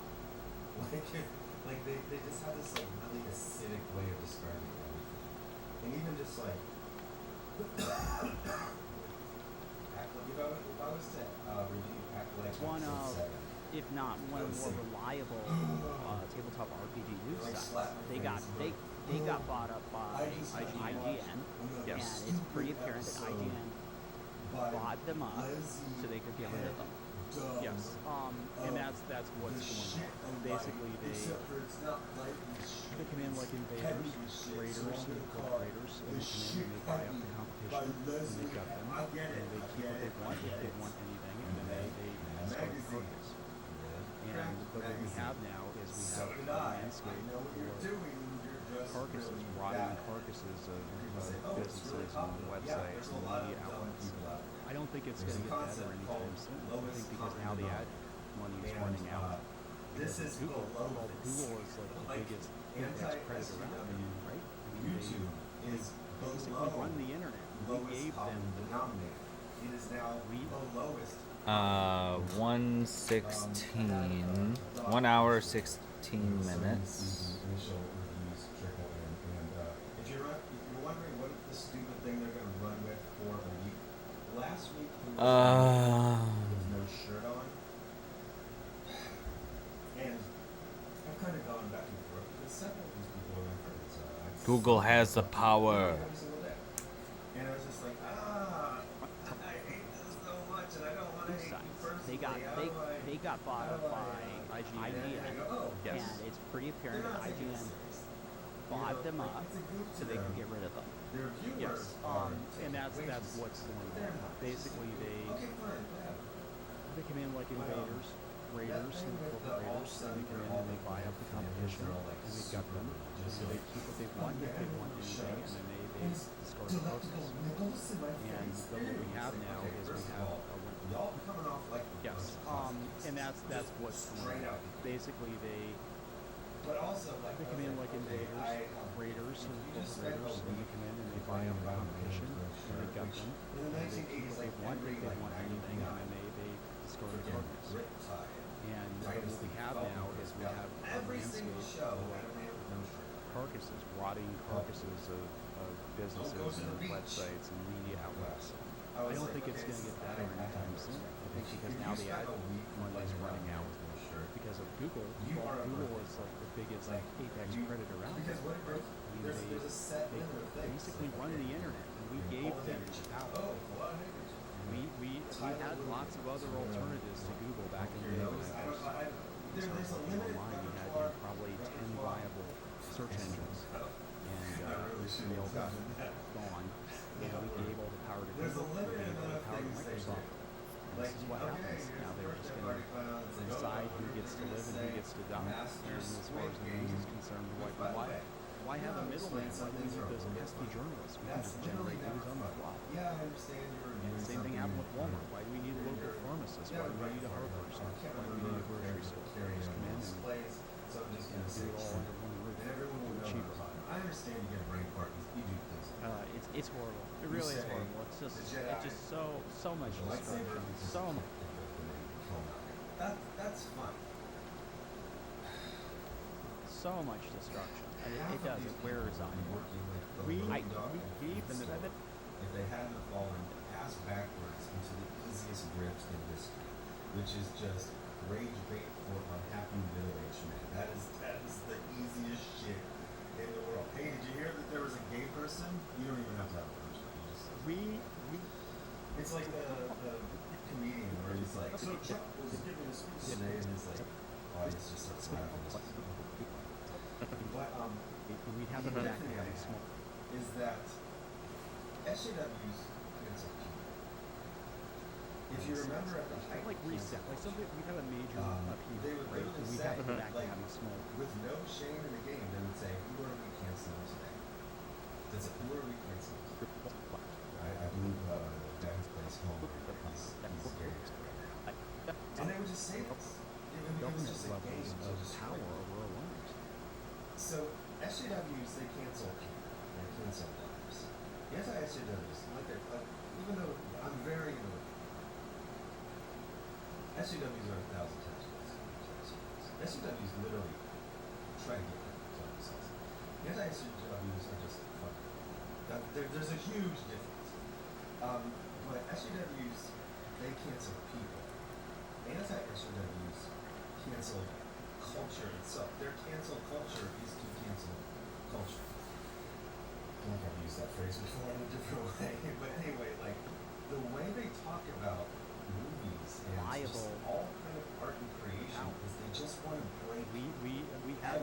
other alternatives to do must it. be broken for this idiotic Do it all under one beer roof. Do it cheaper. that a better Hollywood, a better It's horrible. you It know, really is horrible. streaming It's just service is so gonna much rise destruction. after this So one much breaks. destruction. It's And enough. it does. It Then wears it's just on you. broken. It's just We diminished. And- gave them, and then this is what Toys R Us gets me. Is came like, back. and I've been thinking It's like like about a this lately. I'm like, kiosk how did we get to a at place where Microsoft is like the only operating department system? How did we get to a stores. place It's where never gonna Google come back was the only game in anything town when it close came to to what it search? was. And How did we crumbled get here? I'm like, no, and we break did it. when We they're did. We destroyed. gave them power. We That's how it trusted is. them, And thinking we built better. that Very, this couldn't very happen. good. I think this needs to be a cautionary tale. If I mean, somehow, even now, like nobody's like, some way, the let's economy go would get on like vacation to Nagasaki. like reset. Like say that It's we have a like it's major been a upheaval, while. right? And we I'm have sure to go they back to have having a- smaller businesses. at Like if least, somehow okay, I don't know, Walmart and Google factories and there, Microsoft, they got all those some big sort of companies, were taken industry. out, It's like, not completely empty. I would like to think that we learn a No, lesson from this and be like, you know what? And We can't do this. We can't consolidate just all the the power low in like 3 or 4 different quality corporations. of We like, can't do it. oh, we're just Like, having it fun, destroys mate. everything. We're just having jokes. Like, You know, it jokes kills are jokes, everything. masters. It's like Thinking this doesn't isn't work. funny. And some people It are going was to argue that never and be like, yeah, but funny. you're It a wasn't capitalist. funny. And It's just this is something you say when you nationalism, have a like brainstorm. encourage Like, oh, I capitalism. can't Like, no, remember this is like a this. bastard. Okay, first of all, Christian his name is capitalism, we capitalism is like you run your own lemonade stand. He's fairly against other because it's a franchise businesses. called Star Wars. And you produce the best product you can produce. And you compete for the best people. And it's like all that's gone because we gave all this power to these corporations. Solved right And there. it really is scary. I That's mean, they the have like you should be. government It's levels of episode power over 7. our lives. You should be able to remember his name, Saul. And you produce the best product you can produce, and you compete for the best people, and it's like all that's the gone lowest common denominator crap. because we gave all this power to And so people are like, oh, yeah, you can understand. You should check out Little Platoon. He does much better criticism. I go there, he has a freaking title. His name for the acolyte is the crap. And within like 30 seconds, he said 118.10. We gave it away. I said stupid shit. They say discount Ezra Miller. So how is he discount Ezra Miller? He looks just like him. No, he doesn't. What he does have is a hairdo, which is one of the many hairdos that Ezra Miller has had over the last 5 to 10 years. Like, you can tell something isn't funny because you say that's not funny, and people it get really is scary. angry I mean, and they they have want like revenge. government levels of I used to power love over our Seinfeld. I watch lives. it now. It's not as good as I Well, and remember. in terms of culture, If someone says which is what you and I Seinfeld's mostly funny, I focus just on, go, it's okay, like it's we've not taken all these fictitious, wonderful it's funny. properties, these incredible creations. Things like I mean, this is a that big part of why I do the hilarious, show. like Portlandia or Workaholics. If you say that's not funny, that's fine. We've taken all these wonderful properties, these incredible creations. I mean, this is a big part of why I do the show. It's like I got tired of the negatives, so I wanted to showcase them. How did culture get here? Like, what did it take to build up these properties? Because people, a lot of people who make newer nerds, they don't kind of understand that even from comics, there's this almost 100-year history. These things are just come out of nowhere. But what's sad is we've handed these properties, these beloved properties that were taken and created by so much sacrifice and effort by people who are forward thinking and creative, and we just given them to these giant corporations who just see them as any other old rag. It doesn't really matter. It's just, I could swap this in for anything else. I don't really care. And it's just the love of culture itself. There's value and appreciation, and you can't take something that's built on appreciation, legacy, and respect, and hand it to a company that has none of those things. Just the antithesis of culture. He's gonna say, Yeah, this is for like special ed. That This has is for none of those things. like, It's no, the man, antithesis no, it's of actually culture. really cool. We go there and we just kind of hang, and like we say like Master Squid Game. It's really funny. You should spend like 6 hours in that. He's gonna look at you like you're a fucking idiot. And there's not a lot of fun. Like I asked for alternatives, people gave me all alternatives. Everybody's audience captured because it's too easy. It's too easy to make the money that way. There is no money in telling people to calm down. There is zero money in saying Acolyte is poorly written. Like that's there's and the thing this the thing is so I watched it and I was like, it's kinda late, I'll wait for my review. And then it's like I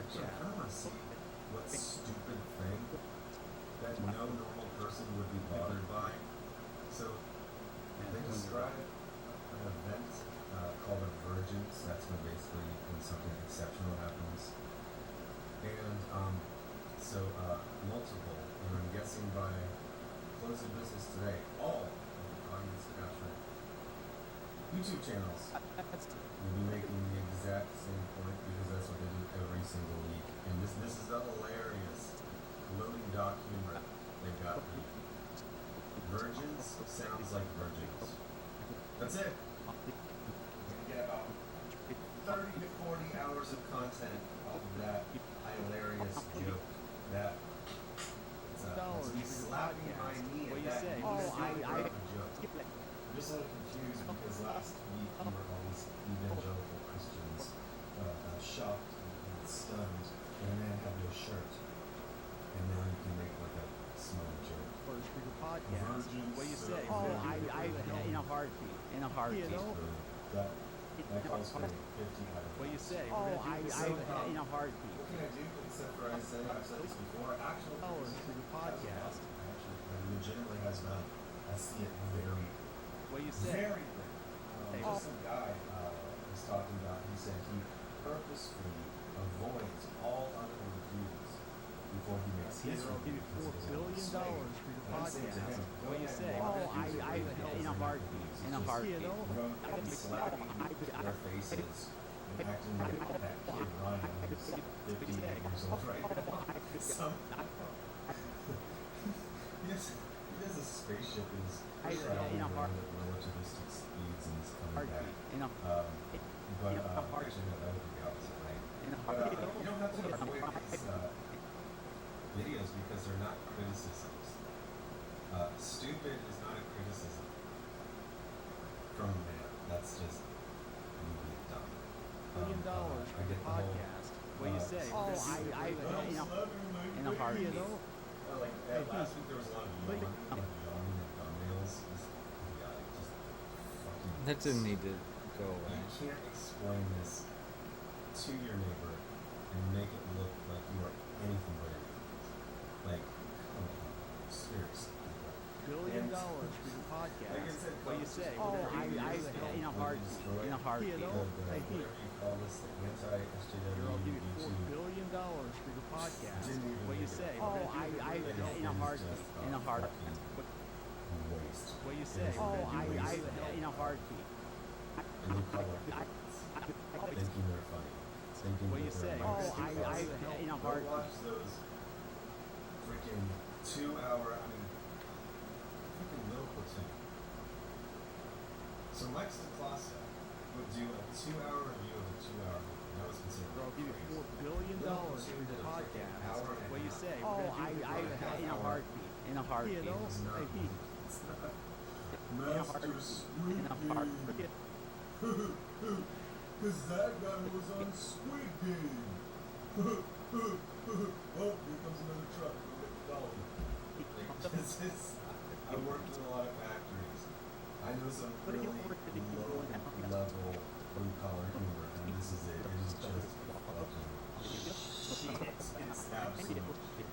So there's my review. The blue collar humor is. No, this is. There's real. I mean, it doesn't matter anymore. And this is loading dock. Like just shitty ass loading dock.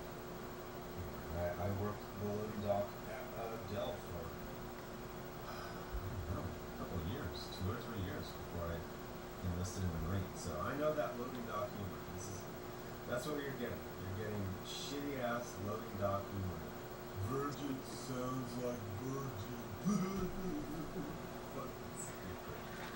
Anyway, the internet was down for, well, I mean, obviously it was posted, but the You can't tell me it's like him. You say, hey, Peter, I'll give you $4 billion for your podcast.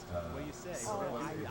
In a heartbeat. In a heartbeat. What is that fucking? What do you say? In a heartbeat. In a heartbeat. It glitches, Open the front door. In a Like, heartbeat. I feel In a like heartbeat. it's gonna and it glitches differently every single time. In a heartbeat. In a heartbeat. And the thing is, you might say, oh, just go It back looks to the weird, car, right? try that. First of all, Is there anyone here anymore? What do you say? In a heartbeat. In a heartbeat. Until like 6 p.m. Then he's gonna go back to the FedEx, you gotta find out which one he goes to. You just gotta upload it. I did this once, but it was literally like 3 hours. Oh. Like, driving around, it's like, oh, he's not at this one, he's at this one. And then it's like, he's not back yet. Oh, now he's unloading, now he's on his break. And it's like, it doesn't really work, so. I don't know. But you just like, pull a chair and just like, in a it's Texas. in a heartbeat. It's so goddamn hot. In a It's not that heartbeat. bad. It was bad. In a So, heartbeat. I In a try to have heartbeat. some sort of Right when he says consistent beat. sort of, In a heartbeat. path. In a heartbeat. And YouTube was I think fine, even, Pete's like, house is 2 years haunted. In ago. a heartbeat. In a And now it's just like, and I talk to these people who are In a like, yeah, I heartbeat. know it's In a pretty heartbeat. good, but you get nowhere. You give it I hope that doesn't values, fuck up capture the it, rendering financially process. rewarded, costumes you're unlooking for. And the thing is, like, this is what drives me fucking nuts. Okay, fine. Your audience capture, you have to say every episode is just fine. For Can you a at least podcast, what you say? have No, a visual to help? in a It's not just heartbeat. you In a and heartbeat. You know, I think, well, the but he crew already won say, that, right? so we have to get a fucking week So, solid of yeah, we did this too. Like, I guess I'm kind of looking at this whole situation like, God, we did this. We gave all the power to these big corporations. These big corporations gobbled up the stuff we love, and then they get angry when you give them money. That's what it's all about. They're angry at nerds because the nerds aren't finally giving them money. You're supposed to just shut up and give them money because they don't care about this. They don't care about it. You can't tell me that they, I mean, even people looking at Marvel now that don't care. I did a video yesterday that Reborn, who was the guy. He was the continuity editor for years at Marvel. And he was just like, yeah, continuity doesn't matter anymore. Like if they It's don't so watch funny. it, you know. It's so funny because of the boards between pages of 10 and 19 being the victims for the perpetrators. So, yeah, it is personal. Black death has been unfortunately accepted in this country for a very, very long time. We had a chance 6 years ago to get the new causes, and people mocked President Johnson, and we ended up with Richard Nixon. Greetings and salutations, loyal viewers of this channel. My name is Sean, and today we've got to talk about what is going on in the city of Chicago, because they experienced an especially bloody weekend over this past week and into the weekend. Of course, I'm talking about the 4th of July shootings that saw 19 people get killed, 84 people get wounded, but unfortunately, that is not the only story out of this, and that is not the only horror show that we saw on display, because Mayor Brandon Johnson, the defund the police guy, the I'm not going to prosecute anyone for anything kind of character, has decided that he found the real culprit behind this. It's not the many shooters, it's not any of the gang activity, it is not the policies that he has advocated for and instituted as mayor of Chicago. It's the policies of his predecessors, which are in line with his woke ideology. It is in fact Richard Nixon. Somebody get the ghost handcuffs, because we need to arrest Richard Nixon, because it turns out his evil white racism is what has caused the violence that we saw in the last week. And no, I'm not joking about this. This is one of the most absurd things that you could possibly say, yet it is being offered as the solution post the shooting again that started last week and continued into the weekend, because why take any accountability for anything when you could always blame the ghost of racism past in order to get your way and in order to obfuscate what's going down. Now we're going to get into this. Like if they don't care, why should we? Thank you to everybody who supports It's so this funny. via actualjusticework.com/join. Give me the money. Give me the money. Okay. Like if they don't So care, why look, should the we? weekend was especially It's so funny bloody in because, Chicago. if We people all weren't into understand from That tracking works. news that holiday weekends in Comic cities nerds like are the kind city of of Chicago insane when it are comes almost to always like this. They always result in a bunch of people gathering, and that almost always results in them shooting each other. And the only answer that you can actually have to a question like this, in my opinion, is to deploy the police, arrest the perpetrators, prosecute the perpetrators, and make sure that they face conviction. Yeah. By the way, It's like one of the most important things. It's so funny to hear, like, no, it doesn't matter. I don't care. Dramatically, I believe they're under 30%, which is insane, because nationwide we actually expect Kind about of 60 insane to when it comes to 70% of homicides Yeah. to be cleared It's like in one of this the most country. important So things. that's how bad It's so it is funny in to hear, Chicago. like, no, it doesn't matter. I don't care. Criticize the stop snitching culture and all these different various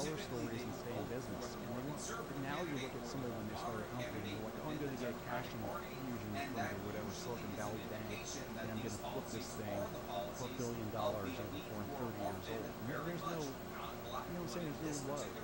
there. There's no. So they were never. A lot of people that are starting these companies today never looked at sustainability. I think we need to look at that. I think we need to be like, look, yeah, you start a company, you want this company to be in business for 30 years. You want people to help you build this company. You want them to stay with you because you need them, right? And you don't want to admit that, but you do. And I think we're going to hit a tipping point where it's going to become this like, it might, before we get there, it might turn into an AI-infused hellscape. But then I think people are just going to get tired of it, and the whole thing's just going to collapse under its own weight because there's no framework there. There's no plan other than to grow. Well, you're going to hit this ceiling at some point. Yeah, you're going to run out of customers. You're going to run out of people. Nobody's got a job. You can't sell. Who you going to sell to? Nobody's got a job. So, you haven't really thought this through, have you? And that's I think just a lot of these companies like Disney, they just haven't really thought it.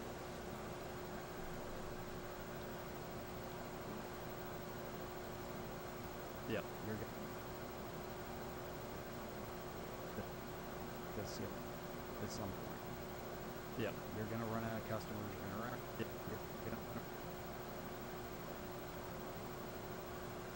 Well, you're going to hit the ceiling at some point. Yeah, you're going to run out.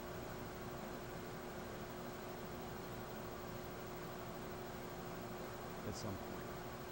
Yeah, you're going to run out of customers. You're going to run out of people.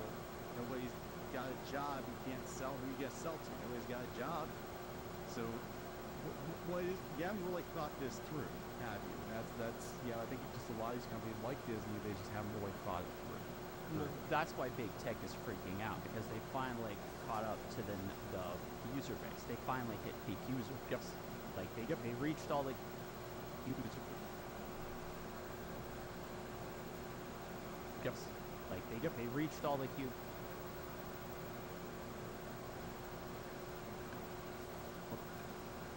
tech is freaking out because they finally caught up to the user base. They finally hit peak user base. Yep. Like they reached all the humans.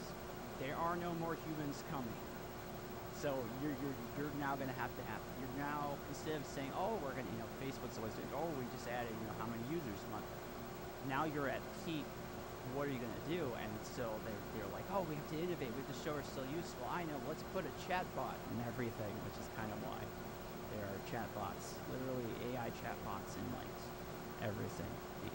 Even if it makes zero sense, they're there. But can they?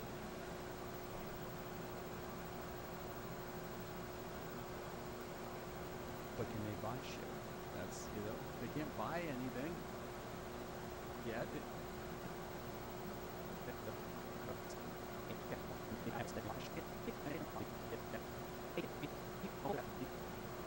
They can't buy anything.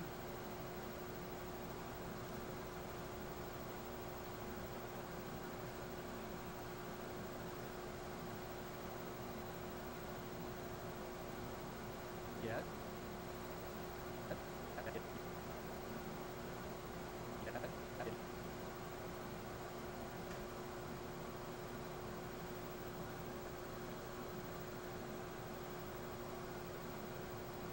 Yet.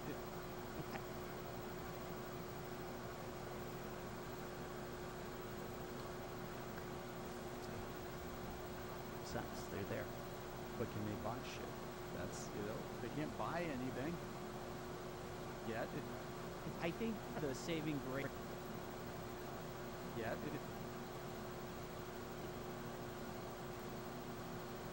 Yet.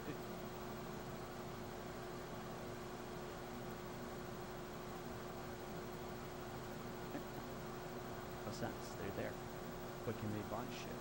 That's they can't buy anything yet. I think the saving grace is that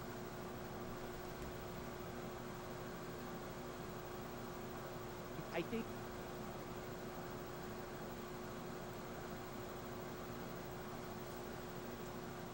sense, they're there. But can they buy shit? That's they can't buy anything yet. I think the saving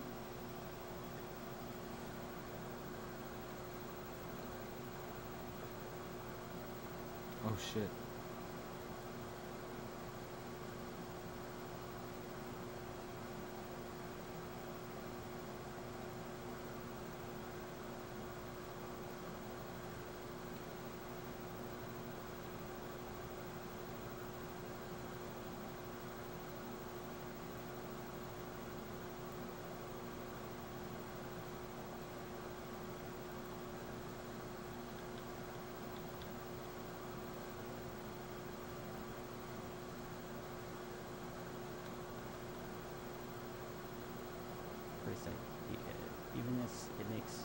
sense. They're there. But can they buy shit? That's, they can't buy anything yet. I think the saving grace is that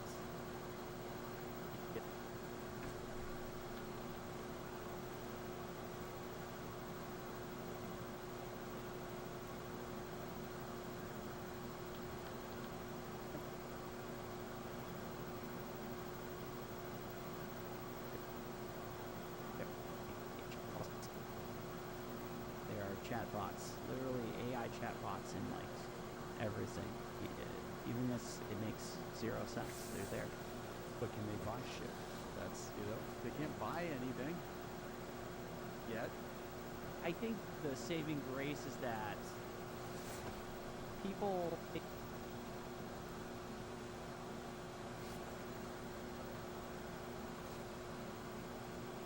yet.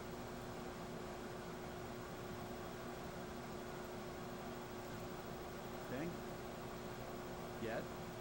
I think the saving grace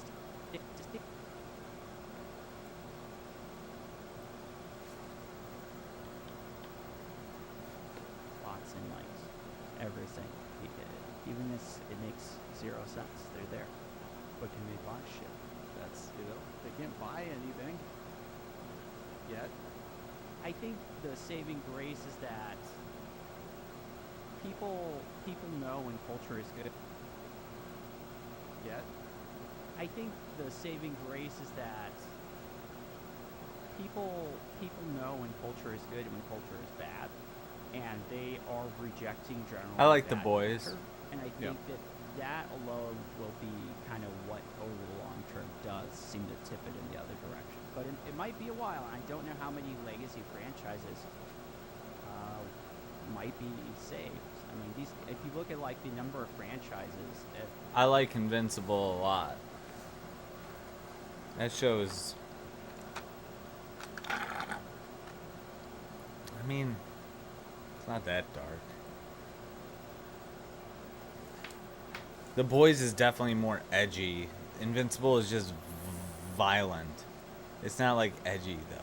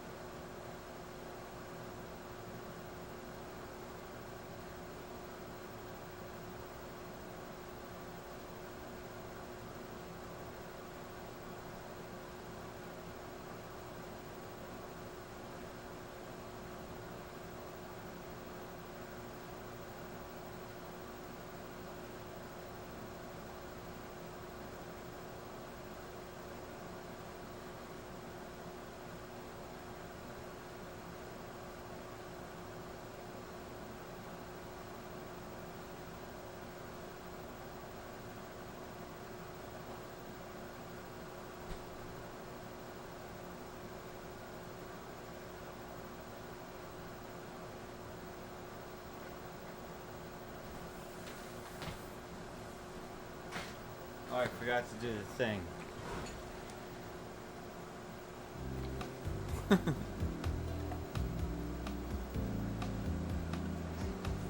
gotta do a couple. Don't worry, I'm still here.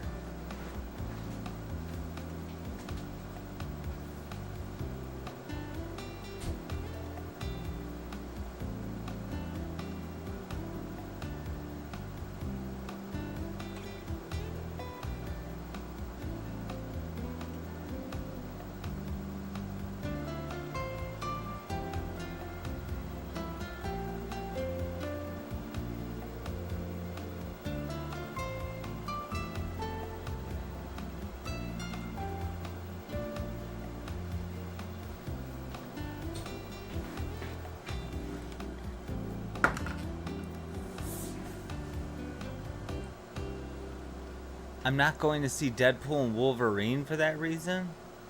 What are you talking about? Because it's edgy? I can't wait for Deadpool Wolverine. I still haven't bought my ticket though. Why the fuck did I pick up my phone? God damn it.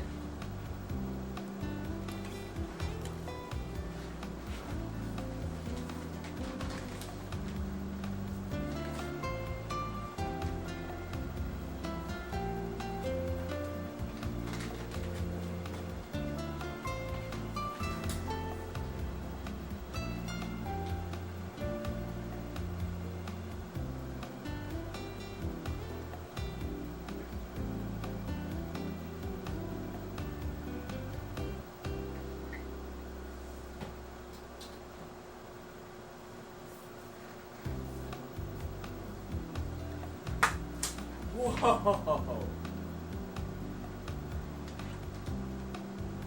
I had like a dome ice cube that just exploded because I poured Kool-Aid on it. It did also have malic acid on the outside. I haven't bought my ticket yet, but I'll be seeing it as Spider-Man. Excellent. Excellent.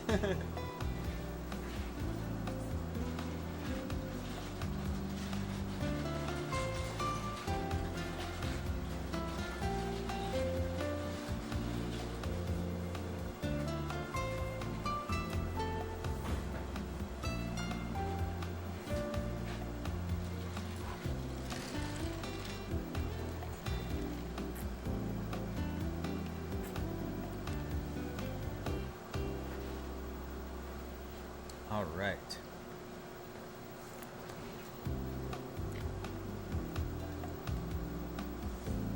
I should really buy my ticket like immediately after this stream, because if I have to have a shitty seat,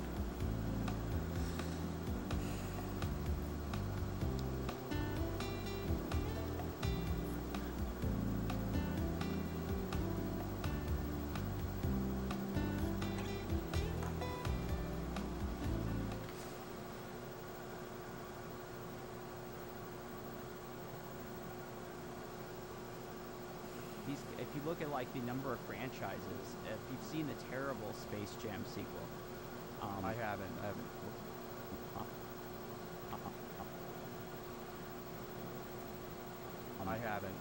wasted my time. they on it. weaponized.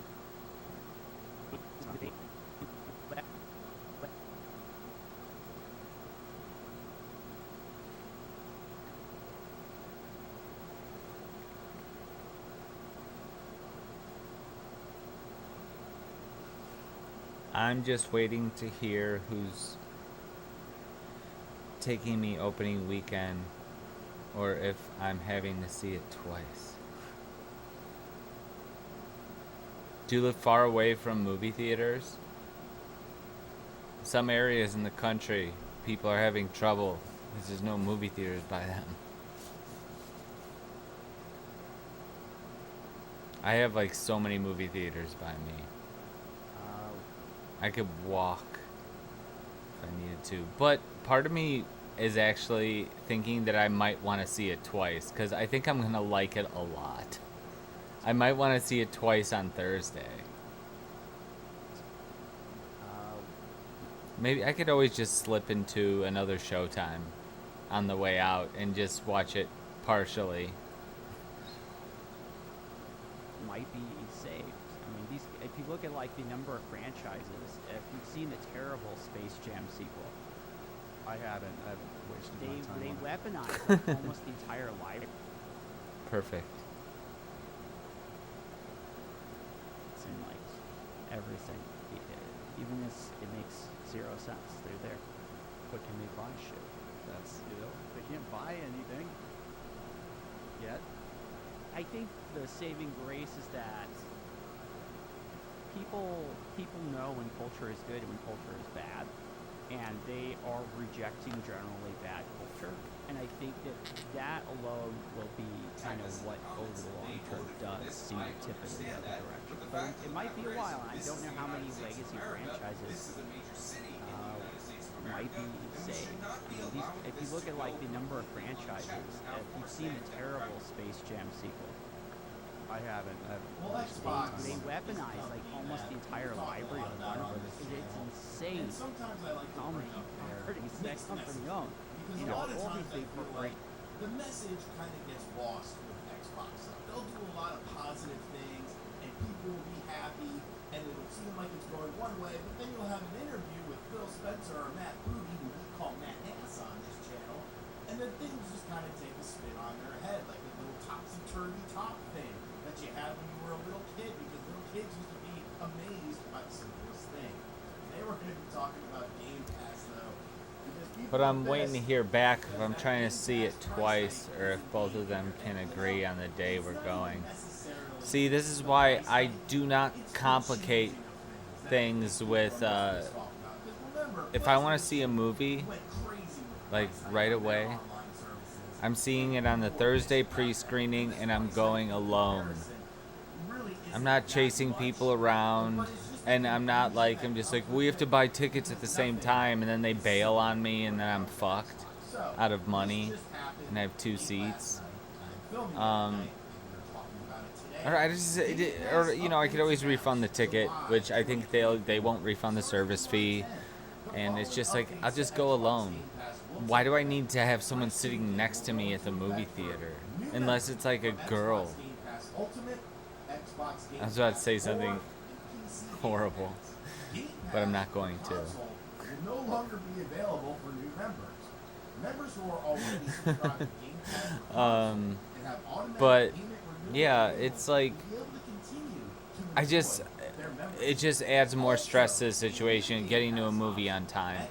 And I'm just like, I've been going to movies by myself for like over for like a solid decade now. I've been going to the movies by myself.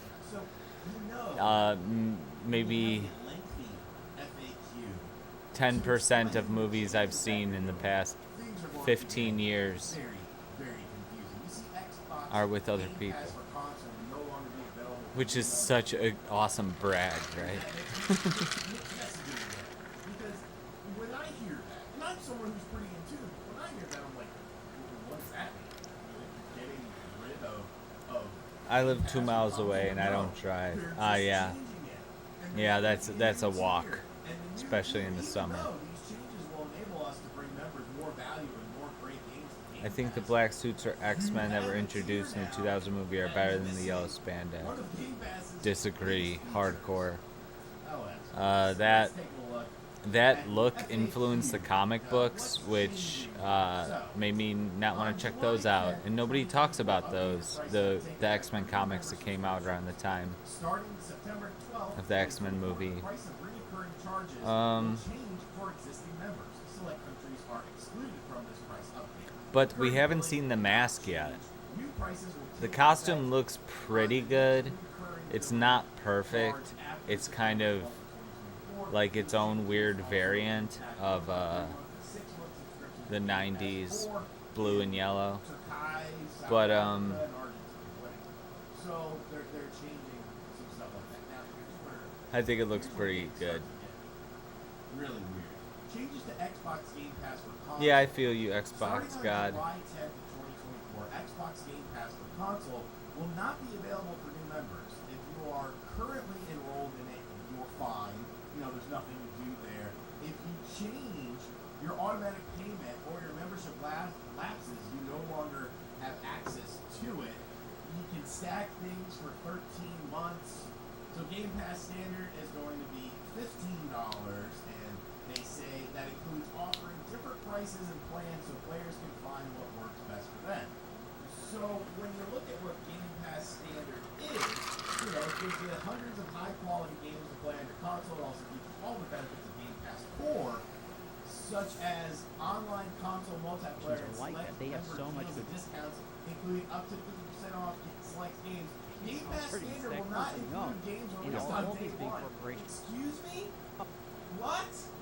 Isn't that the whole point of Game Pass? Is that Company if you owned. get Game And Pass, all you these get big the games on day one. All those corporations Xbox are like games that. They have come so Call much of Duty, control they all over do. the things that we love. You know, the ideas that we can make it physical world, but really they're ideas that are within our heads. We have so much control over it. And so I don't know realistically if something like Doctor Who, if that's ever going to be saved, if that opportunity ever come. I don't know I don't think Star Wars is coming back, which is kind of sad. I think we let them go. It should have everything else. What's the difference between this and Ultimate, which of course we'll read about in just a minute? Because whenever you need a lengthy FAQ, you know you're making the right choice here. You know you're making the right decision. Game Pass Standard will not feature games released. Yeah, none of the movie versions have taken the chance of making him blue and gray. When in Arkham Knight, I use the blue and gray costume because it just looks so fucking cool, and even the blue and gray Batmobile, even though it's like a tank version of that vehicle. I haven't. They weaponize like almost the entire library of Warner Bros. It's insane. Pretty second on the go. Yeah. All these big corporations. Oh well, yeah, you're right. Well, since the '60s. These are like that. They have so much control over the things that we love. You know? Nobody from Tim Burton on has. Zack Snyder put in some gray. Nobody put in some blue. The ideas that we can make it physical world, but really they're ideas that are all over our heads. They have so much control over that. And so I don't know realistically. Is it really? Is it blue? Alright, I guess I'm wrong then. I actually liked The Flash. I liked that movie. I watched it in theaters and I liked it. And I watched it on HBO Max when it came there to see if my opinion would differ, and I liked it a second time. I think it's fun, and I think it's goofy as shit, and very comic booky. I really liked The Flash.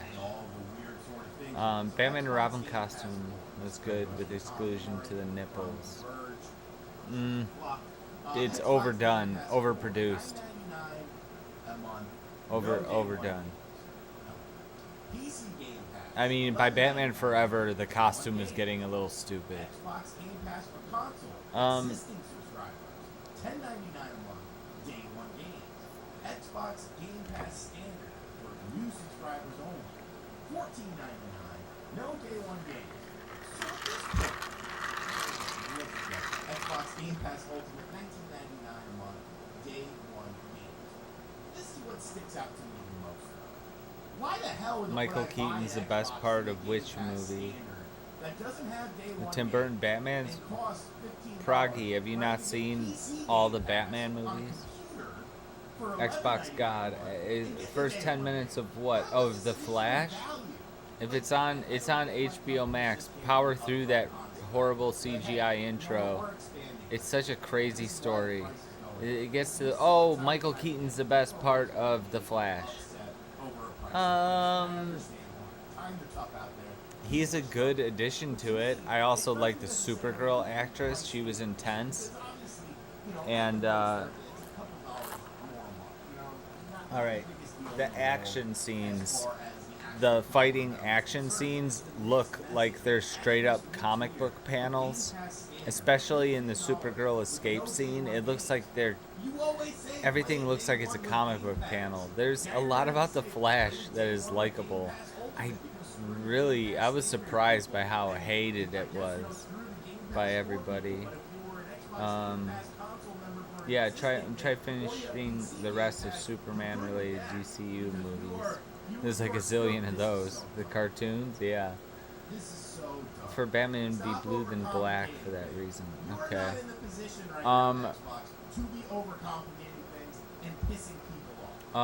You're not. You haven't been in a position to do that in quite a while. Dude, there's like a scene, it's just like, what's over with Kaylee? Oh, hi. I really need to see The Flash. Don't get your hopes up based off my recommendation, but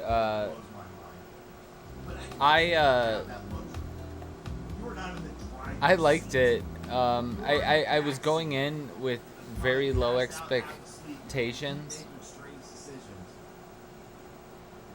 I was going in with very low expectations for The Flash. And I ended up, like, it was so... There was so many things thrown in there that, I'm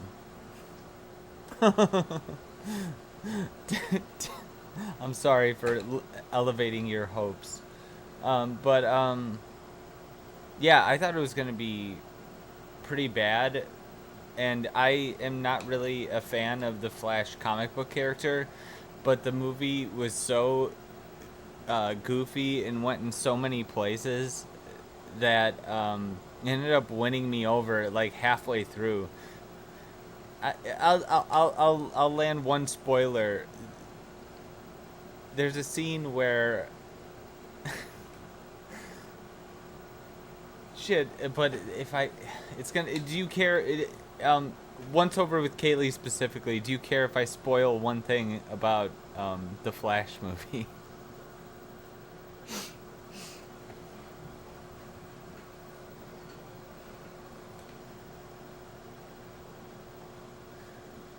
You can spoil it. Okay. All right. There's a scene in the movie where Michael Keaton Batman and the two Ezra Millers are trying to give the original Ezra Miller that we've seen in the previous films his powers back by putting up a set of shelves next to him full of glass bottles of various chemicals that originally gave him his powers. And they fly a kite into the sky to catch a lightning bolt to explode the chemicals next to him while he's sitting in a chair. And I'm just like, this is like comic books from 40 years ago, or probably even 50 years ago. This is ridiculous comic book hijinks, and I can't believe that they're doing this in a movie, and I'm here for it. So I wish I was able to prepare that prior, but stuff that happens in this movie, I'm like, is this seriously happening right now? And I enjoyed it. And Ezra Miller being annoying didn't even completely turn me off to it. I need to stop talking. I'm officially drunk off of these.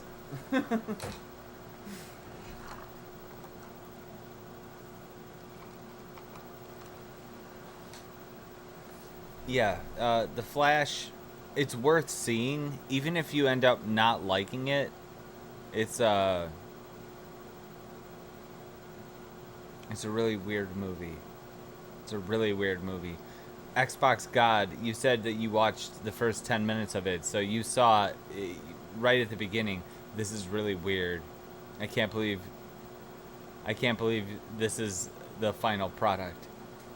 With the CGI on those babies.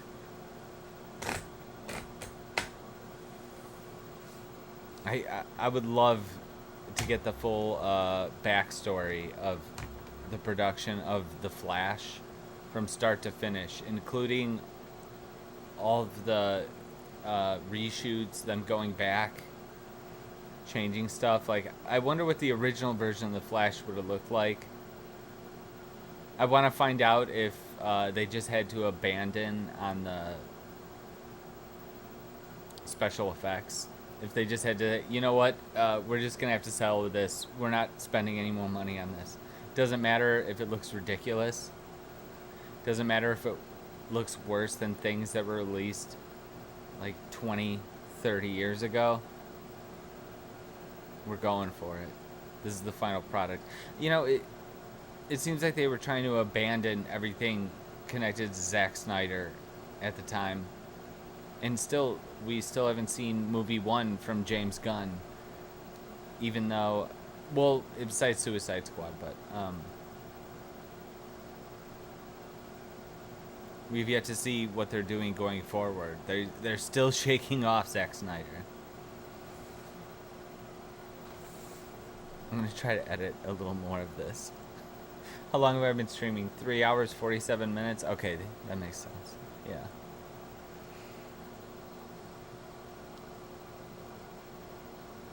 The hospital and the baby in the microwave. Yes, the cartoon baby in the cartoon microwave.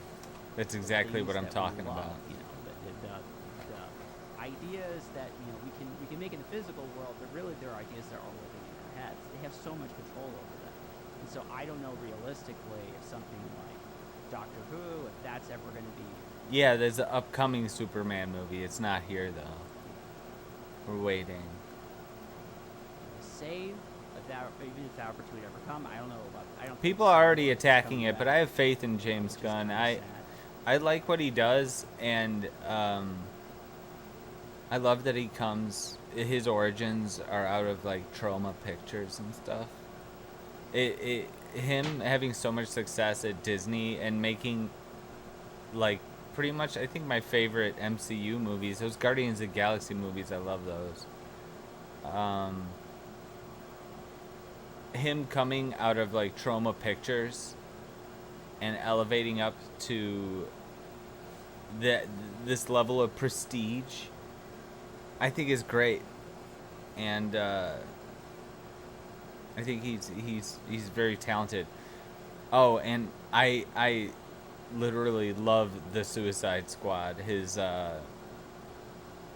first DC movie that got him his job. It's like running the film division of DC Comics, even though it didn't make money at the theaters during the pandemic or whatever. Yeah. Okay. I think we let them go. I think we let them go. I think we let them go. I think we let them go.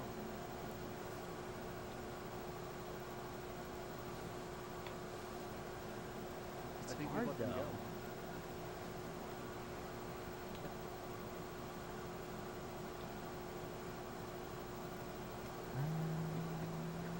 Let's see how this part.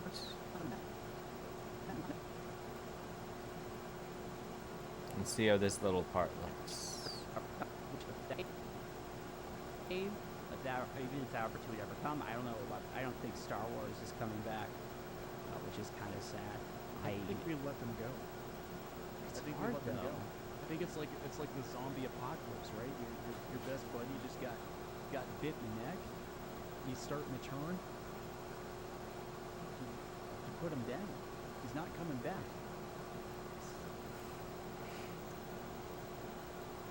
I think I blind cut that pretty good. Maybe I'm gonna trim it a little Put him bit. down. He's not coming back.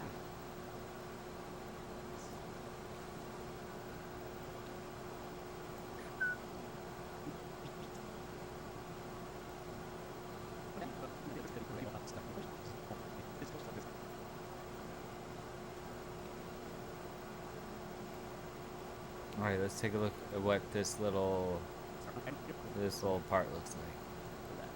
So I don't know realistically if something like Doctor Who, if that's ever going to be saved, even if that opportunity ever come, I don't know about. I don't think Star Wars is coming back, which is kind of sad. I think we let them go. I think we let them go. I think it's like the zombie apocalypse, right? Your best buddy just got bit in the neck. He's starting to turn. You put him down. He's not coming back. There's no cure. He's not coming back. He's gone. You let him go, and you move on. And I think the reason we're kind of in these culture wars anyway is that people won't let this stuff go. Like you look at Star Wars is gone, and it's gone. Disney Star Wars is not George Lucas Star Wars. He even says as much, but they cannot let it go. Maybe if this really rich All right, this needs to be noted for. This is like a ton of stuff just in this thing I can clip for the intro. You put him down. He's not coming back. It's sad. I think we let them go. Like Doctor Who, if that's ever going to be saved, even if that opportunity ever come, I don't know. It has to be punchy. It has to be punchy. Which is kind of sad. I think we let them go. I think we let them go. I think it's like the zombie apocalypse, right? Your best buddy. All right, and we're gonna clip out him. Let's see how this looks. Star Wars is coming back, which is kind of sad.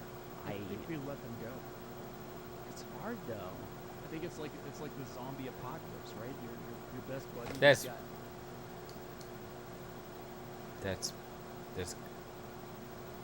That looks pretty good. Star Wars. What do you coming think? Back, which is kind of sad. Keep looking over. The camera's usually over there, but for the editing stream, I have it dead center. I think it's like the zombie apocalypse, right? God damn it! I'm not listening. Back, which is kind of sad. I think we let them go. It's hard though. I think it's like the zombie apocalypse, right? Your best buddy just got bit in the neck. You start. I mean, obviously, I'm gonna keep my Game Pass because I'm a legacy member. Put him down. But if you're trying He's to not coming back. increase Game Pass subscribers, I think we let them go. taking away It's things, hard though. going to All right, we'll mark this. How is taking away Usually, I don't fill up a whole page with new tiers with less features potential going to drops. Listen. Thanks, Kaylee. So, let me know in the comments section. 126, 34. Let them go. If you love them, let them go. to stop, spending money on Game Pass every month, and I can see a lot of people 126, 34. Let them go. Neon. just because of the fact that you're being threatened, like, oh, Page special price point now that you had before. You cancel.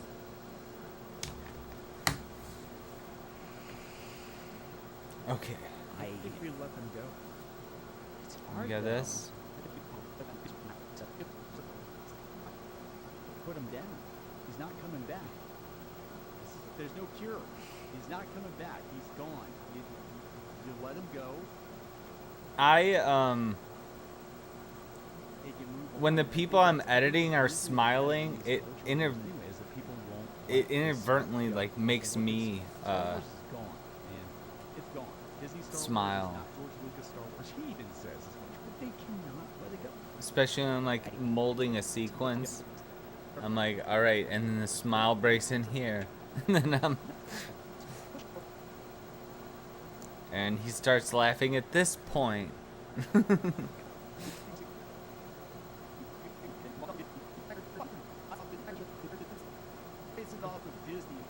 Nope, you're gone. It's right there.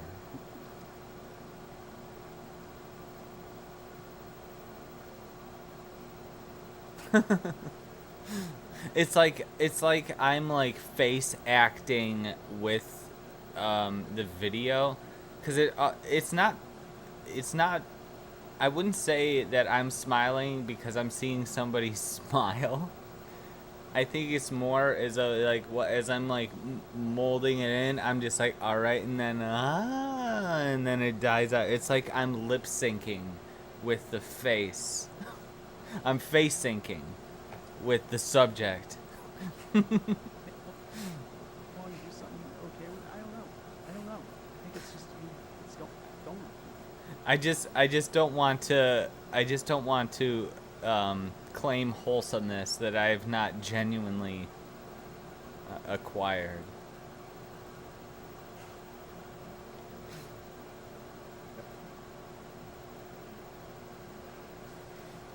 Back, which is kind of sad.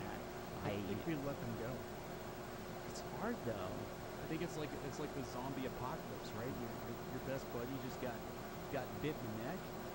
He's starting to turn. Put him down. He's not coming back. There's no cure. He's not coming back. He's gone. It is funny to see Pete start to chuckle though. It does kind of, maybe it is because I'm actually.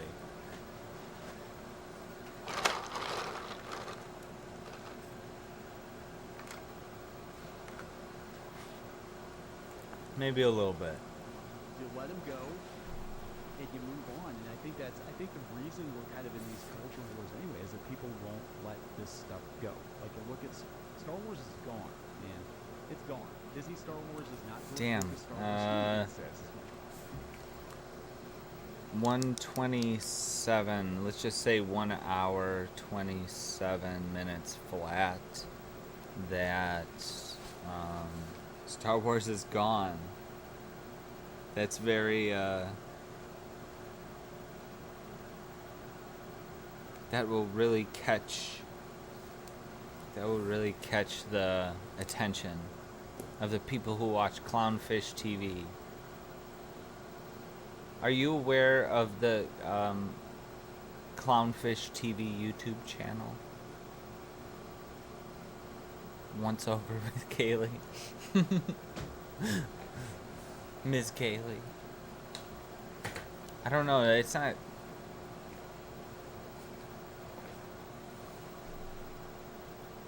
I don't think I've ever heard you talk about Star Wars.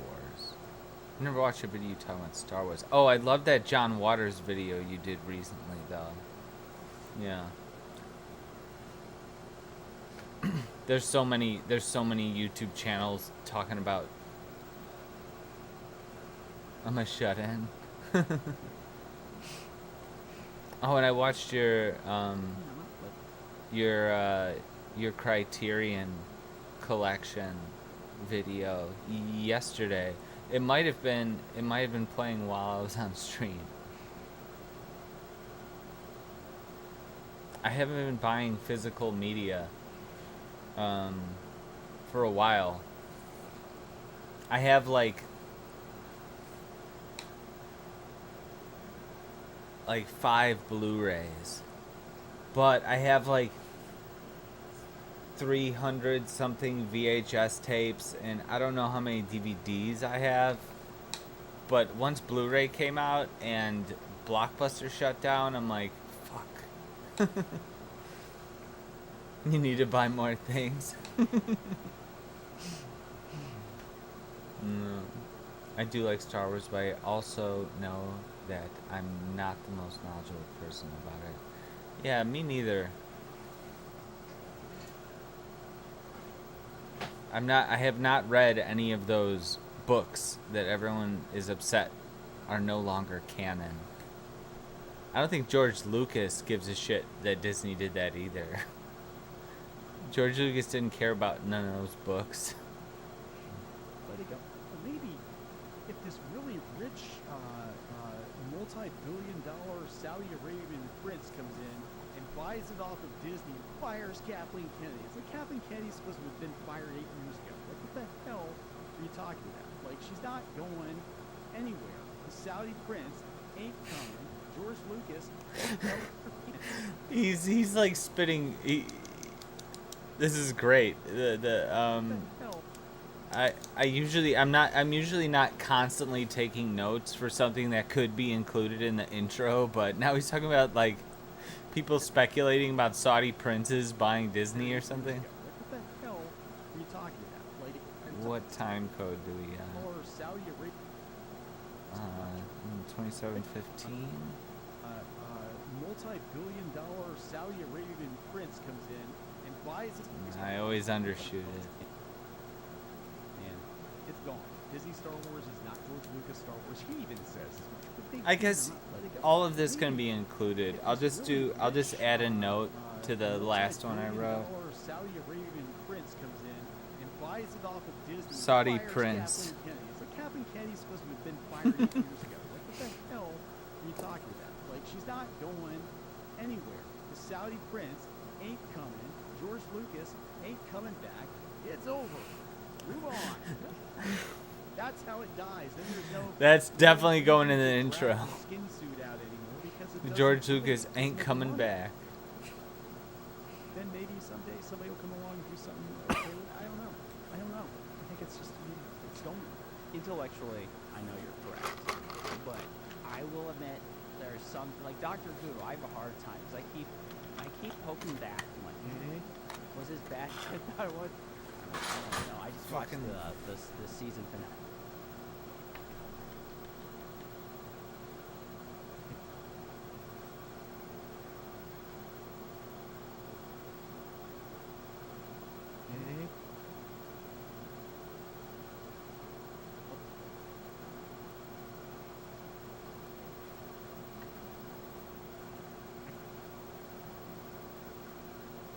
poking back. I'm like, hey, was his back said that?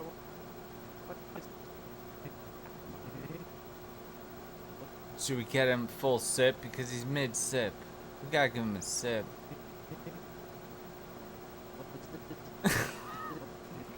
Such an awkward thing to drop in. Maybe I shouldn't. Maybe I should just delete the audio.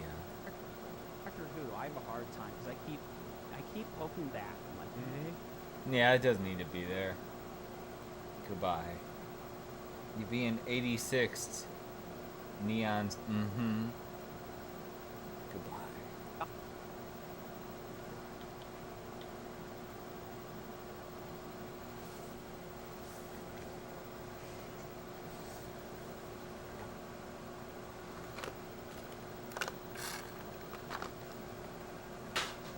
I'm out of juice.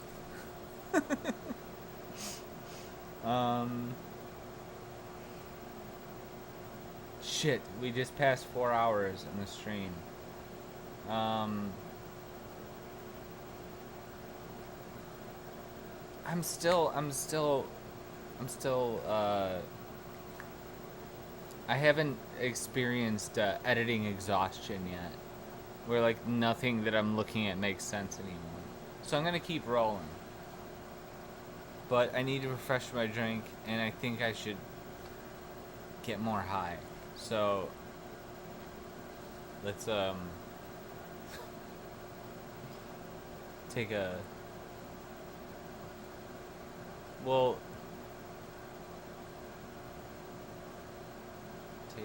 the fuck? Where's my?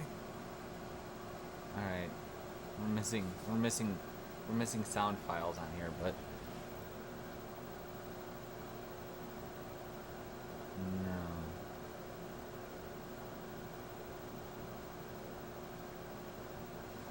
I was gonna put on a different song, but it's not on there. Just give me a minute. For all you people so excited to see me slowly edit this 2-hour interview.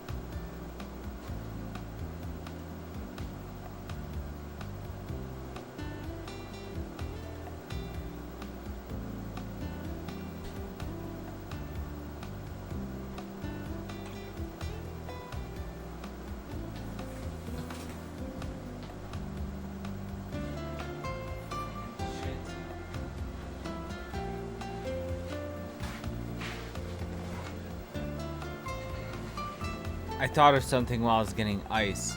Once over with Kaylee, if you are still here. Did you go to Milwaukee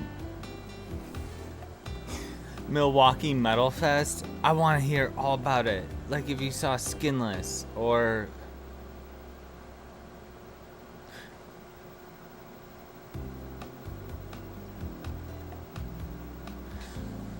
See, I'm so out of the loop on physical media that I don't really completely understand what a steelbook is. Is it like... All I know is that they don't make cool DVD menus anymore, and it's upsetting. My Blu-rays are boring.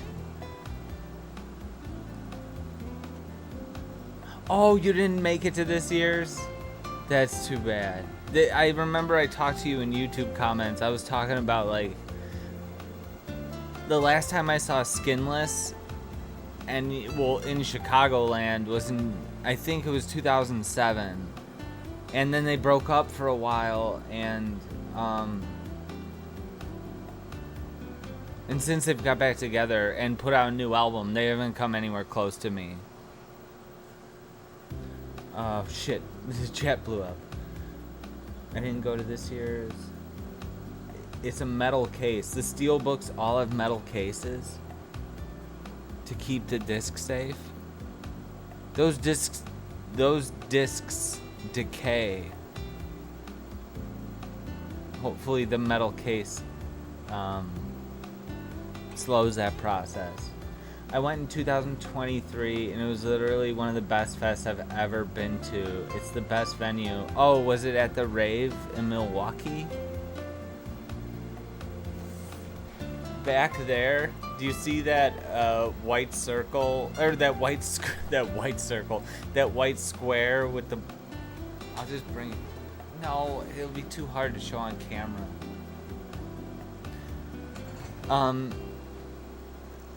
That is a Jeffrey Dahmer photo collage that someone made me, featuring pictures of me in front of the Ambassador Hotel, which is diagonally across from the rave. I think it's in the same intersection. It's been a while since I've been there, 20 years almost. But oh yeah, the Ambassador Hotel, and it's a Jeffrey Dahmer collage. Because of course Jeffrey Dahmer fucking killed someone in that hotel that everyone was staying at. Yeah. Oh, sick. Yeah, I got a bunch of pics from the top of the rave with Ambassador in the background. Oh, that's amazing. I didn't even know you can get on the top of the rave. 4K discs are really difficult to get disc rot. You have to be really, really stupid with 4K disc to get that. Oh, okay. Well, that's good to know. I wonder how laser discs are favoring nowadays. Wait a minute, I was still filling my drink. Hold on a second. Someone was inquiring yesterday, what is this what is this thing in the silver bag that you're sprinkling into your drink? It's malic acid. Malic acid is the stuff they put onto sour warheads and stuff. It's the best thing to put on sour candy. I cut some candy with this stuff on my own. But I found that it also works great in drinks.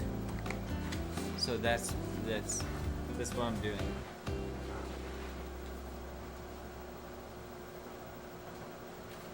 Don't put too much. If you order this stuff, it goes away.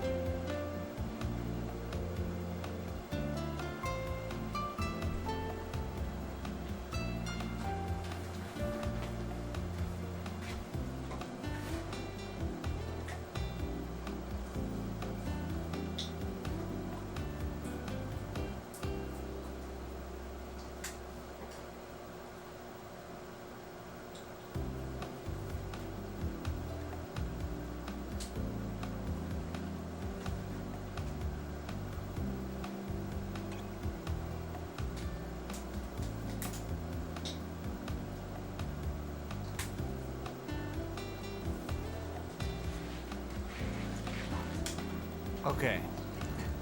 What were we talking about? Oh, we were just talking about those sour popsicles the other day, yeah? I have a few of those in my freezer right now. The Bomb Pop Extreme Sour Strawberries. Friggin' delicious. Wait, I don't actually know this. What could you do to a 4K disc to get disc rot? Or is it really difficult to get disc rot? Yeah, how how does disc rot occur? Is it a temperature thing? Like, is there a way to prolong the life of my DVDs that have been sitting in here? I mean, it's temperature controlled in here. Damn.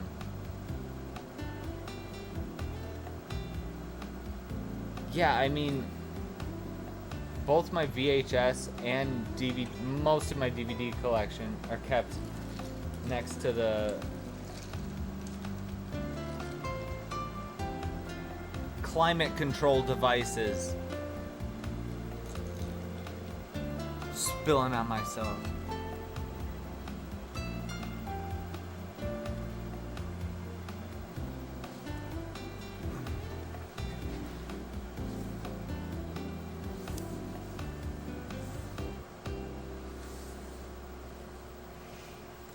Be in super hot weather 24/7, a lot of humidity, and have the discs always near a device like a heater. Fuck!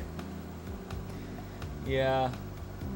I wonder how my VHS... Yeah, well, the heater doesn't... Never mind. It doesn't matter. Tapes are fine. Even if they're not, who gives a shit?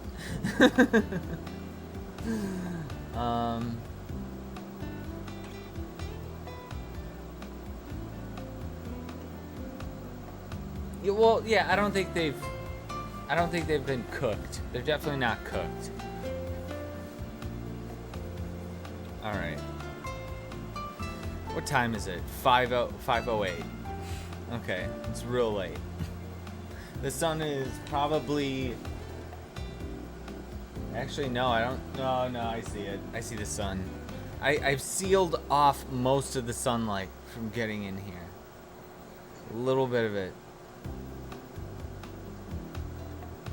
A little bit of it still gets in.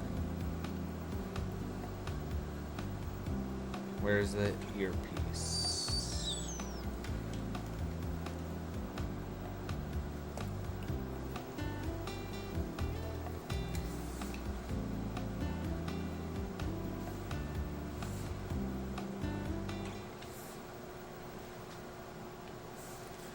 Okay. Let's see how much more I can get done to this, because I think I know I said that I'm ready to go for another hour. No. I think I'm approaching burnout. Do anything. It doesn't make him money. I think it's just, it's going. Intellectually, I know you're correct. But I will admit there's some, like Doctor Who, I have a hard time because I keep poking back. I'm like, was his back as I thought it was? No, I just watched the season finale, series finale. This is from Britain, and I was like, oh yeah, no, still terrible. Yeah, we just recorded a video on...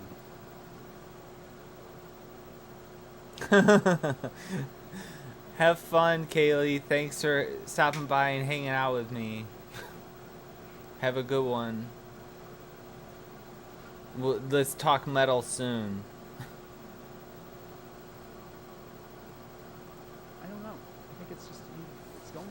Intellectually, I know you're correct. But I will admit there's some, like Doctor Who, I have a hard time because I keep poking back. I'm like, was his back as I thought it was? I'm like, oh no, I just watched the season finale, series finale. This is from Britain, and I was like, oh yeah, no, still terrible.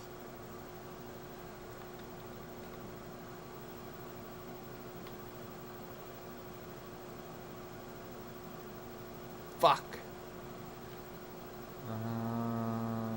Yeah, we just recorded a video on media trying to do damage control. Now they're throwing Jodie Whittaker under the bus. They're like, well, of course, the fans dipped out because her run was terrible. But Shooty got was. His is really good right now. You need to come back to Doctor Who. I'm like, no. Look, 12th Doctor. Said Pence, Doctor, I let you go. I release you. I'm done. And that was the perfect ending for Doctor Who. Be like, And that was one of my favorite shows of all time. I love Doctor.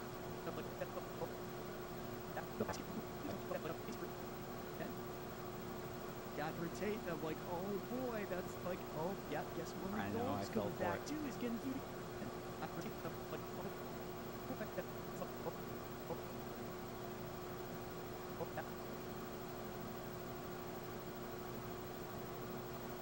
guess Murray I know, Gold's I fell coming for back it. too. He's gonna do the music. You like Murray Gold, fell don't you? for it. I love. That guess Murray I know, Gold's I fell coming for back it. too. He's gonna do the music. You like Murray Gold, fell don't you? for it. I love Murray Gold. No, it's a skin suit. It's a trick. It's a trap.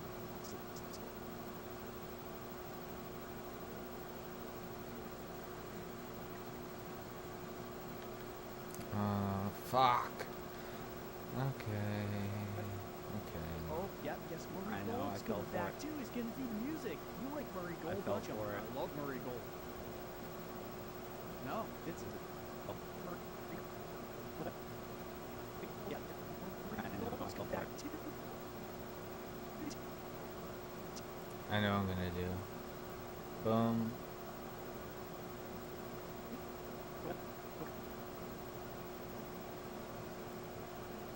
Gold, fell don't you? for it. I love Murray Gold. What the fuck? Oh. Trick.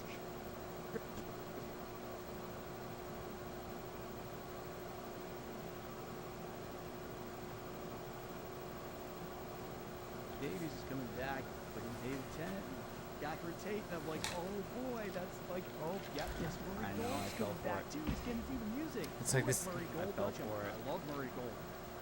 No, it's a skin suit. It's Spilled on my fucking self again.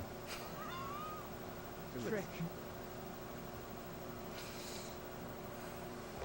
Do I have napkin? Oh, fuck.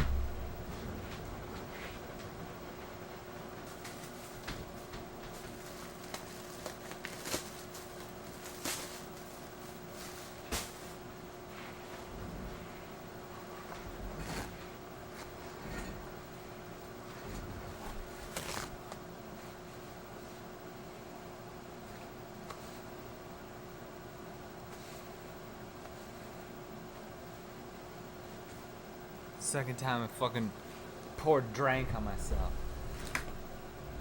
I gotta stop fucking up.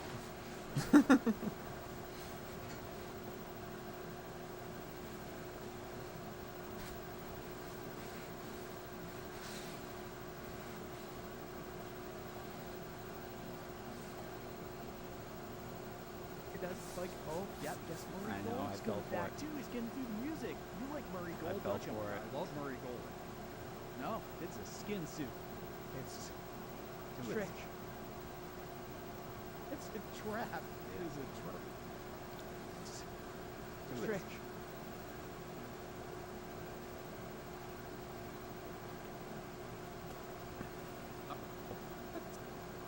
Maybe we don't want it going that far. It's a trick. It's a trap.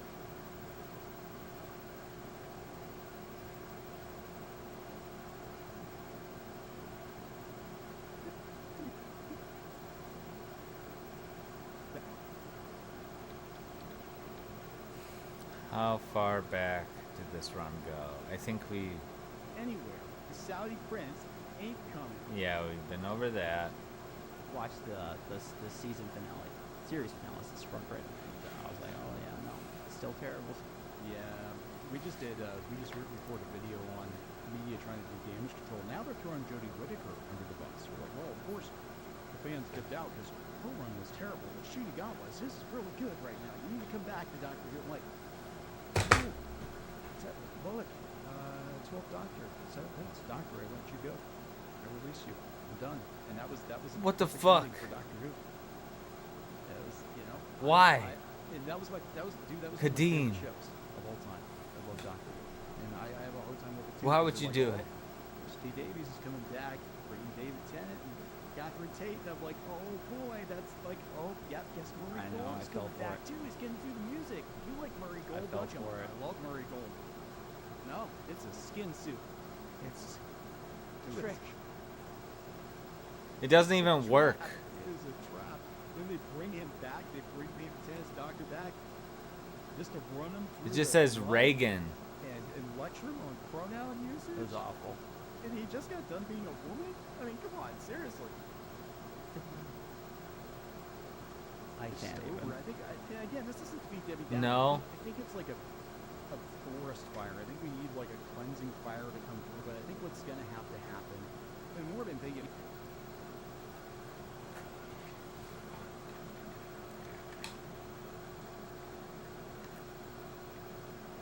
You son of a bitch.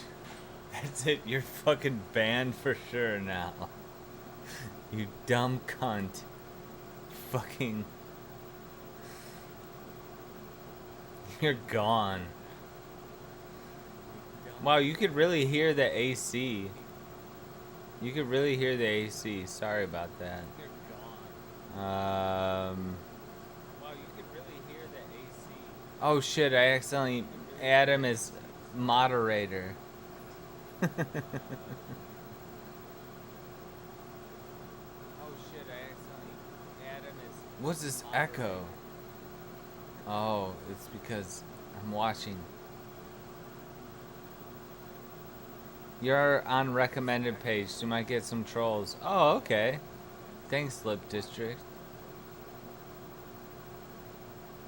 You're on recommended page, so you might get some trolls. Is this racist podcast? Why you allow? I did not allow. I think I deleted all them. I think they're all deleted. Everything he said. Is this racist podcast? Why you allow? I did not allow. I think I deleted. All right, I need to mute the. There we go. Am I drunk? Oh yeah. Yeah, it's 5 in the morning. I've been editing for over 4 hours. I'm a little tipsy. I'm not sober. We could really hear the AC and the echo. Okay. Sorry, cornstarch Cameron.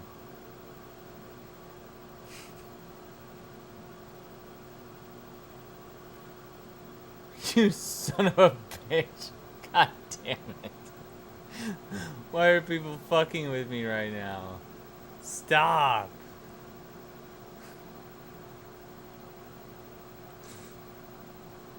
I've lost the chat. Okay, mute. Show chat. You're banned too, cornstarch.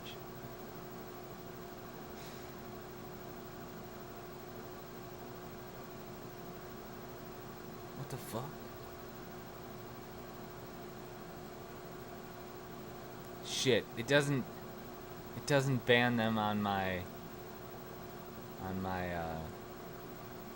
I high? Yes, I'm also high. What's IP2? IP2?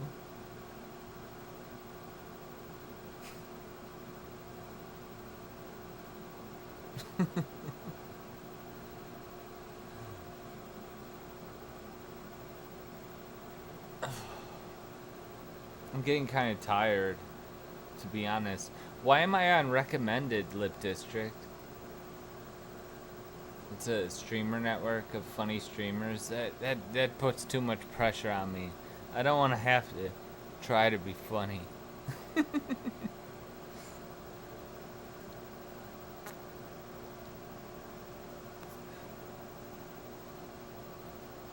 I don't trust DTA. I don't trust, no, what are they called? Mr. Beast told me to. Reagan. How am I? He's doing it through YouTube, yeah. Fire sales make people rich, homie.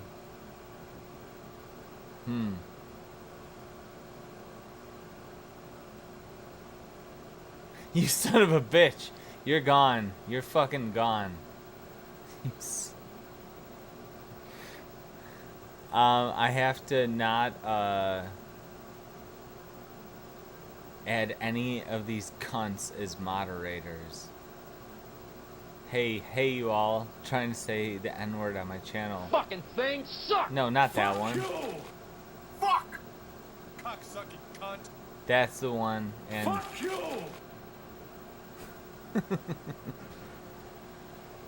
You are gonna fuck me over, aren't you? that's what you're trying to do. Why are you trying to fuck me over?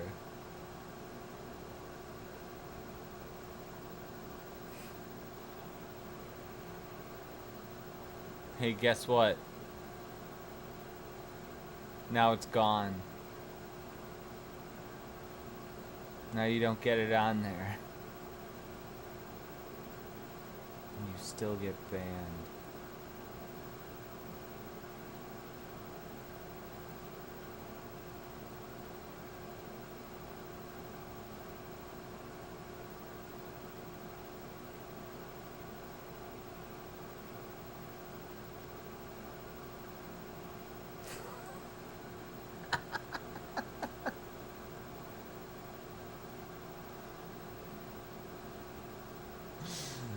Well, to make it up to you, I'll be your one and only subscriber, Tyrese300.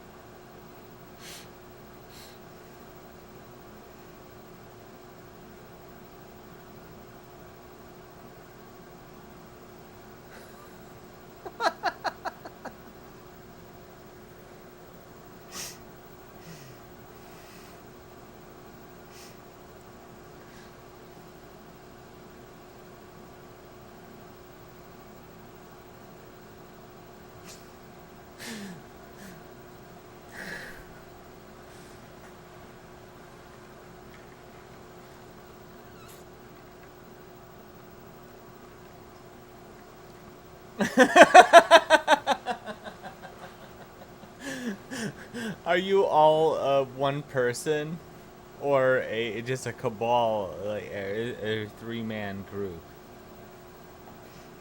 Just logged into.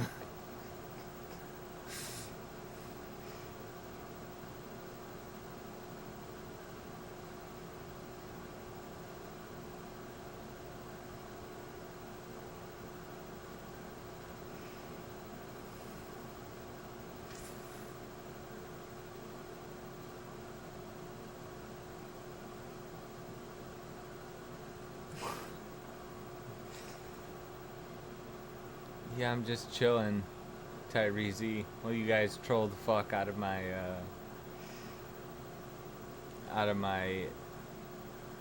Oh my gosh, there are 12 people watching now. No, I don't know what fire sales are.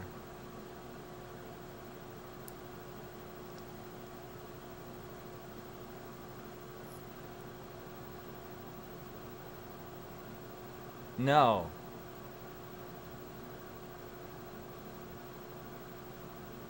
I don't know how to do that. I only know how to ban.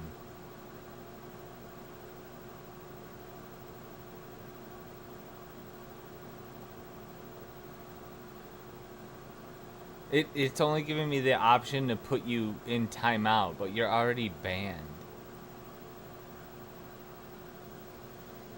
Fire sales take shots or beer for donations. Nobody has given me any money. You could tip me through Streamlabs, Venmo, PayPal, any of those. I never asked for it, but they are available. They're probably in the description of the YouTube video. They might be. They better be.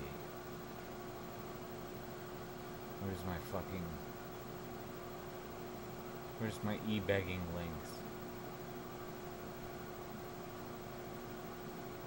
Better be shown. No, they aren't. Fuck! Why? Oh, it's because of Restream.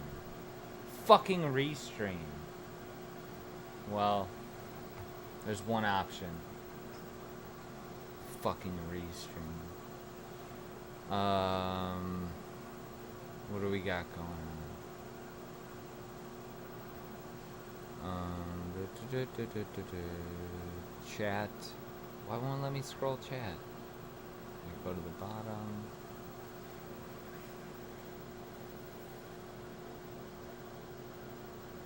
I just got off fire sales, but these things happen. Will you drink for it? Drink for what? Drink for money? Yeah. I'm not like giving myself alcohol poisoning. I'm already drinking for money. This is my life. Are you a Reddit atheist? No, I'm not. This channel isn't about atheism. It's way more about alcoholism than atheism. It's a film. Drunken Atheist Studio is a film production thing. It's been around since 2007. It's a self-deprecating joke about our argument debates we would get in drunk at parties in my early 20s. The channel isn't about atheism. Use Restream. I use Restream when I go to Chatterbait. I go on Chatterbait. Does that work there? Man, if inflation gets any worse, I'm gonna have to be jagging off on Chatterbait. Watch. Don't watch. Pray that that doesn't happen to me, to atheism.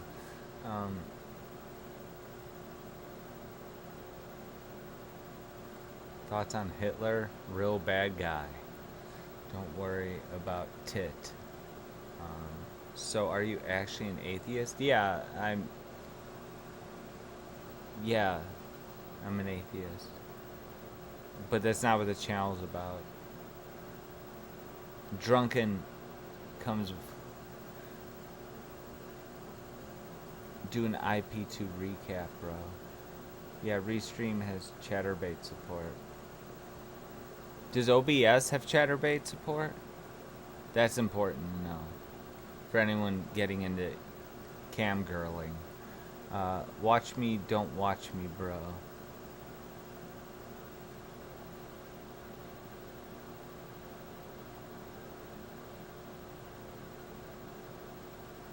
Disagree, Simon Shrill.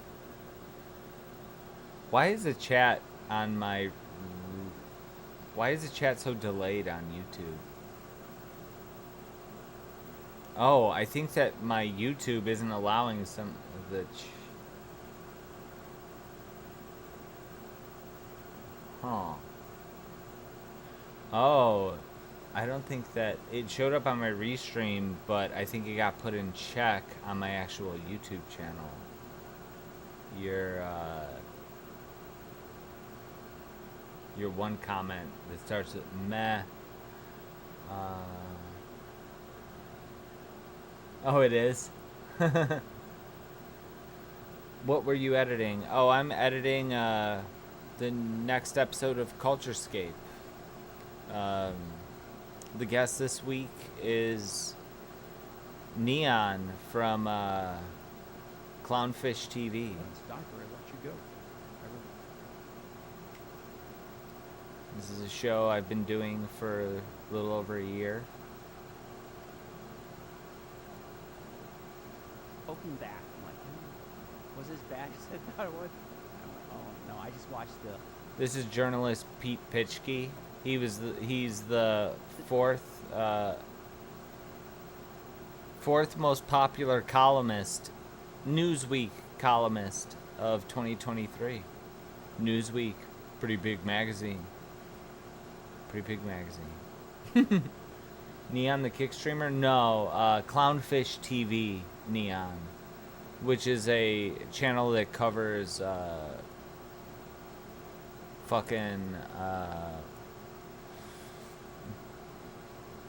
well, he runs a website that talks about the like theme parks, Disney World stuff, and he talks about pop culture, movies, nerd culture stuff. Culturescape is the podcast.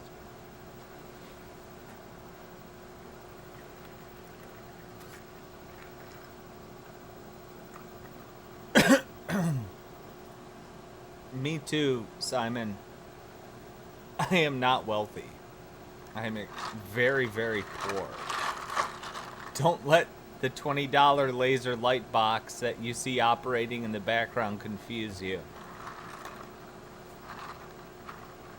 Drunken Atheist Studio is not a lucrative company.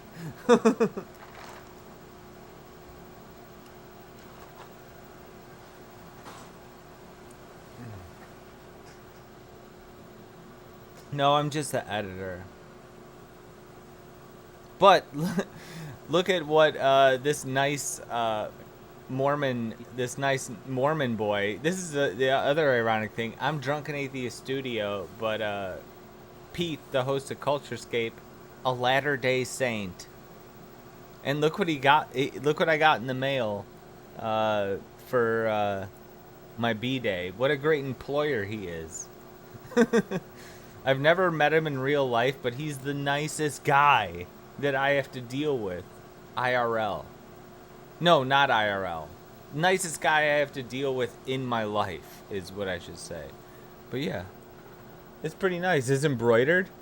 Just got this in the mail yesterday.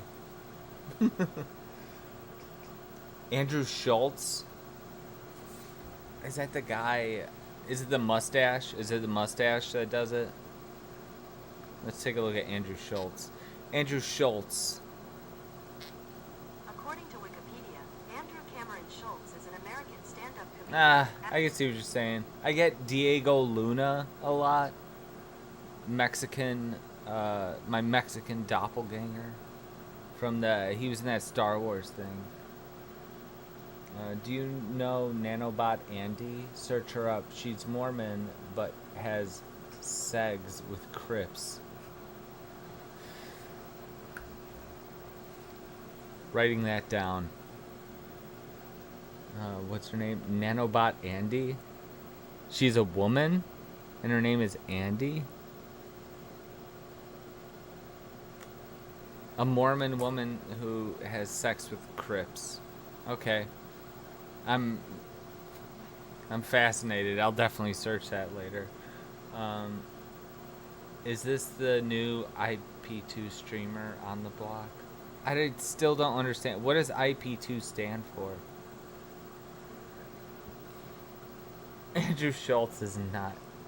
Andrew Schultz is super lefty.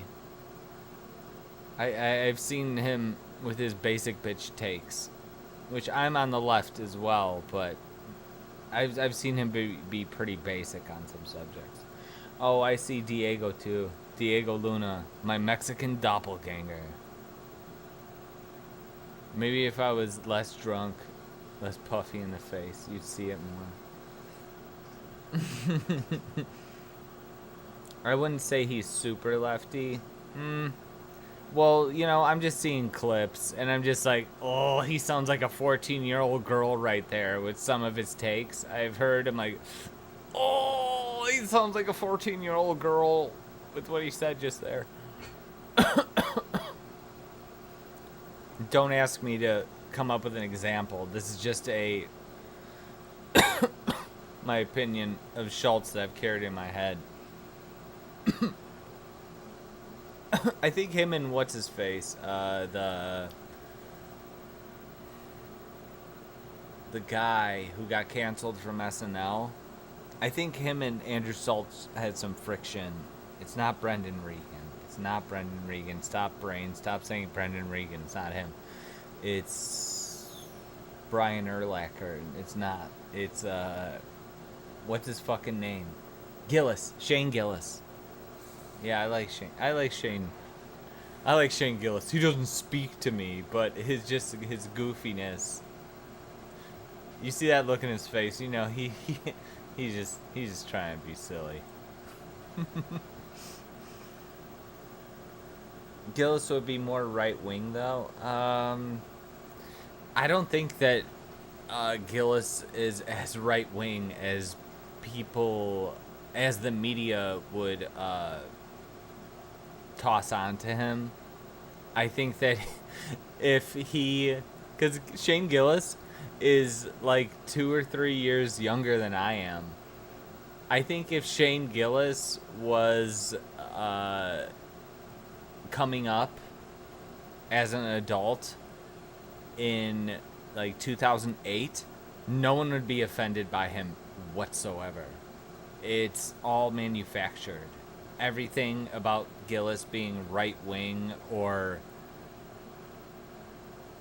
really like offensive at all has all been manufactured and built off. As soon as he got canceled from SNL, there's certain agenda-driven journalists at all kinds of shitbag outlets that said, well, he has the mark on him, and even though he's not really that edgy, they will say the worst things about him, and just he's like their whipping boy. And like there was this one journalist who said, "Congratulations, racist! Shane Gillis got a Netflix special," and I'm just like, "You're such a shit." I thought when I said that, because Shane Gillis, I do not think that he is racist at all.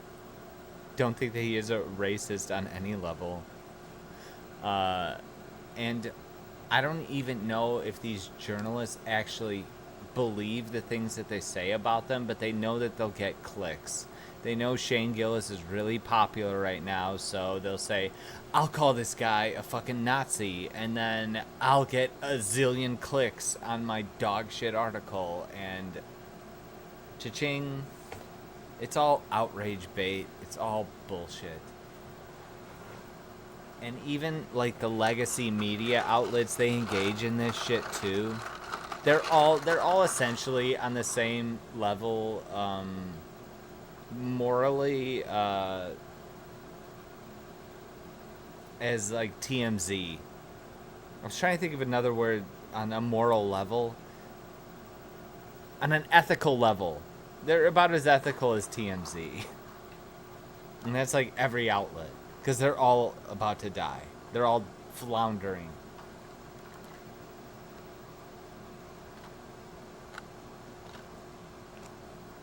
Yeah, and that annoys me. You know what, another thing? That fucking guy, Chris Pratt. I saw a girl on Facebook say that, like, oh yeah, and Chris Pratt. Something negative about Chris Pratt. And I'm like, why do you feel that way about Chris Pratt? And I'm like, he was shitty to Anna Faris, and he did this, and he did that, and it's all tabloid bullshit. And the thing is, these hit piece campaigns against like, let's just talk about Chris Pratt, for example. The guy hasn't done anything bad, but he has this horrible reputation with a considerable amount of people because they just believe whatever clickbait bullshit they put out there. The websites like the Daily Beast and the Daily Beast, BuzzFeed, you know, these campaigns actually work. No matter how many people you know around, they just think that, oh, that outlet's nonsense. They're just trying to get clicks. If they release, all these different outlets release enough articles talking about how fucked up some person is, even if it's total nonsense, people will passively pick up on that, and I've watched it happen in real time. A woman I know who has, who has 2 kids in high school and doesn't have really enough time to read up on everything, she's just ready to believe that Chris Pratt was shitty to Anna Faris, even though Anna Faris says that that's not true. There was this whole article campaign about Chris Pratt where they said that he said that he doesn't like his disabled child with Anna Faris, and Anna Faris and Chris Pratt is like, that's disgusting lie. Nothing. He did not say that. It's just, and I'm that maybe not exactly how it went down, but people spread lies.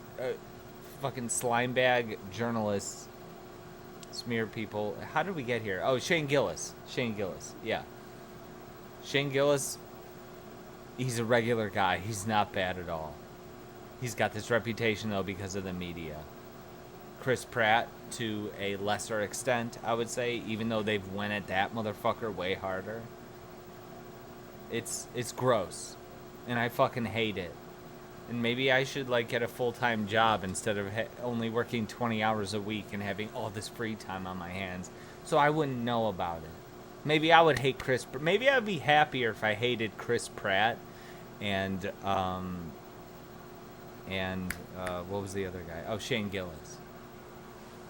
Maybe if I legitimately thought they were both Nazi scumbags, I would be happier in life, even if that wasn't true.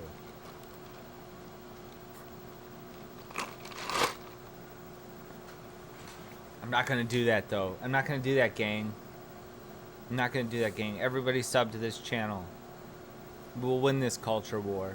This season Against the smear merchants. Serious analysis from Fred. I was like, oh yeah, no. I am your hero. Yeah, we just recorded a video on media trying to do damage control. Now they're throwing Jodie Whittaker for the bus. We're like, well, of course, the fans dipped out because Cool Run was terrible. But shooting got was. This is really good right now. You need to come back to Dr. Who. I'm like, no. Look. Thanks, OG Geezer. Doctor, I let you go. I release you. I'm done. And that was a perfect ending for Doctor Who. It was, and that was one of my favorite shows of all time. I love Doctor Who. And I have a hard time with it too because they're like, oh, Steve Davies is coming back, bringing David Tennant. This is a 2-hour interview about so much of this stuff. Godfrey Tate, I'm like, oh boy, that's like, oh yeah, guess Murray Gold's coming back too. He's getting through the music. You like Murray Gold, don't you? I love Murray Gold. Nah, I'm getting rid of the first one. I thought it was gonna be good, but it's awkward. Reach down. Here we go. That was one of my favorite shows of all time. I love Doctor Who. And I have a hard time with it too because they're like, oh, Steve Davies is coming back, bringing David Tennant and Godfrey Tate. And I'm like, oh boy, that's like, oh yeah, guess Murray Gold's coming back too. He's getting through the music. You like Murray Gold, don't you? I love Murray Gold. No, it's a skin suit. It's trash. It's trash. 2 hours of watching podcasts. Do you ever watch IRL streams?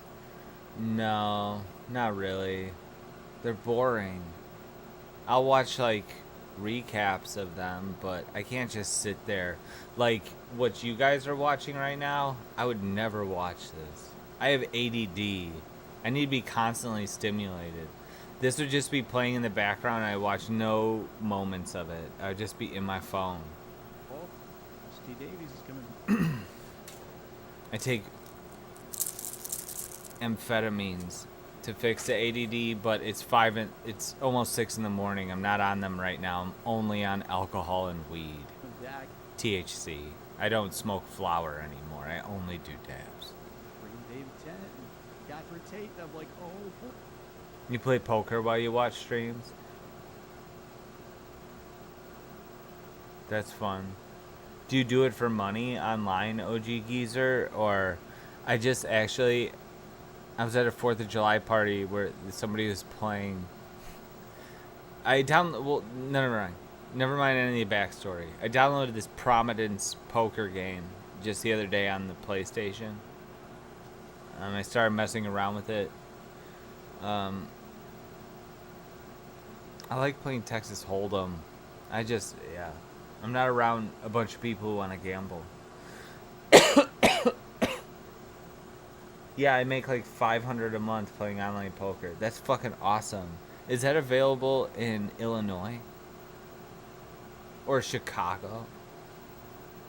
Specifically? That's what I play is Texas Hold'em. Yeah, I miss Texas Hold'em. I miss being around a bunch of drunk people.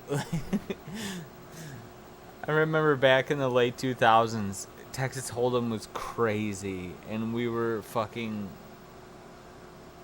everyone was playing. We were always just like busting. Everyone had cards on them for a while. And we were always like fucking playing $5 games. Everyone tossing $5.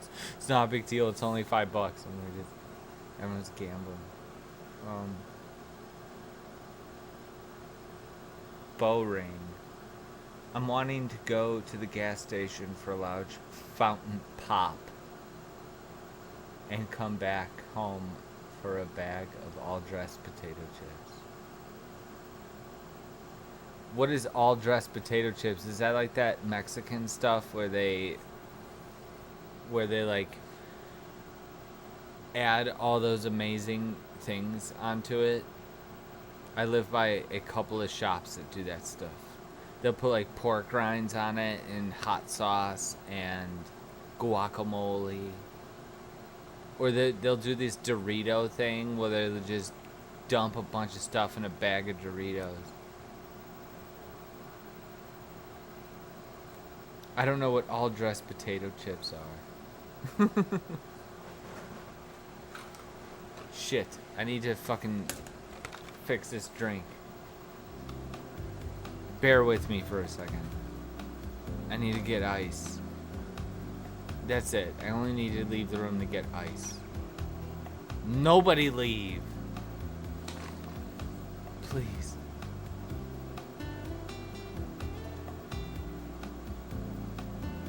I can't find a drop. Why are you guys bullying me? That's what I should have dropped earlier. Why are you guys bullying me? When y'all first showed up.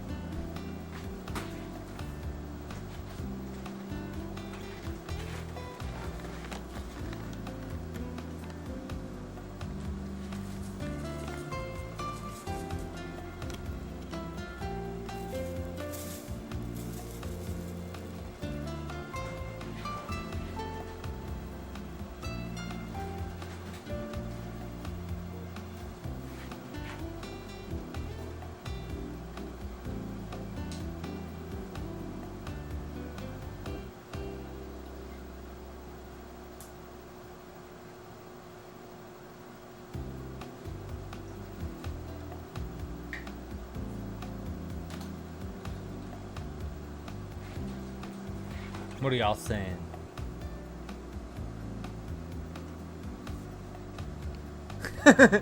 He's doing acid. Malic acid.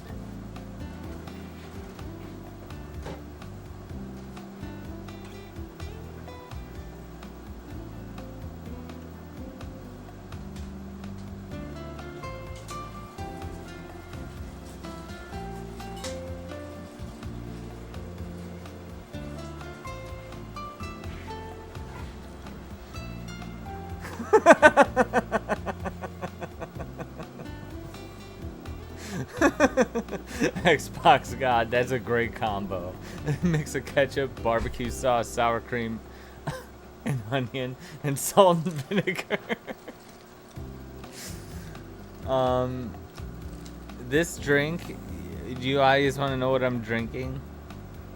It's a mix of 2 shots of Smirnoff vodka, a whole ton of ice, these dome ice cubes, circular ice cubes. So the glass is mostly full of ice, but 2 shots of Smirnoff vodka, a way less than a spoonful of malic acid, and grape Kool-Aid.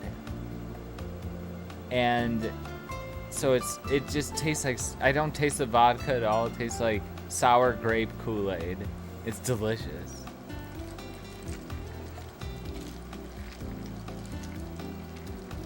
Oh, that's what the all drops flavor is. Xbox God, I thought you were explaining what my drink was made out of. Okay. Okay, I'm interested.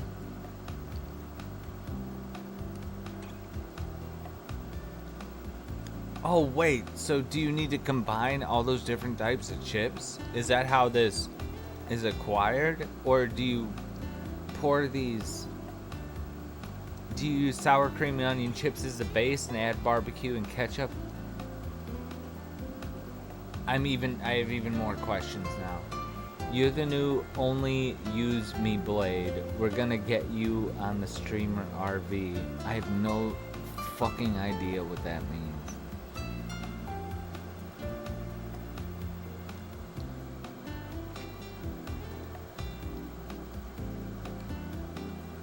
Who wants to get high?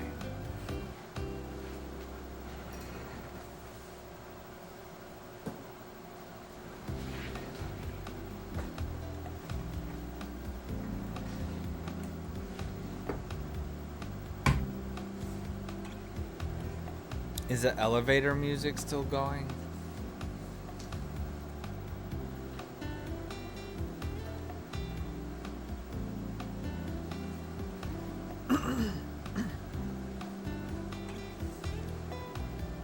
Everyone watching, please make sure to like, subscribe, and hit that bong for notifications, because that's what we're about to do right now.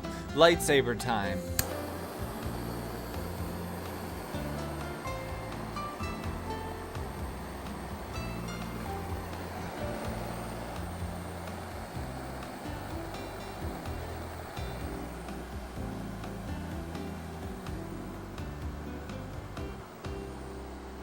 God damn it, I hate this fucking torch. It holds like a teaspoon of fucking...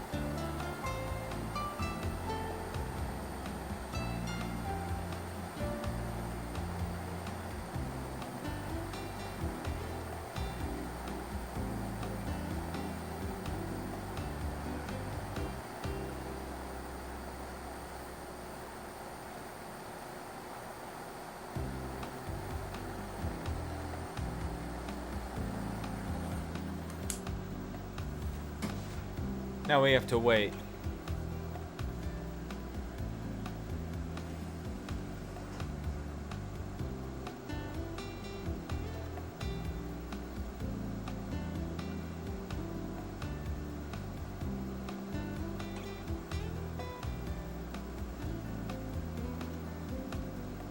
I've lost count. Fuck. Oh, and I haven't even... I did everything in the wrong order.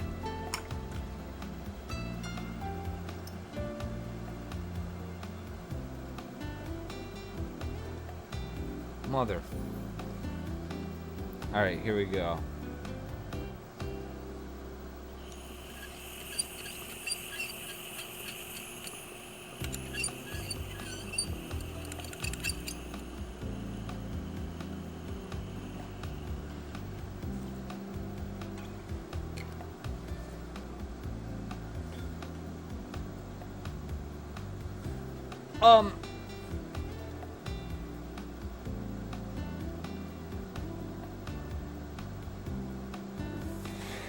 It's too late for me to get high. I'm getting picked up in 6 hours for a ride and having a dentist appointment in 145. Yeah, you should take it easy.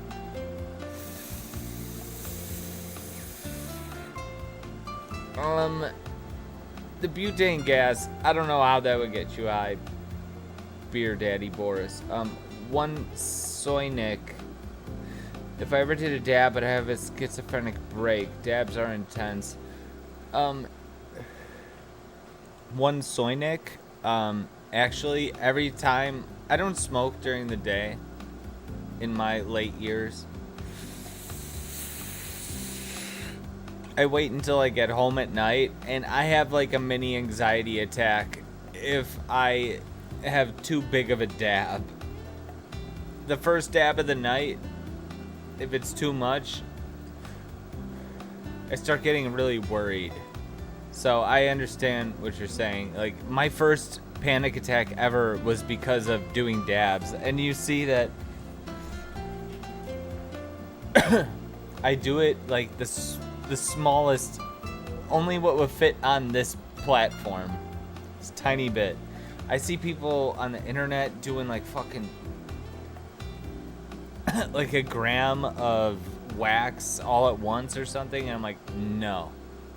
I'd be in a mental institution.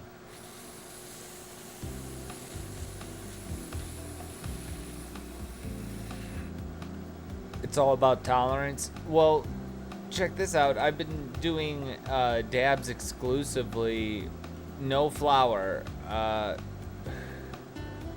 except for if I'm out at a bar and somebody passes me a bowl, I'll smoke it. But at home, where I'm always here, I'm doing dabs, and my tolerance is not built up. I still get anxious every night, just even a little bit of it. But you know, I was getting anxious on smoking bowls too, so that it should be expected.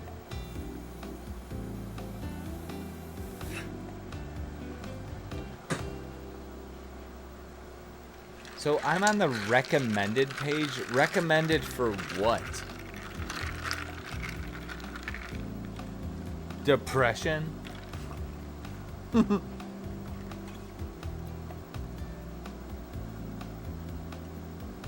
Editing? Alcoholism? The last time,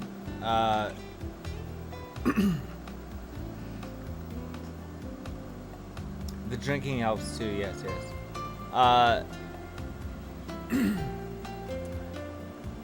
One Soynik. I've never partaken in the use of cocaine. I am prescribed Ritalin, specifically methylphenidate. But here's my take on coke in the modern days. Everything's stepped on, and that bootleg Chinese fentanyl is all over the fucking country, and it's killed a bunch of my friends, and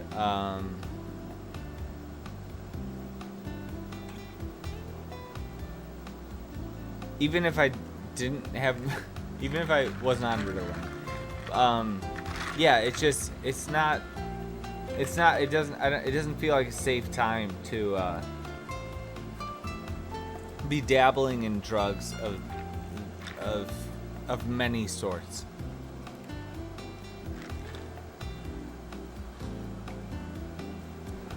But it's been a long time, like probably over 4 years, since before COVID. One Soynik.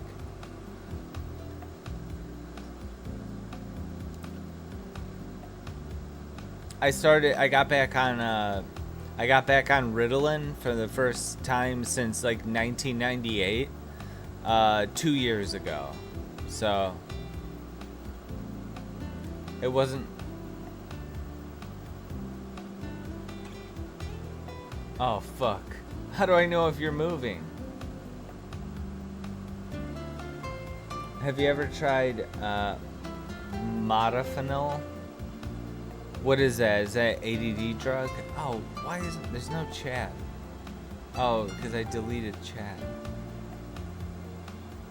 Oh, and plus the botrix didn't work when I booted up the stream. Where's the other chat? There we go.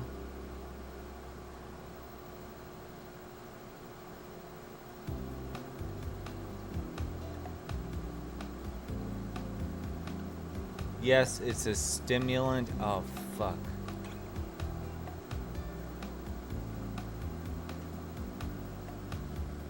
You're gay. No, I'm not gay. I'm heterosexual. But hold on, I have to catch up. That's just a new chat that just popped up. When's the last time? Okay, what the fuck, really? English or Spanish? English.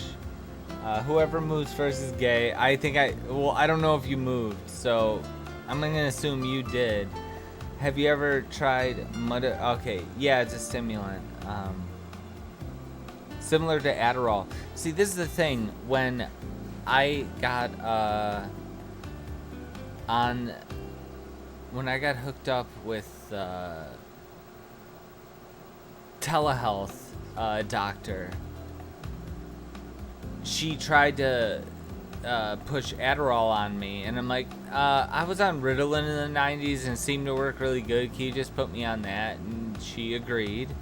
And I've been on a low dosage, 5 milligrams of Ritalin, that I'm supposed to take 2 5-milligram tablets of 10 milligrams a day, but my prescription ends up lasting me 2 months because I usually only take 1 a day, because I only have to go to work for like 4 or 5 hours, and on my days off sometimes I don't take it unless I have to fucking tackle something. So I should have been on it the whole time since the 90s. But I went since the 90s till 2 years ago being unnecessarily miserable because I wasn't treating what was wrong with me. All of a sudden you take it's a tiny little pill. Well, for me, no side effects at all. There's 0 negative effects I've had from taking Ritalin.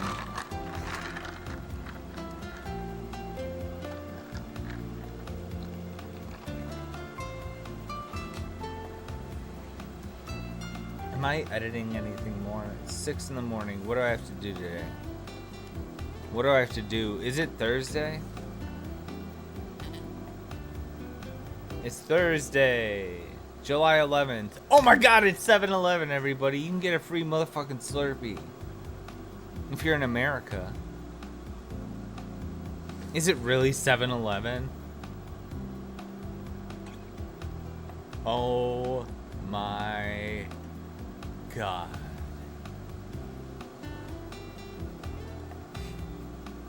I should have, before I launched this overreaction, I should have had a drop set up. Why is there swearing? They didn't. All I said was shoot. No, guys.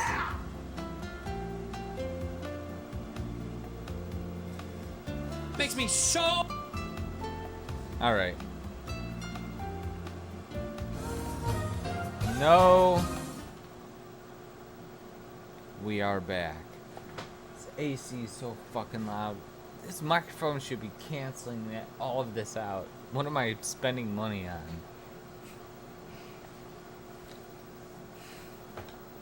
Should I even edit? No, let's call it quits. I'll just hang out until people stop watching.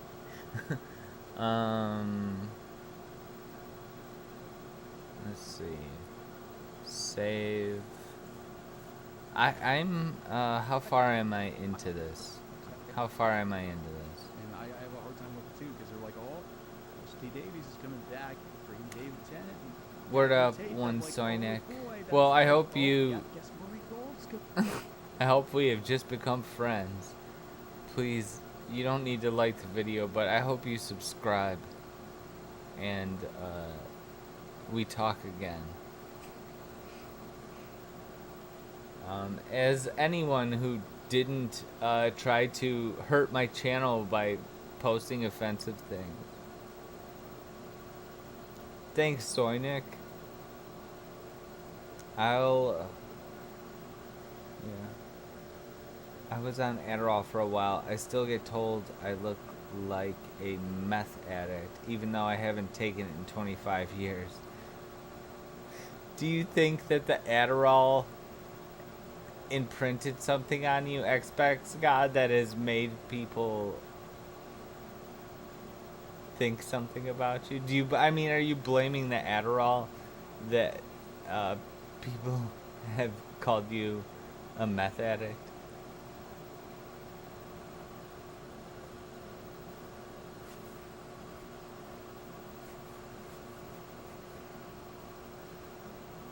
See ya, one Soynik.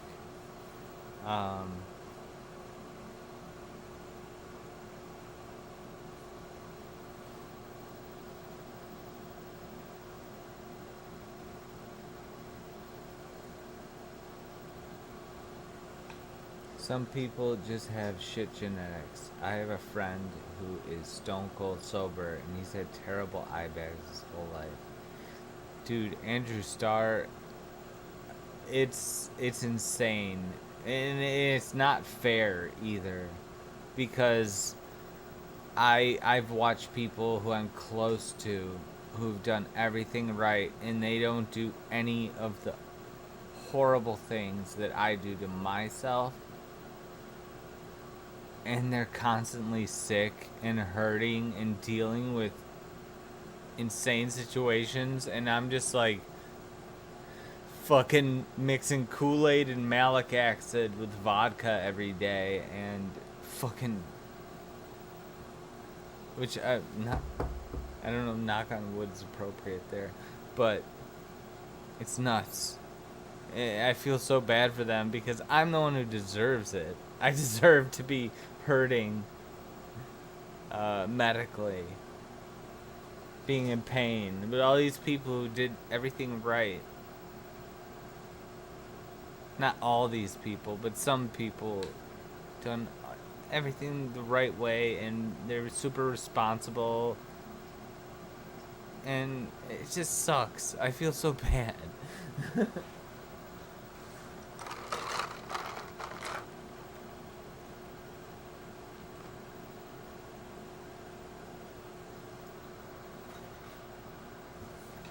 Then again,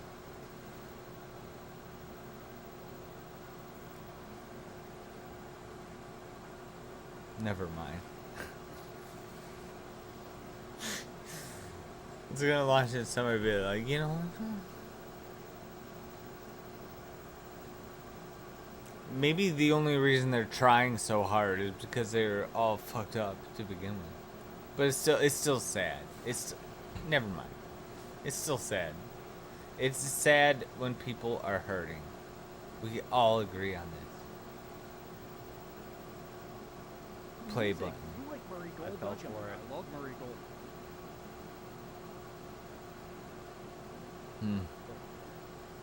No, it's a skin suit. It's a trick. It's a trap. It is a trap. Then they bring him back. They bring the tennis doctor back just to run him through the mud and lecture him on pronoun usage. It was awful. And he just got done. Pronoun usage. It was awful.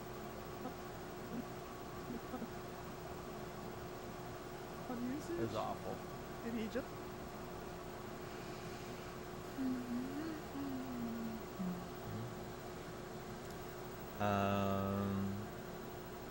I haven't taken it since I was 8, but since there was an unfair comparison of its compound structure to be like meth. Yeah, I mean, it is similar to, but see, this is the thing. People get so obsessed with that. They're just like, it's meth. It's just like, meth is not the same as your fucking ADD medication. It's, meth is made with fucking chemicals. It's a street drug. It's not the same. And it's taking thing that meth heads like most about that chemical compound, and it's putting it in a reasonable dosage. Well, people have been microdosing with fucking. Think of it like this: people microdose with mushrooms and ketamine and stuff like that in a beneficial, healthy way to help them through whatever ailment they have. I knew I was gonna stall out here. The ADD drugs is picture it that way. Taking 5 to 10 milligrams of Ritalin or methylphenidate every day is like me microdosing cocaine or meth. Think of it that way. And it's also not made using like tree leaves soaking in fucking gasoline and other disgusting things. It's yeah, just think of ADD drugs as microdosing coke.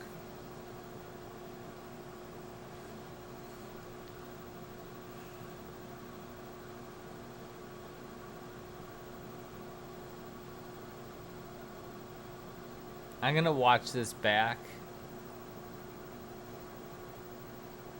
and try to take notes and make all that several minutes of rambling into a coherent bit, because I think I was kinda onto something that could work, but ultimately didn't on the fly. Alright, here we go. On pronoun usage? That's awful. And he just got done being a woman? I mean, come on, seriously.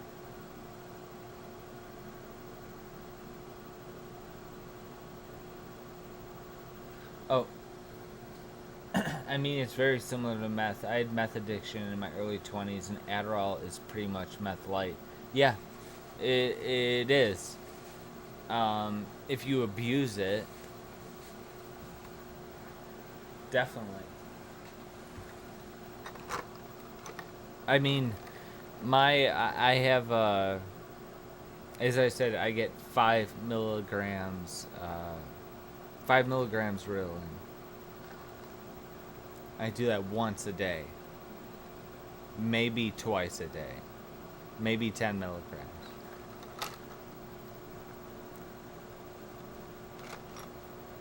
That is not blowing a line of mystery powder. Yeah. It's not the same. Not saying that you're saying it's the same, but I'm just...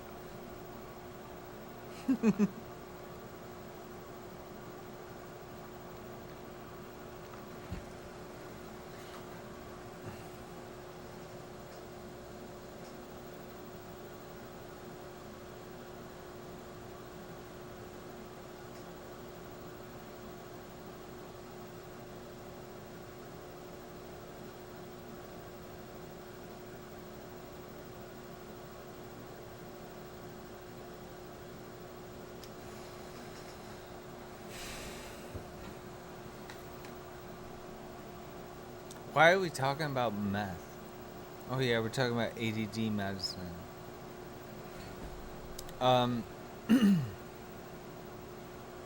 I think in closing, in summation, I'm so tired and I'm kind of tipsy, but in summation, in closing, about the whole ADD drugs thing, my life would probably be crazy different if I just stayed on that low dosage of Ritalin throughout junior high. They called it junior high back then. In high school. And I might have like saw things through in college had I treated the problem, because I went from 98 until 2 years ago without taking any medication. And when I started taking it again, I, within a day and a half, realized that, oh my gosh, all these little tasks that I have to do don't have to be as miserable as they are. So for 20 years, I went being needlessly annoyed and prodded by the problem I had when there was a solution sitting right there, and it's not even that bad for you.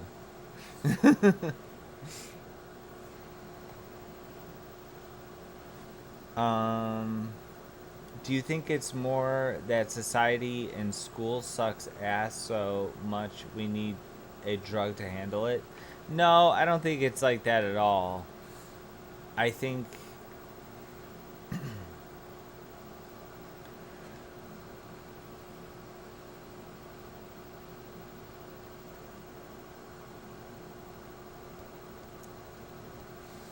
I'm trying to really think. Do you think it's more that society and school suck ass? So we need drugs to handle it? I don't think that that is true. I just think that people with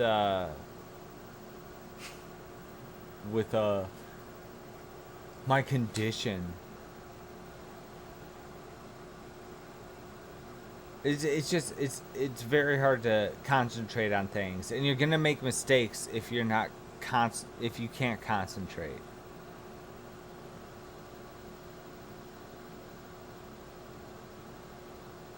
Adderall will help anyone perform on mundane tasks, whether they have ADHD or not. You think so? It'll work for everyone?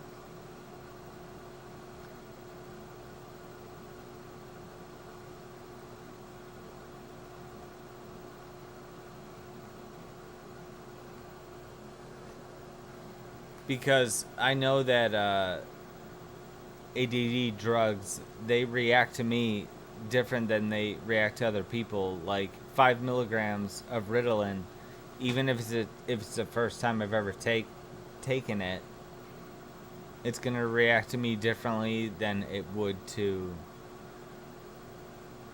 someone who doesn't have ADD. From what I understand, and from many anecdotal situations that I've experienced.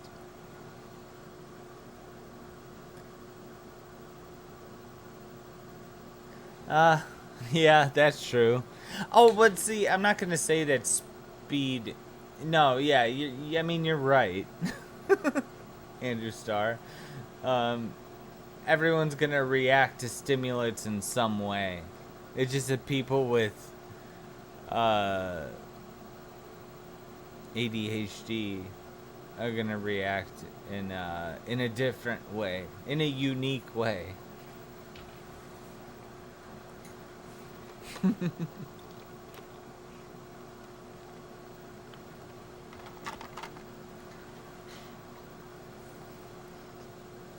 My theory is the government uses pharma to push stimulants on the population to make the nation more productive. It's not working. It's working for me. It's actually, it's like, it's seriously,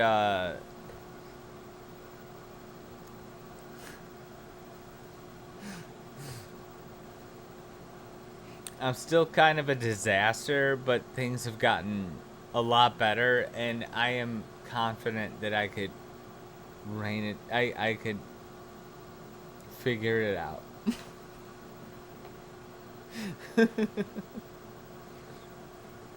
Whatever the fuck that means. I don't even know what that means. Alright, what are we doing here? What are we fucking doing here? It's 6:20 in the morning, and I'm talking to 9 people, 9 strangers, muttering nonsense. As the editor of the Culturescape podcast. Excuse me.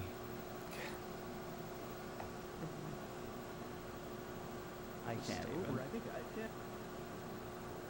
What? Done being a woman? I mean, come on, seriously. I can't. That's in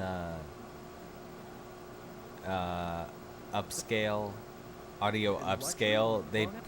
They turn slight noise into. It was awful. And he just got done being a woman? I mean, come on, seriously. I can't even. I think again.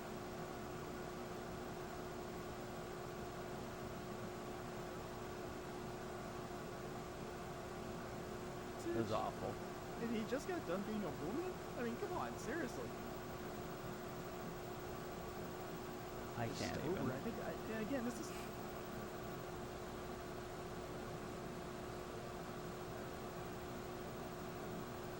Where's the thing? Oh, it's right there. I got to zoom in.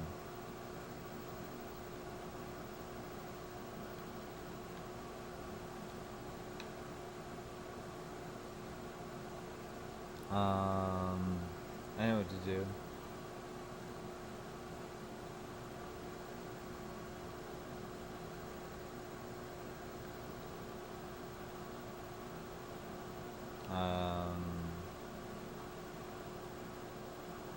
Yeah, perfect. Look at this. Seriously.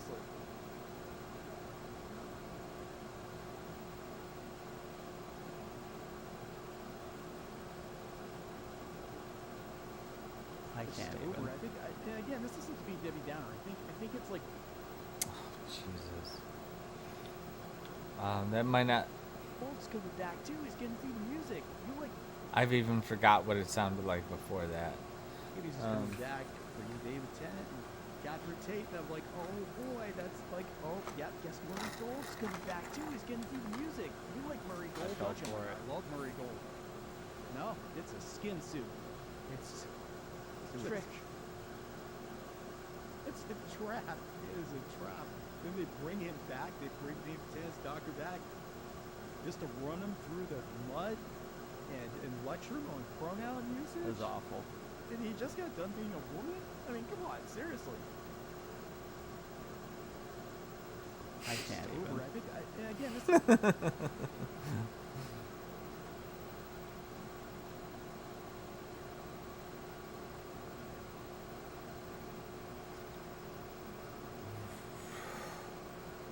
I can't even. I thought I can't even didn't show up on the sound. That would I'd be like, are you kidding? Oh yeah, it didn't though. It's so small on this.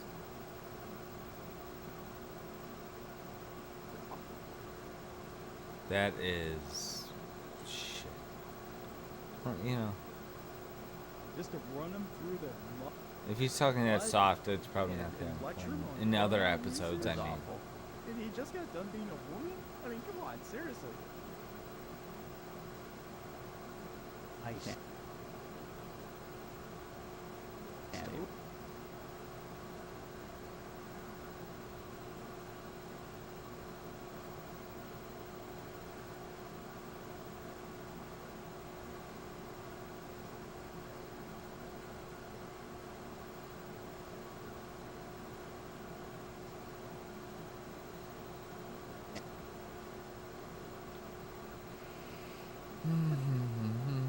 And he just got done being a woman? I mean, come on, seriously.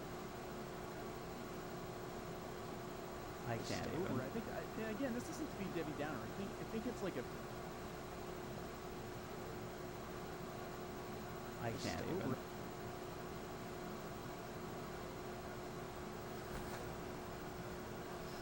Okay, I think that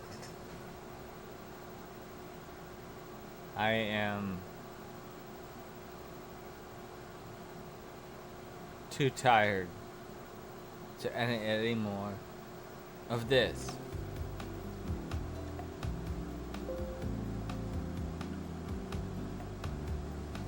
Ah, jeez, dude. Goddamn, what a bummer. Fuck! But there could be some other stuff I want to do. Let me get this fucking hat off.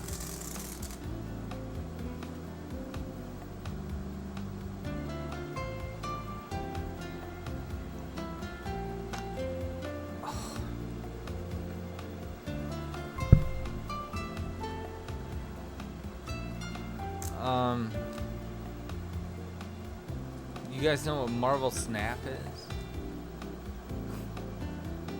Do you guys know what Marvel Snap is?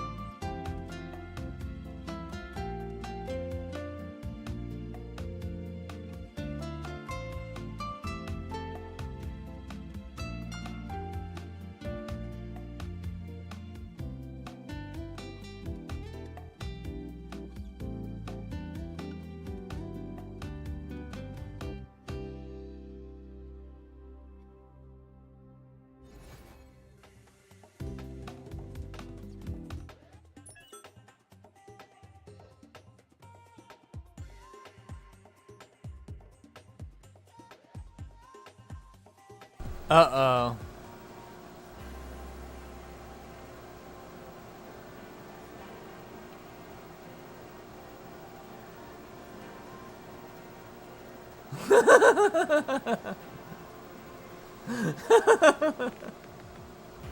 That was crazy to see it like that.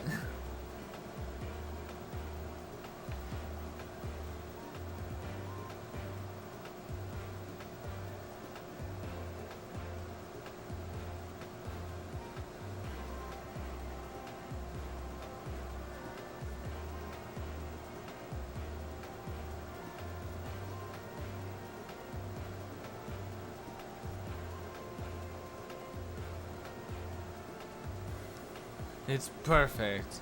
Wait, maybe it isn't, because I'm like all backed up.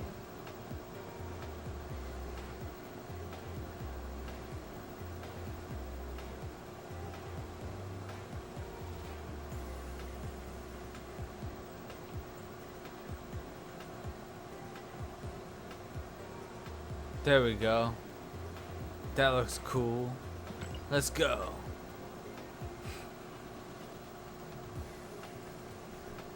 Oh, wait, I have to change the name of the stream.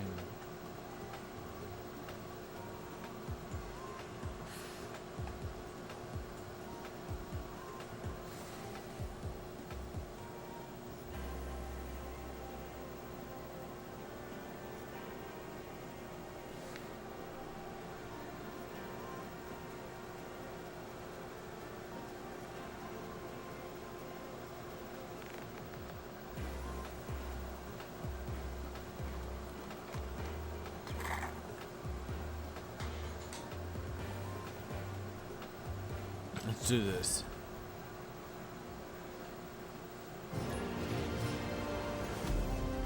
Oh, I'm using this deck? Fuck. Ooh. Haha.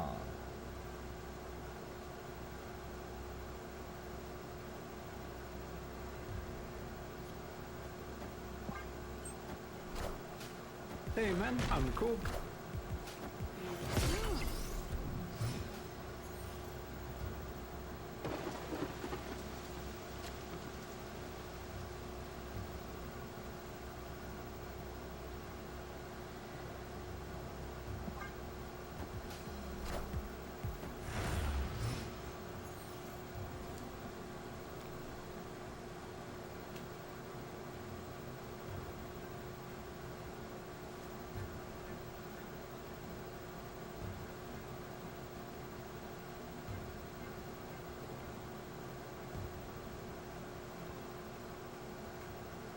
Chat's back open, boys. Oh shit. Oh shit. What's this guy do?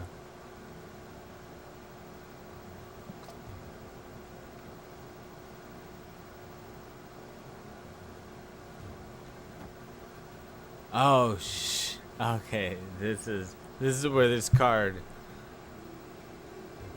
Oh shit.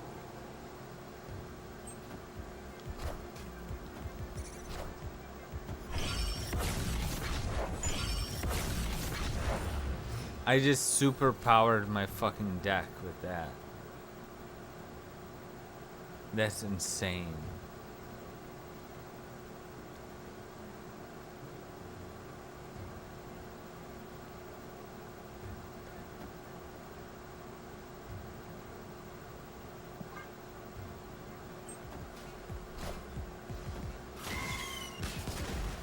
Nice.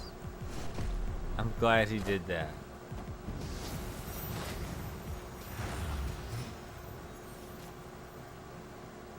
I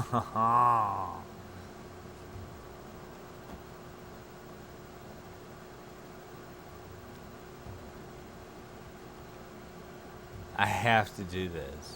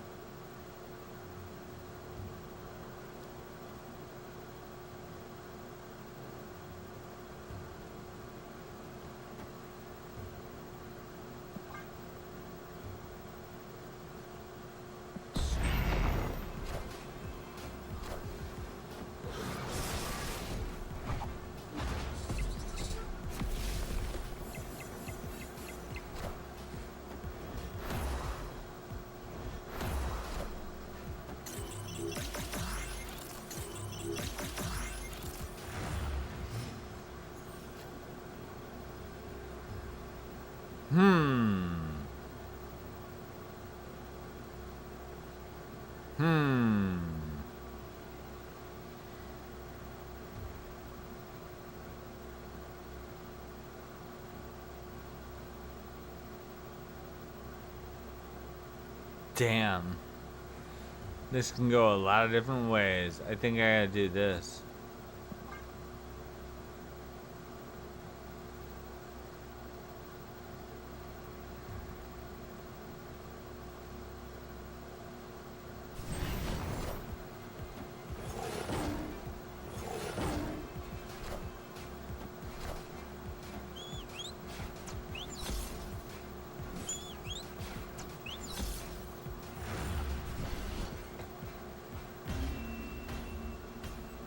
Yes! Victory! Get the fuck out!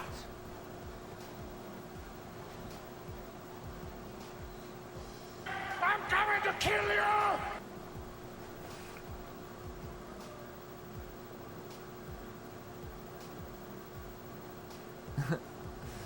Awesome, Xbox God. Thanks for hanging out, buddy. I'll talk to you later.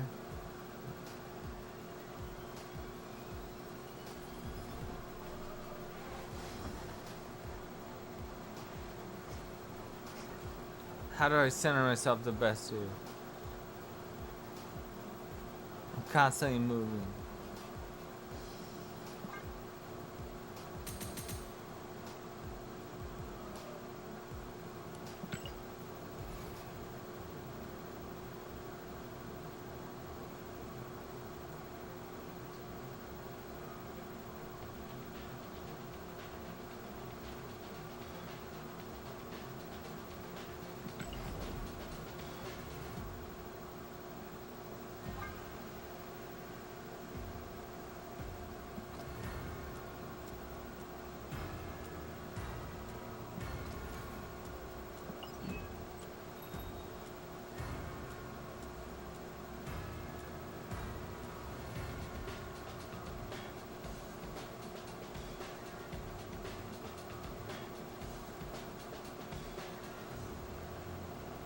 What?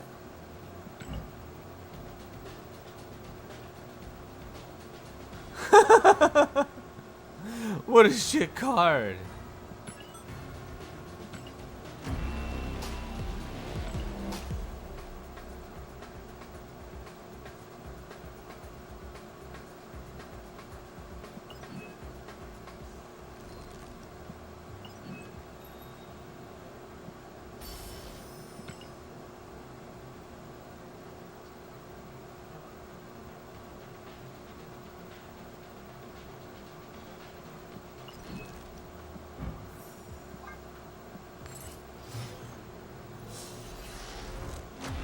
Infinity.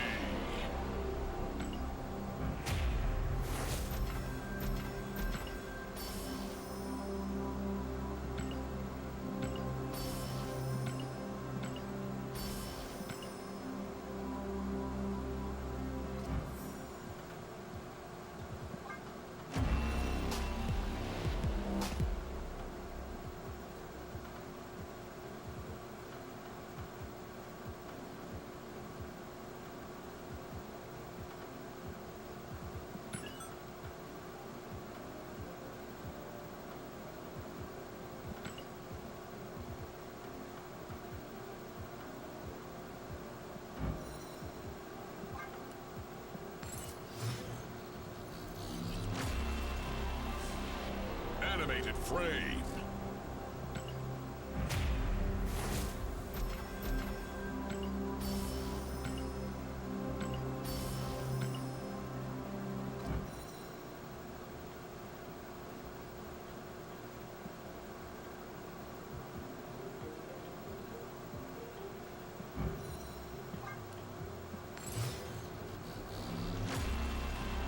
Frame break.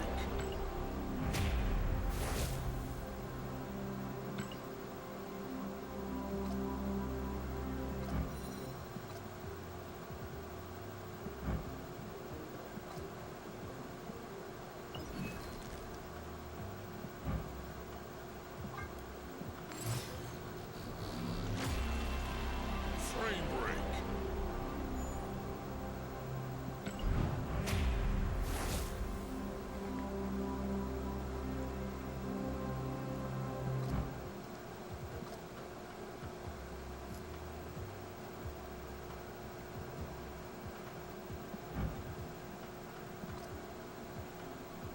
What is the one? Alright, let's play around. Oh, I got shit.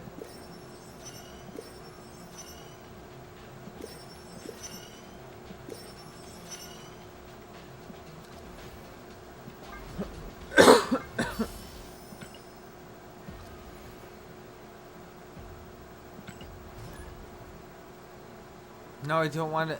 Cancel, cancel, cancel. I want to play with my other deck. Is this my real deck? No. This one.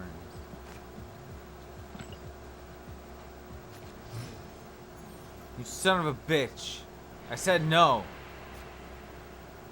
Makes me so mad! Opponent snapped.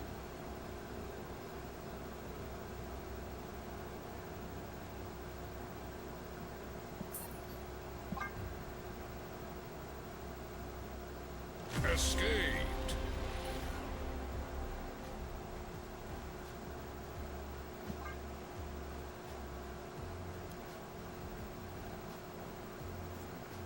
Horse shit.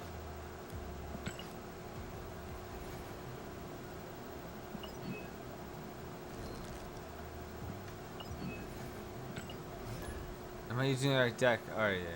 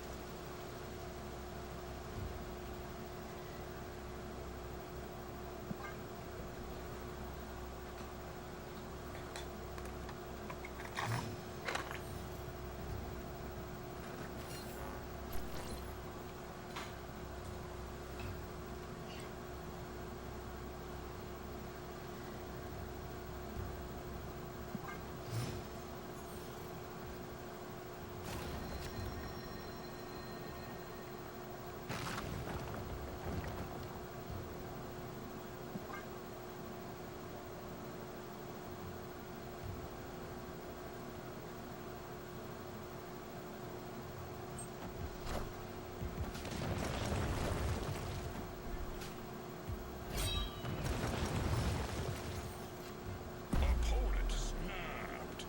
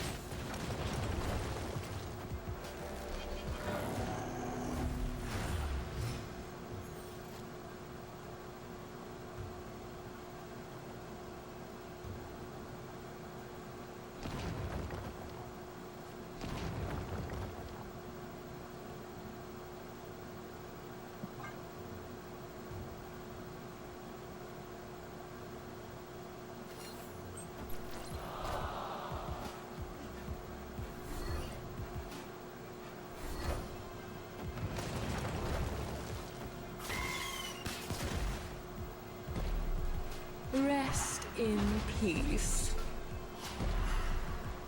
Enough said, bub.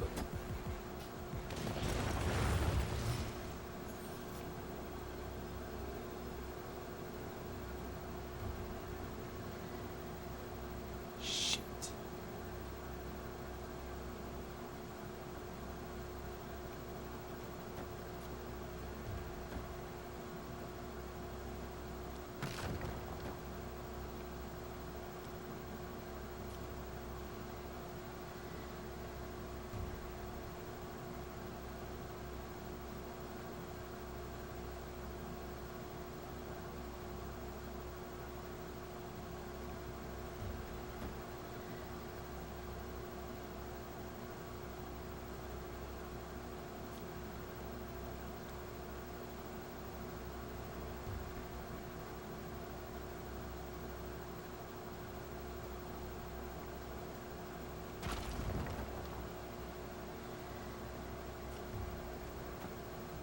Oh, snap.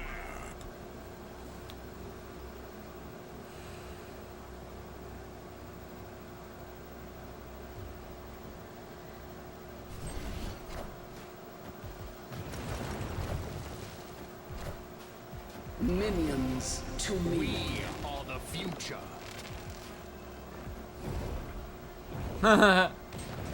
Fuck. Wait, no, yes. Victory.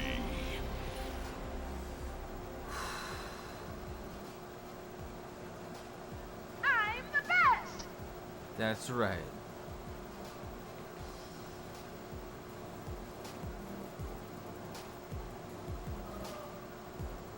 I'm the best at video games. The 6 people remaining have seen it firsthand.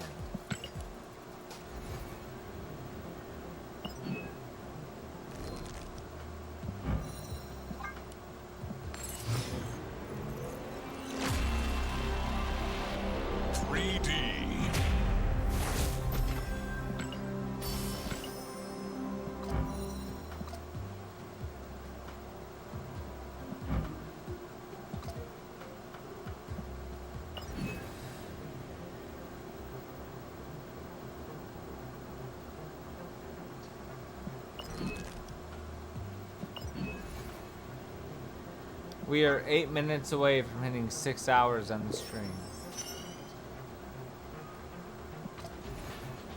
We will hang out until then. Why is this fucking... Oh, it's up here. I don't even know what that means.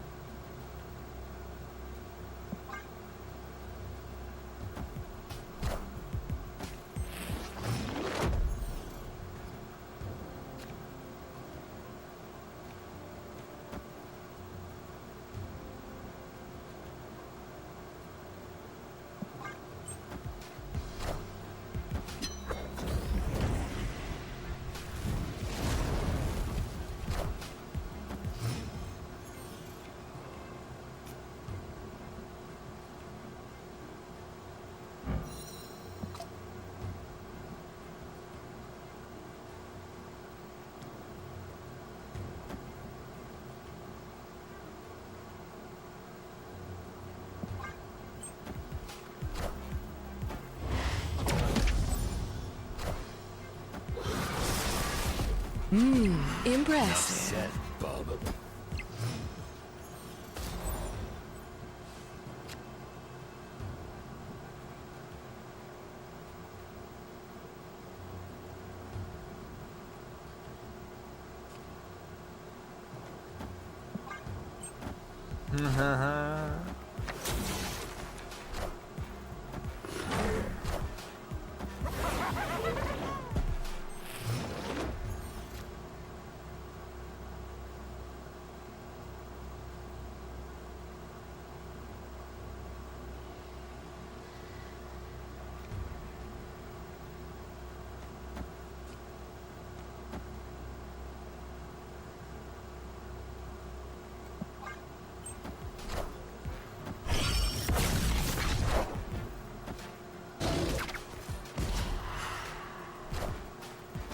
I am Iron Man.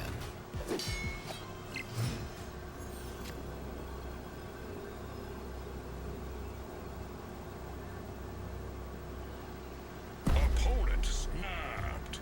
Oh, snap.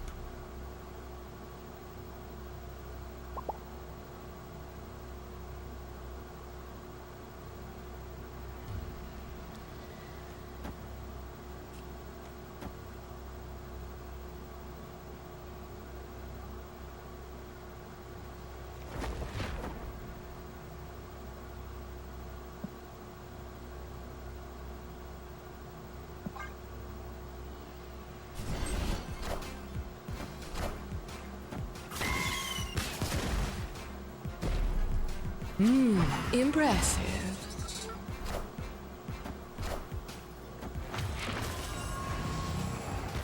I am Iron Man. Fuck.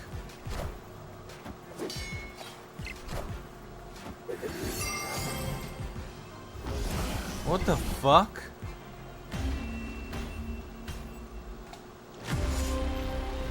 What the fuck? What?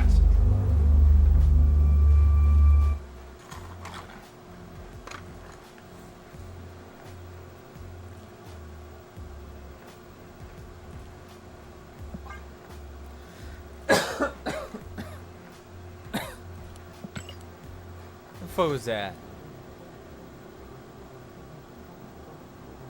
Still 3 minutes away.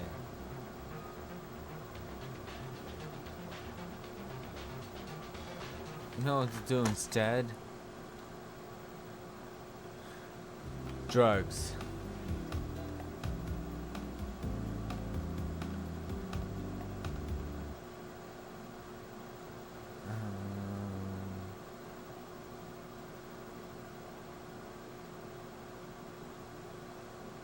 the fuck? Oh, yeah.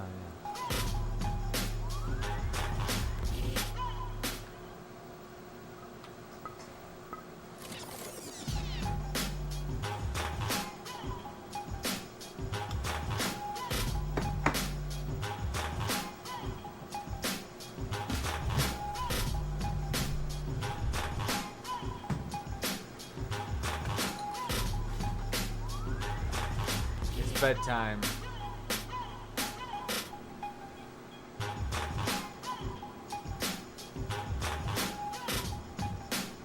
Add a little THC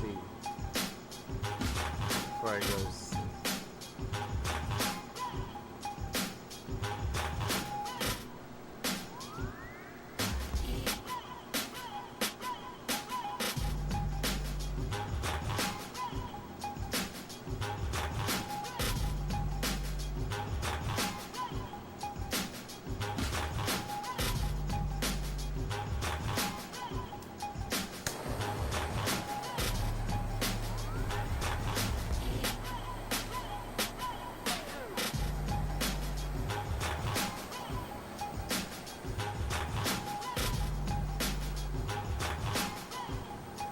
God damn it.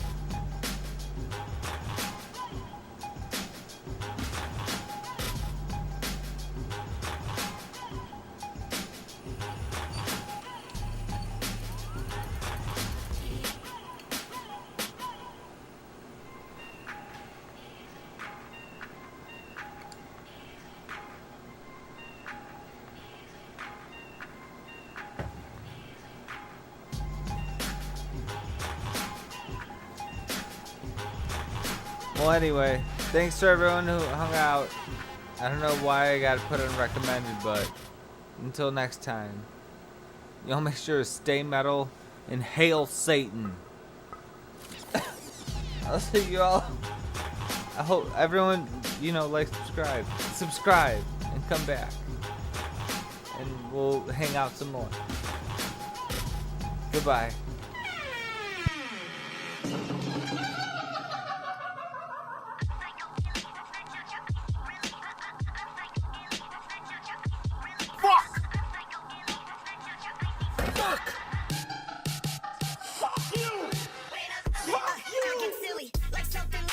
Fucking thing sucks!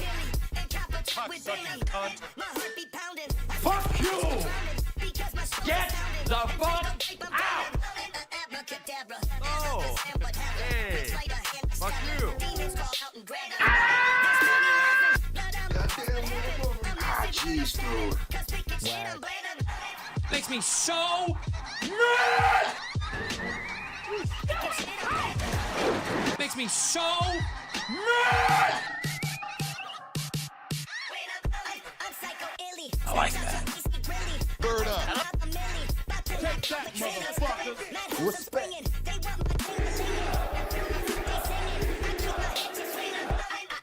You wanna fuck with my money, huh? Sweet! Woo! Oh! Buckle up, Buckley!